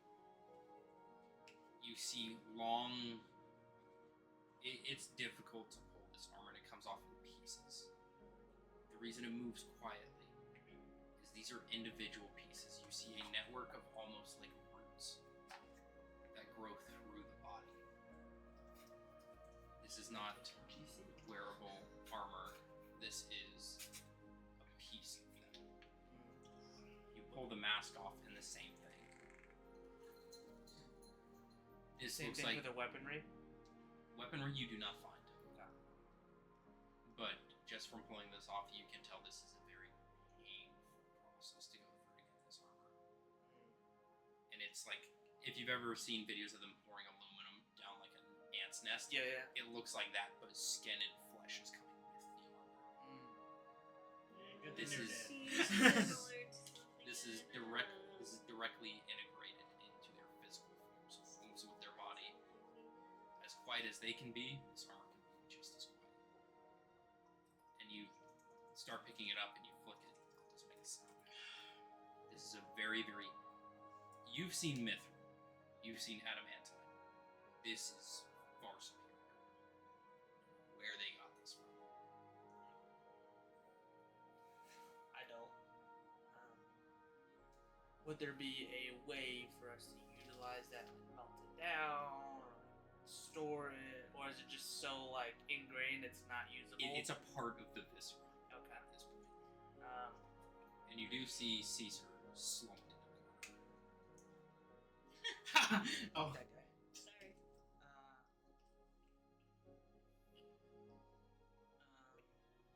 I'm gonna have one of the once the guards are done putting them up. I'm It gonna have takes like hours because there's also other guards coming down trying to repair the hole from the inside. Yeah. Yeah. Would I be able to like lightly zap Caesar to like, wake him up?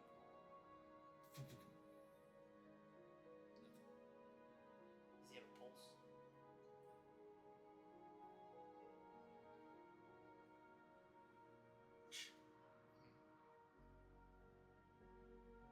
I'm gonna pull him up to the room myself. Mhm. To almost like in a recovery, kind of like with that, right? But I'll pull him up to his room, wherever he was staying, and just have him laying down, back up to his room. All right. She's Gotcha. She sees things. So they are laid in their room. Do you check in on them? Yes. After I put Caesar in his room. Whatever. So Yeah. She sees something. as you enter the room, or as you begin to enter the room, you see one of the guards take a step out. You peek in, you don't see your Zara, and you see one of the guards just put his hand on your chest. Just What's going on? he just shuts the door behind him, just shakes his head, starts walking off.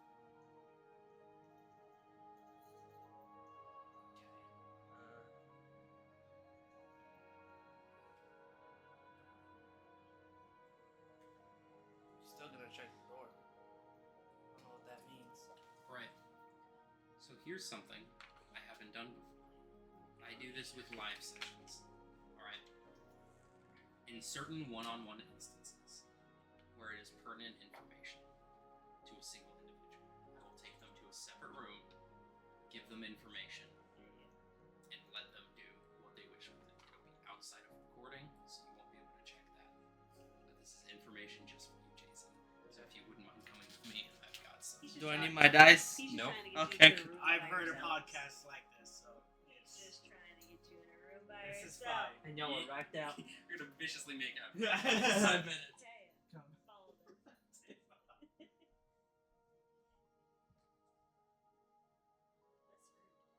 Well, you better not be dead.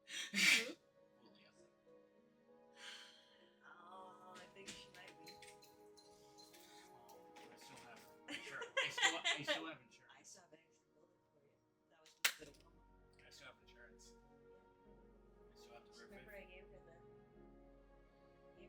Just stability.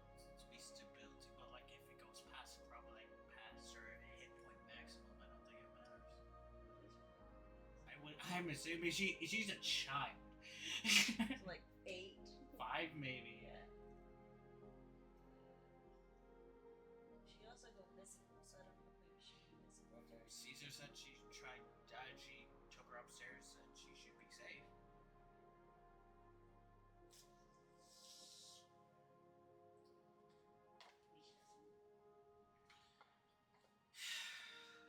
I still have the insurance, so.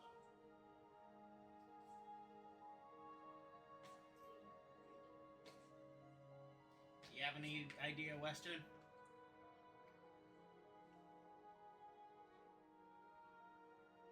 That's the only thing I could think of.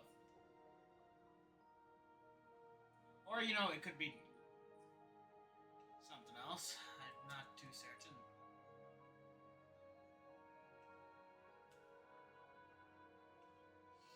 No, this is interesting. I've only seen this in like podcasts and such, and now someone taken to just to be told a secret. This is interesting, eh?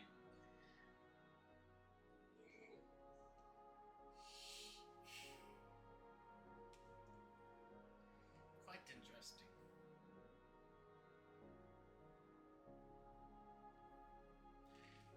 You think you'll be here for tomorrow's session? It depends on the time. I think we were talking about moving it to 4. I should be there, yeah. What about your training session? Any more RSVPs? Not since last checked.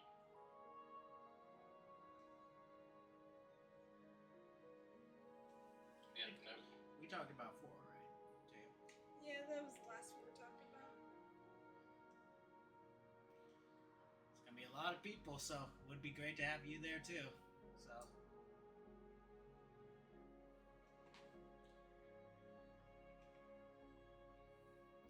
I guess if there isn't anyone coming into the training, then up to you how you want to handle that.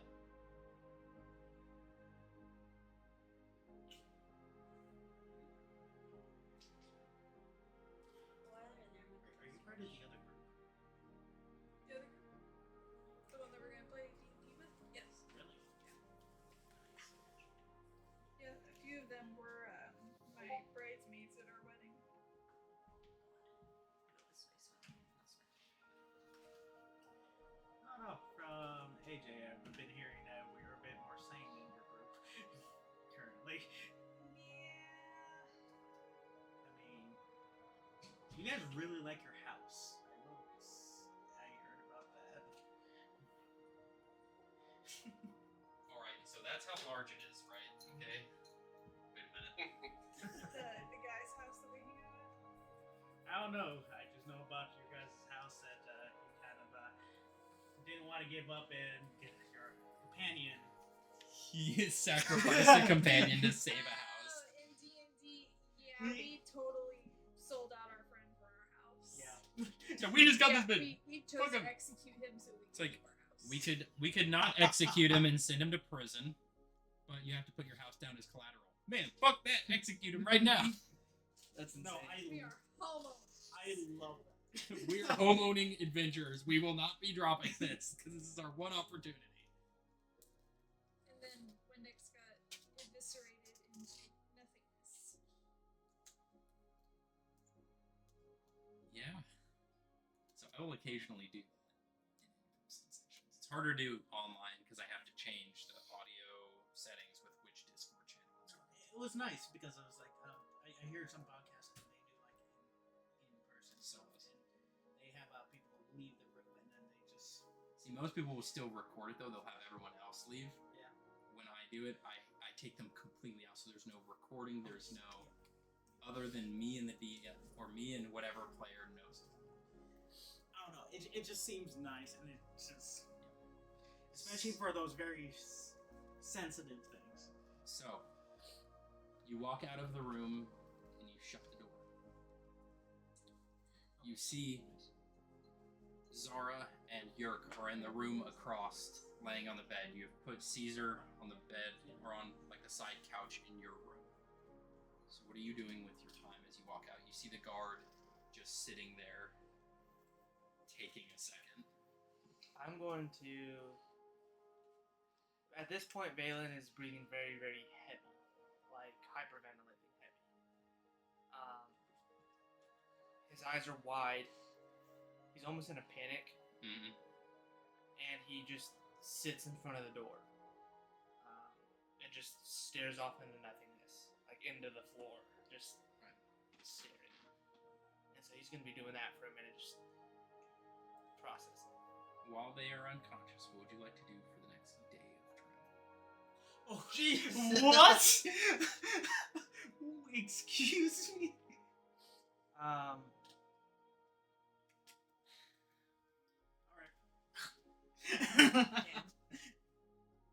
During the next day of travel, I'm going to Is there a way to cast prestidigitation to get my hair back? Nope. Okay. Well, I'm gonna do that to clean myself off for one.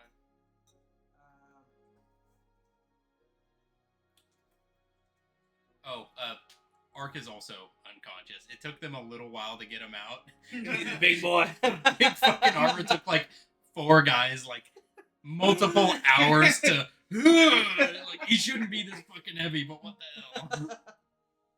And they kind of just have him on the central table, just in the center. They're like, we're not getting him through this doorway. We're just gonna leave him on this table and hope he's good. That's insane. To kind of sum up his day, he's going to just ensuring that his guards are okay, that everyone's being taken care of, kind of doing what I guess the owner of the ship, if you will, would do. Talk to the guys, make sure they're okay. Talk to the captain, look at what's going on with the ship, status of that. We can have a conversation with Captain Rourke. Sure. If you want. Yeah. You're going around your daily tasks. You see repairs being done. You're still in flight. Night has come and gone. It is the next morning. So, Monday, March 6th, 075. Post-transference. Morning time. You see people getting ready, repairing the ship. You see Rourke just standing at the helm. Looks like he's pulled up a seat and is just kind of sitting, just also kind of a similar kind of just staring off into the open sky. The islands just passing down below. Captain, how you doing? Been better. Lack of sleep. It was not a great conversation I just had with your parents. They are very upset about the incursion, security on the ship, and the amount of damage it's done. Just going to cost a lot of money. We can only do so much right now. But the cargo is still intact. The fighters are okay for the most part. They may not catch as good coin, but the auction is still on schedule. How is it down there? Repair's going well? Seems like everything's going well. Still got some work to do. I got some information from your parents. They're going to be sending extra security. Okay. For the rest of the travel. I think we need it, considering all the injured men that we have. They're going to be here to guarantee the safe travel for the rest of the 2.5 days. They will be arriving in a few hours. Well, supposedly a few hours. So be aware of that. If you start seeing new faces, just integrate them in what you're doing. Do what you need to.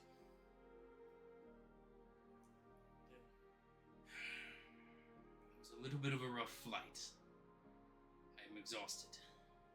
Glad we didn't hit that cliff, though, thanks to you. I knew your parents said you were good with magic, but that was something else. To be honest, it was a spur-of-the-moment kind of thing. It was a risk that I didn't know if I was going to be able to pull off, but luckily it worked out. Oh, I heard rumors that male magic casters were powerful at young ages, but to see that's competitor level. To stop to divert a ship such as this size going that speed, it's something to be proud of. Strangely enough, I don't feel proud right now. Why not? You saved a ton of us. We're on track. Payment will come through. It would have been, well, financially devastating. Though I understand it's what I prevented, and I'm happy I did it. But there are unforeseen possible consequences. See, of all of it. That kind of taken over any sort of happiness that may be coming through. maybe you need to have a worded conversation with that individual you're keeping in your room. Yeah. That's for sure. Well, we've got a lot of work to do. But I'm glad you're at least up and about taking control. I see a lot of your father in you, you know. As you know, me and him went way back. We started on a vessel such as this. Moved up the ranks, took control, managed well, captained well. Well, look at him now. I'm working for him. Let me ask you a question. You trust my father?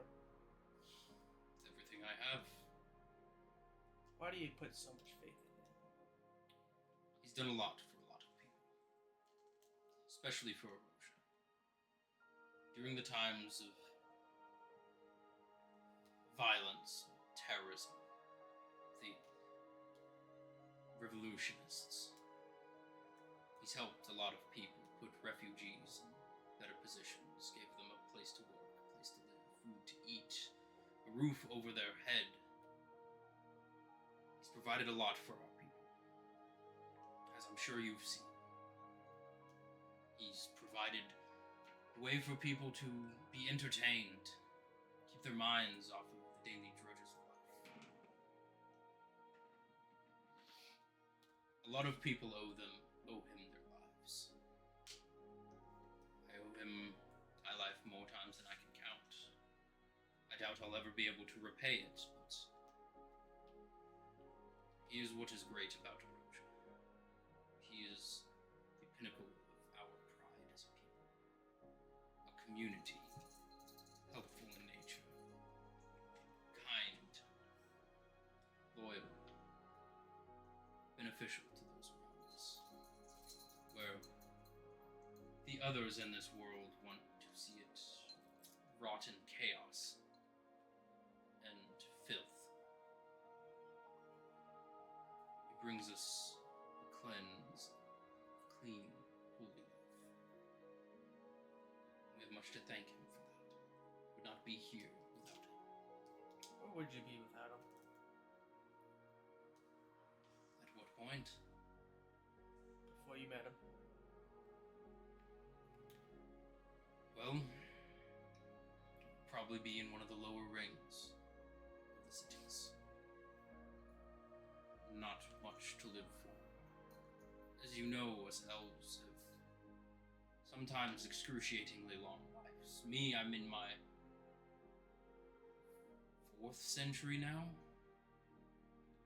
If it wasn't for him, I'd still be working in a wood shop somewhere.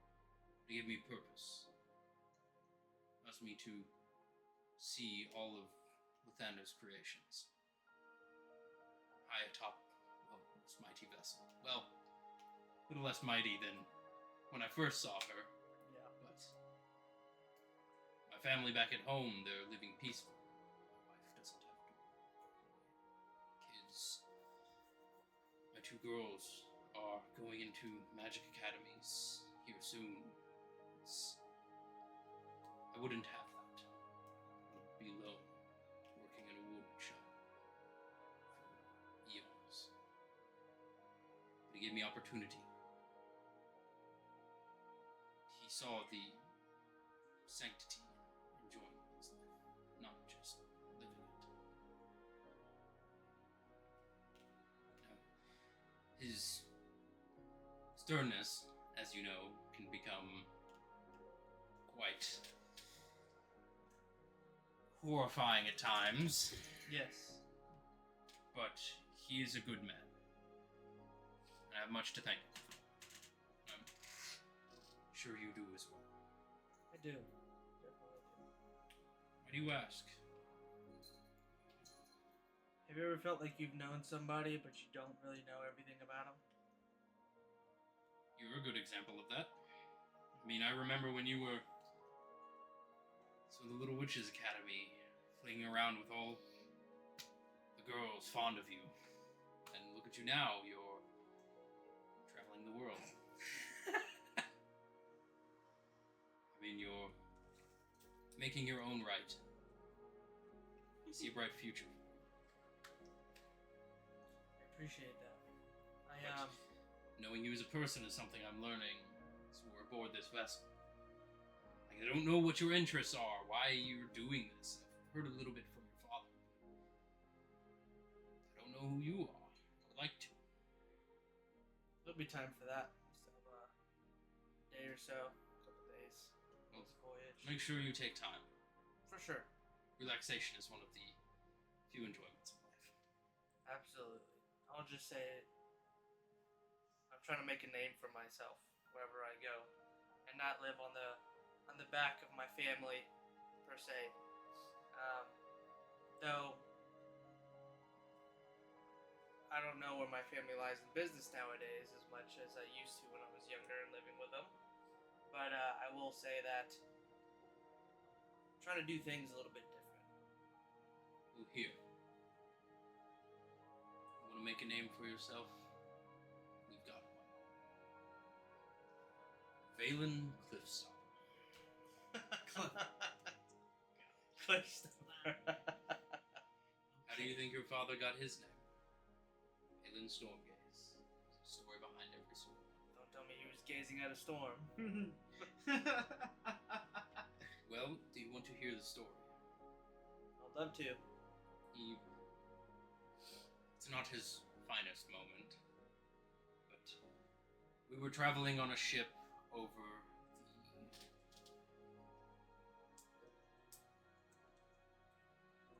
Actually, I believe I can just pull this up here.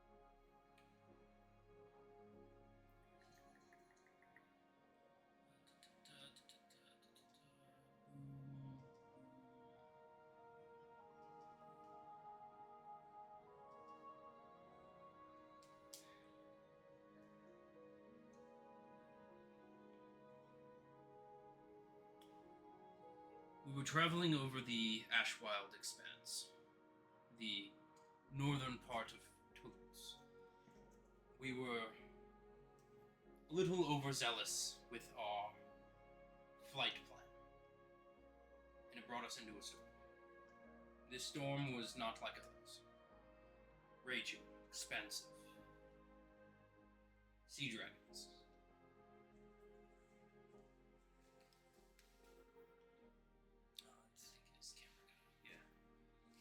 Attacking the ship. I don't know if you've ever seen one. Sea dragons, they swim, but by the gods, they can fly. We didn't know this at the time. It was our first experience in the area. They have this way with the weather. Storms crackling, lightning, thunder booming. And, well, your father killed about 4 or 5 of them. With his captain's expertise, his intricate knowledge of combat, and just the sheer mechanics of how a ship flies. Never seen nothing like it. From the ballistas to the mages we had with us to just your general combatants. Every attack, every piece of that battle was pinpoint accurate. And by the time the battle ended, it was clear skies, smooth sailing. He gazed into a storm and saw the light at the end. And my life was saved that day. And so the Stormgaze family was born. And it has been since. We get our names through acts of greatness, those that individualize us in our society. The Druid Council, the Druid of Air, Fire, Water, and Earth. The names come from similar backgrounds. But your father has done much to gain his. Well, it may not be the best name for now. I'm sure you'll find a better one. We'll have to workshop that one. but a name for yourself, apart from your family. Valen Stop. Here on until the new name is decided. Still time. Does it sound? Sounds like we need some fine tuning, but I like where it's going. Do something better, and the new name will be yours. I'm sure you'll find one. Fair enough. Well, I appreciate you telling me about that story. It definitely sparked some imagination. I'm gonna go check on the others, see if they've awoken, and keep doing your captain thing, and things will hopefully get better as we get through these travels into our cellar. Alrighty. I look forward to see what you have in store for the future. As do I. And I took a lot of the blame, so don't have to worry about one of your father's lengthy tangents. I appreciate that, though you don't have to shield me from anything. Sure you can deal with it, but call it a gesture of good faith. Fair enough. I guess one life saved for another. Go check on your companions. I will. Good talking to you. I'll pat him on the shoulder and start walking away. He kind of. Yeah. You walk, Same. You walk downstairs and you head to Yurk and Zara's room. You see they're beginning to kind of stir. You guys awake? Yeah, I know, right? Vulia. You are just sore from the head down, just exhausted. I'm so tired. I like room. You put a pot of coffee on. I got monsters over there. Huh? I said we can put some coffee on. I got some monsters over there. Probably, because I don't know if y'all saw. I was like, I could keep going.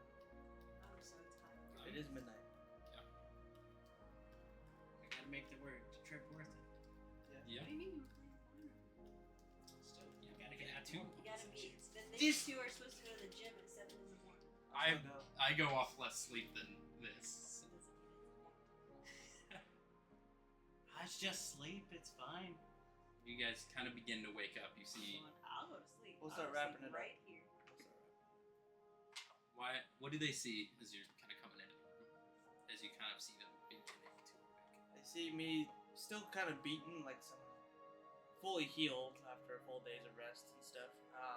But still kind of like mentally, you can see that even though his body's healed, he's still like exhausted. He comes in not as chest held high as normal, with his chin up. Kind of, it's more like, "You guys awake?" Kind of thing. Just kind of barely making any big movements. Where's Vulia?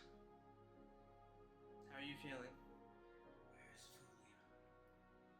How are you feeling? You're not answering my question. You're not answering mine. You know this child. I know. Care. We'll Where get is to she? it. We'll get to it. Answer my question. We'll get to I it. want to yours. We'll get to it. I saved you. And I saved you. Sorry, The only I reason- saved us. I threw a dagger. And it went bing. Hey, I got one down.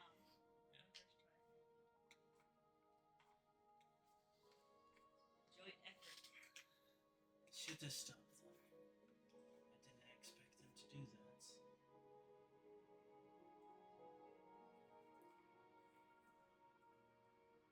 I like to say that Caesar's known for situations like this, which is why I am the way I am with him. Right. And now you guys got to experience it firsthand.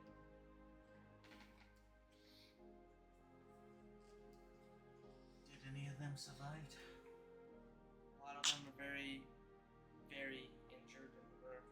getting a switch out, a rotation of some of the elven guards. Because of that, we're still doing repairs on the ship actively, and the fighters are luckily okay, and we're still continuing as planned. What did they say? Were they hurt? I haven't been able to talk to them yet, but they were hurt from being slammed into the ship, but nothing life-threatening, nothing major. Is that what happened there with me? I was good for a sec and then We, whack. we were dropping rapidly when Caesar extended his hand and came to the group. He moved me to the crow's nest of the ship to watch it fall. He was trying to get us out of here.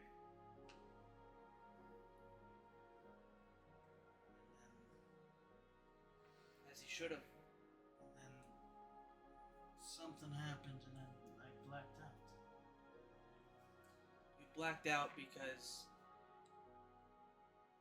I pulled the earth, bent it to my will to stop the ship from crashing. Where's Julia? Caesar said she's safe upstairs. Where is she? I'll give you enough information. Where is she?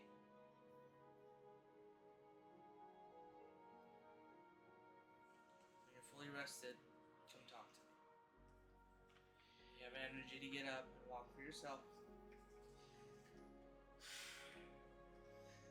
Tell me now. Boom! Answer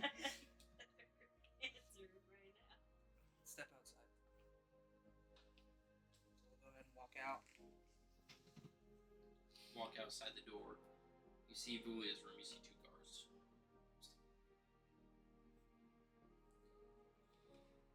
At this point, I don't make eye contact. I'm looking at the ground. Pretty speechless.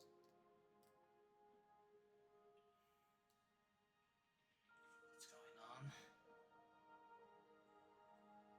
Balin?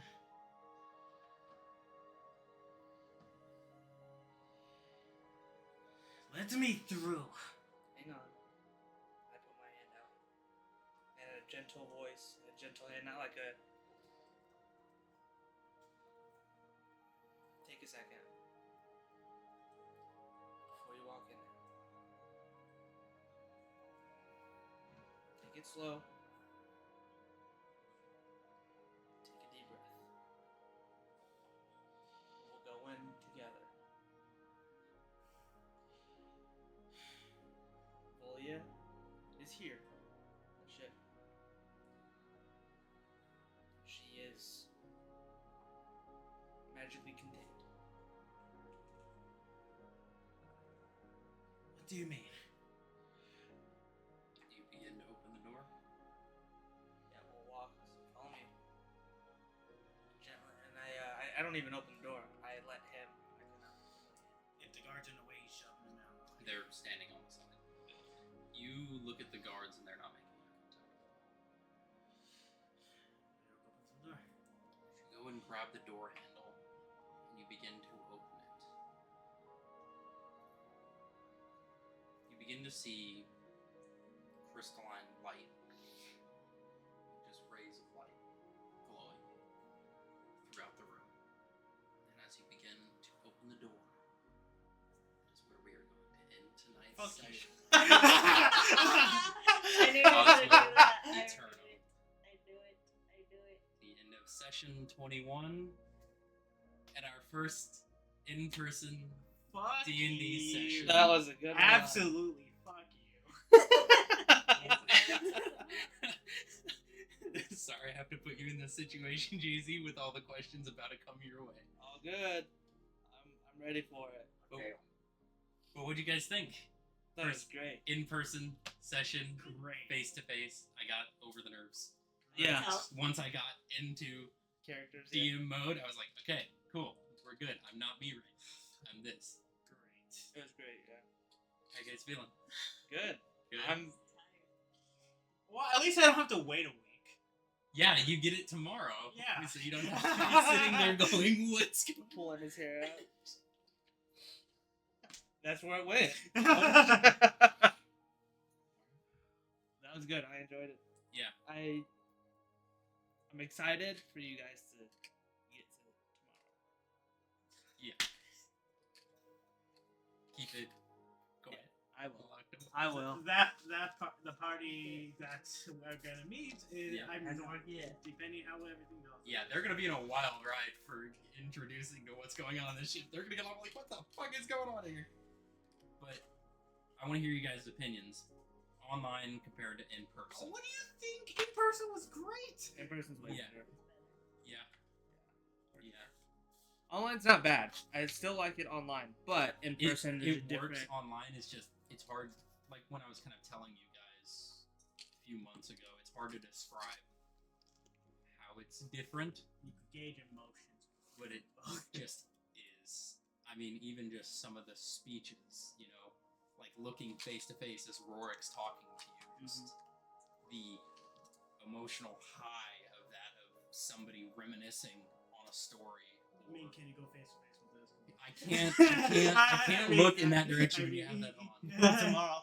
But just like, I don't know, I want to hear how it was different for you guys, because I have my own like interpretation of how I feel it's different or better, and I just want to hear from you guys now that you've had that experience for the first time. I mean, sure, looking at a screen and such. I mean, even if we're like some of the video chats we can, but just being there in presence, you I'm more feel engaged. it. I feel like I'm more attentive to like the conversation and what's actually being said versus hearing. Just hearing it versus what I'm actually listening to. Mm-hmm. So, like reading the facial expressions, the way that you're looking between people, and stuff like that, and the way we're looking at each other when arguing or making a point or using our hands and body language. So, yeah.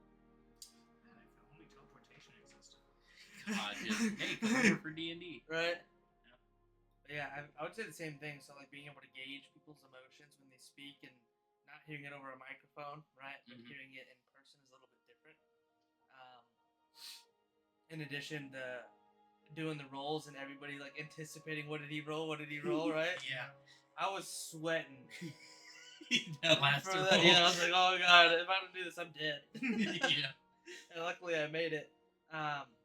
But the anticipation of things like that is a little bit different in person when everybody's here. It's like, this might be it, guys. This might be it. Versus being on screen in your room by yourself with people on screen, but the bodies aren't there. That and the eye contact of being able to look at each other when you're speaking to them and move your body a little bit more, so you don't have to adjust your angle on your camera. It just takes having to fix things like getting out of the immersion, fixing your camera, messing with your mic, all that stuff. Yeah. Unless things to fiddle with. Yeah. It definitely, I find it keeps you engaged. Time goes by so much quicker. Yeah. When you're doing it How in long were person. you in stream? We're at almost 5 hours. That's not too bad. Not Pretty too- average. Yeah, average. Not one of the 8 hours, but Yeah. good That's regardless. when we had like 3 combat Yeah, nights that was back to back. I was just so over long it. combat. I was so over that day. What it feel having physical combat, seeing like the layout, your actual I liked it characters a lot there, better. seeing I the liked it. angles, everything like that. Yeah. I don't have as much setup as I normally do, but like in like tree environments, I actually have like tree objects Yeah. that I place, and I used to have rocks that I had smoothed and painted that I could place for like land structure, so you get a lot of that verticality to it, and just that 3-dimensional like scene. Yeah. The battle map. It's just different. For sure. I think you can see why. Obviously, this is such a big part of my life, because having that is just fantastic. I think in addition, for me, it sparked a different creativity. Of like, what can I do with this spell that falls within it, but also helps with what I'm doing? Like, breaks the bounds of what the description says, allows me to do other things with it. It got me thinking about different strategies. Like, these are what my list says. This is what the description says. But How can I shift it a little bit. How can I push that? Yeah. Like with the whole sculpt spell thing. Yeah, Right, so, exactly. But yeah, it's definitely brings some different avenues. Yeah. Which, it's fun. I don't know. It just whenever I do in person, I just feel the magic of it. Yeah. I don't know. Online, it's hard to get that. I mean, you can get that certain level of immersion, but when you're in person, it's just everything disappears Yeah. around, and it's just in the moment Yeah. with people. And I don't know. In person, you can get a lot more of the emotion, Yeah. like emotional connection out of it. Like when a character is talking in a sad or happy, even like volatile, angry moment, there's so much more engagement because it's not just flat screen. You're trying to look over here and here and here. It's just you are directly engaged, and the whole body language changes, and you're enveloping that character, and you just feel that just in the room. Like when Caesar was going at it with Valen, there's like that just back and forth, and you can see they're like, like that side of things, and you can just get that more human interaction And it allows you to be able to respond to it too, like in real time. a lot Versus quicker because it's an actual conversation. It's not like, oh, let me think for a second. Yeah. Let me look at my notes. I gotta think right now because it's a conversation. You really feel that, like those moments of pause, hit a lot harder when somebody's thinking or it's an intense moment. Mm-hmm. Something. He was just like pushing me when I didn't respond to him about Yeah. bullying.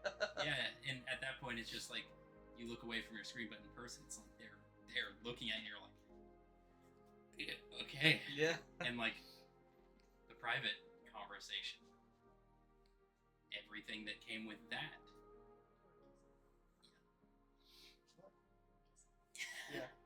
Everything with that, because it's a lot more interactive, and there's that certain level of emotional aspect to it. For sure. You really like grasp that. For sure. That's why I love this game. Yeah. And I want to thank you guys for flying out here. This really means a lot. Yeah. Being able to not just share online, although You're okay. It's worth the trip. not just sharing it online, but taking something I've worked on for so long Yeah. and being able to have people come fly out because it's that important to them. Yeah. It's worth the travel for that experience. It really shows a lot. Super appreciate you guys. Thank you for Yeah. giving Trying us. to save money to come out. Jeez. Yeah, I'm sorry, Western. Yeah, Western. Fuck you, Western. Well, thank you for giving us. Fucking the don't care about opportunity. anything. Goddamn, that's a fucking lie, dude. Come on. I mean, I probably wouldn't ever really got a chance until probably later in life, maybe. Yeah, and again, flying out here it's a fun thing, right? It's something that we were like, this would be fun to go and do, right? And to put us into your world and to be a big part of it now, right? Yeah. And part of your story is the privilege on our end, at least my end, to be a part of something that you've cultivated for years, to allow us to be a part of that and actually put it into your book, not just, hey, you're playing the book, you're Yeah. now a part of it. You're part of this world, and you always will be. Yeah. Whenever this campaign ends, I do it with I do it with every campaign. I have everybody either make a copy of their character and then unclaim one, and then I will archive a copy Yeah. of that character sheet, backstories. I'll ask people to send me all their notes, and I put it away. Yeah. So at any point, and I mean we have the recordings, so Yeah. that's always going to be there. Yeah. And all the notes and everything like that is just adding a piece of that. Just sorry, As long as we You all don't need to apologize. get to the end eventually. just a piece of that creativity. Right. It's there forever. Yeah. And the appreciation of it. And it's a story that not just you told, but everybody told. Collaborative. You see why I never shut up about this game, because this has been my experience with it. I'm more newer to online session, Yeah. so I'm still getting there. Yeah. But like when me and Tia first started dating, it was a 2.5 year long campaign with this Yeah. every weekend. Yeah. And the stories and the characters and everything like that. It just, as soon as that was like, because that was my first like dedicated like to completion campaign. Mhm. Once we finished that, I was like, this is what I want to do. Yeah. Just this is it. Yeah. You know, there's nothing in my mind. There's nothing better than this. No video game, no movie, no book. Nothing is better than just this story creating with your friends, and it's permanent and it's an experience. Yeah. You get it a little more with in person, the connectivity to your own character, like Adonius, right? You guys haven't met him yet. You might. You met a little bit in the one shot, Yeah. but like he is a part of me because I played him for so long in other people's campaigns. You know, final like full to level 20 campaigns. It's just that development. It's a second part of your person, just who you are. Like situations, you know, it's like Waidu versus Yerk, for instance. It's a part of You him. know, fully embodiment. Yeah. And the further we go along that, it just becomes a piece of your mind. Just that. I mean, for lack of a better term, it's another living, breathing being. Yeah. That will always be a part of you. And I think like when we make our characters, right, it's a piece of us in each character, right? Like, Yerk, he has different traits that Will actually has, and then Zara with the toy over here. I don't care about none of this stuff, right? And then Malin with his business mindset. I'm a business owner in real life, right? Yeah. So it goes hand in hand, and so putting those traits into it makes sense. Best game in the world. As You long are, as you that's for keep sure. living, Zach, so make sure you're fucking healthy. Yeah. Take myself to the doctor so you guys have a DM. Right? Yeah. But not just that, but like, look at what you're doing, not just with like us, but like you've gotten Johnny confident in himself somehow to do a one shot. Like, and he's the most quietest kid in the world. So that's like, that speaks volumes on you because, you know, he sees you and he hears and he sees what you do. He hears us getting excited to be with you for these kinds of things. So he's like, I want this. And flying to be out here. And then he sees us flying to be out here, right? Of course, to like meet you guys, like I'm happy for Johnny for trying to go for that step. It's helping him. I'm still skeptical because knowing them now Yeah. at this point, and I don't know how they would take it. Even just trying. I have hope for it because I mean I started at a similar situation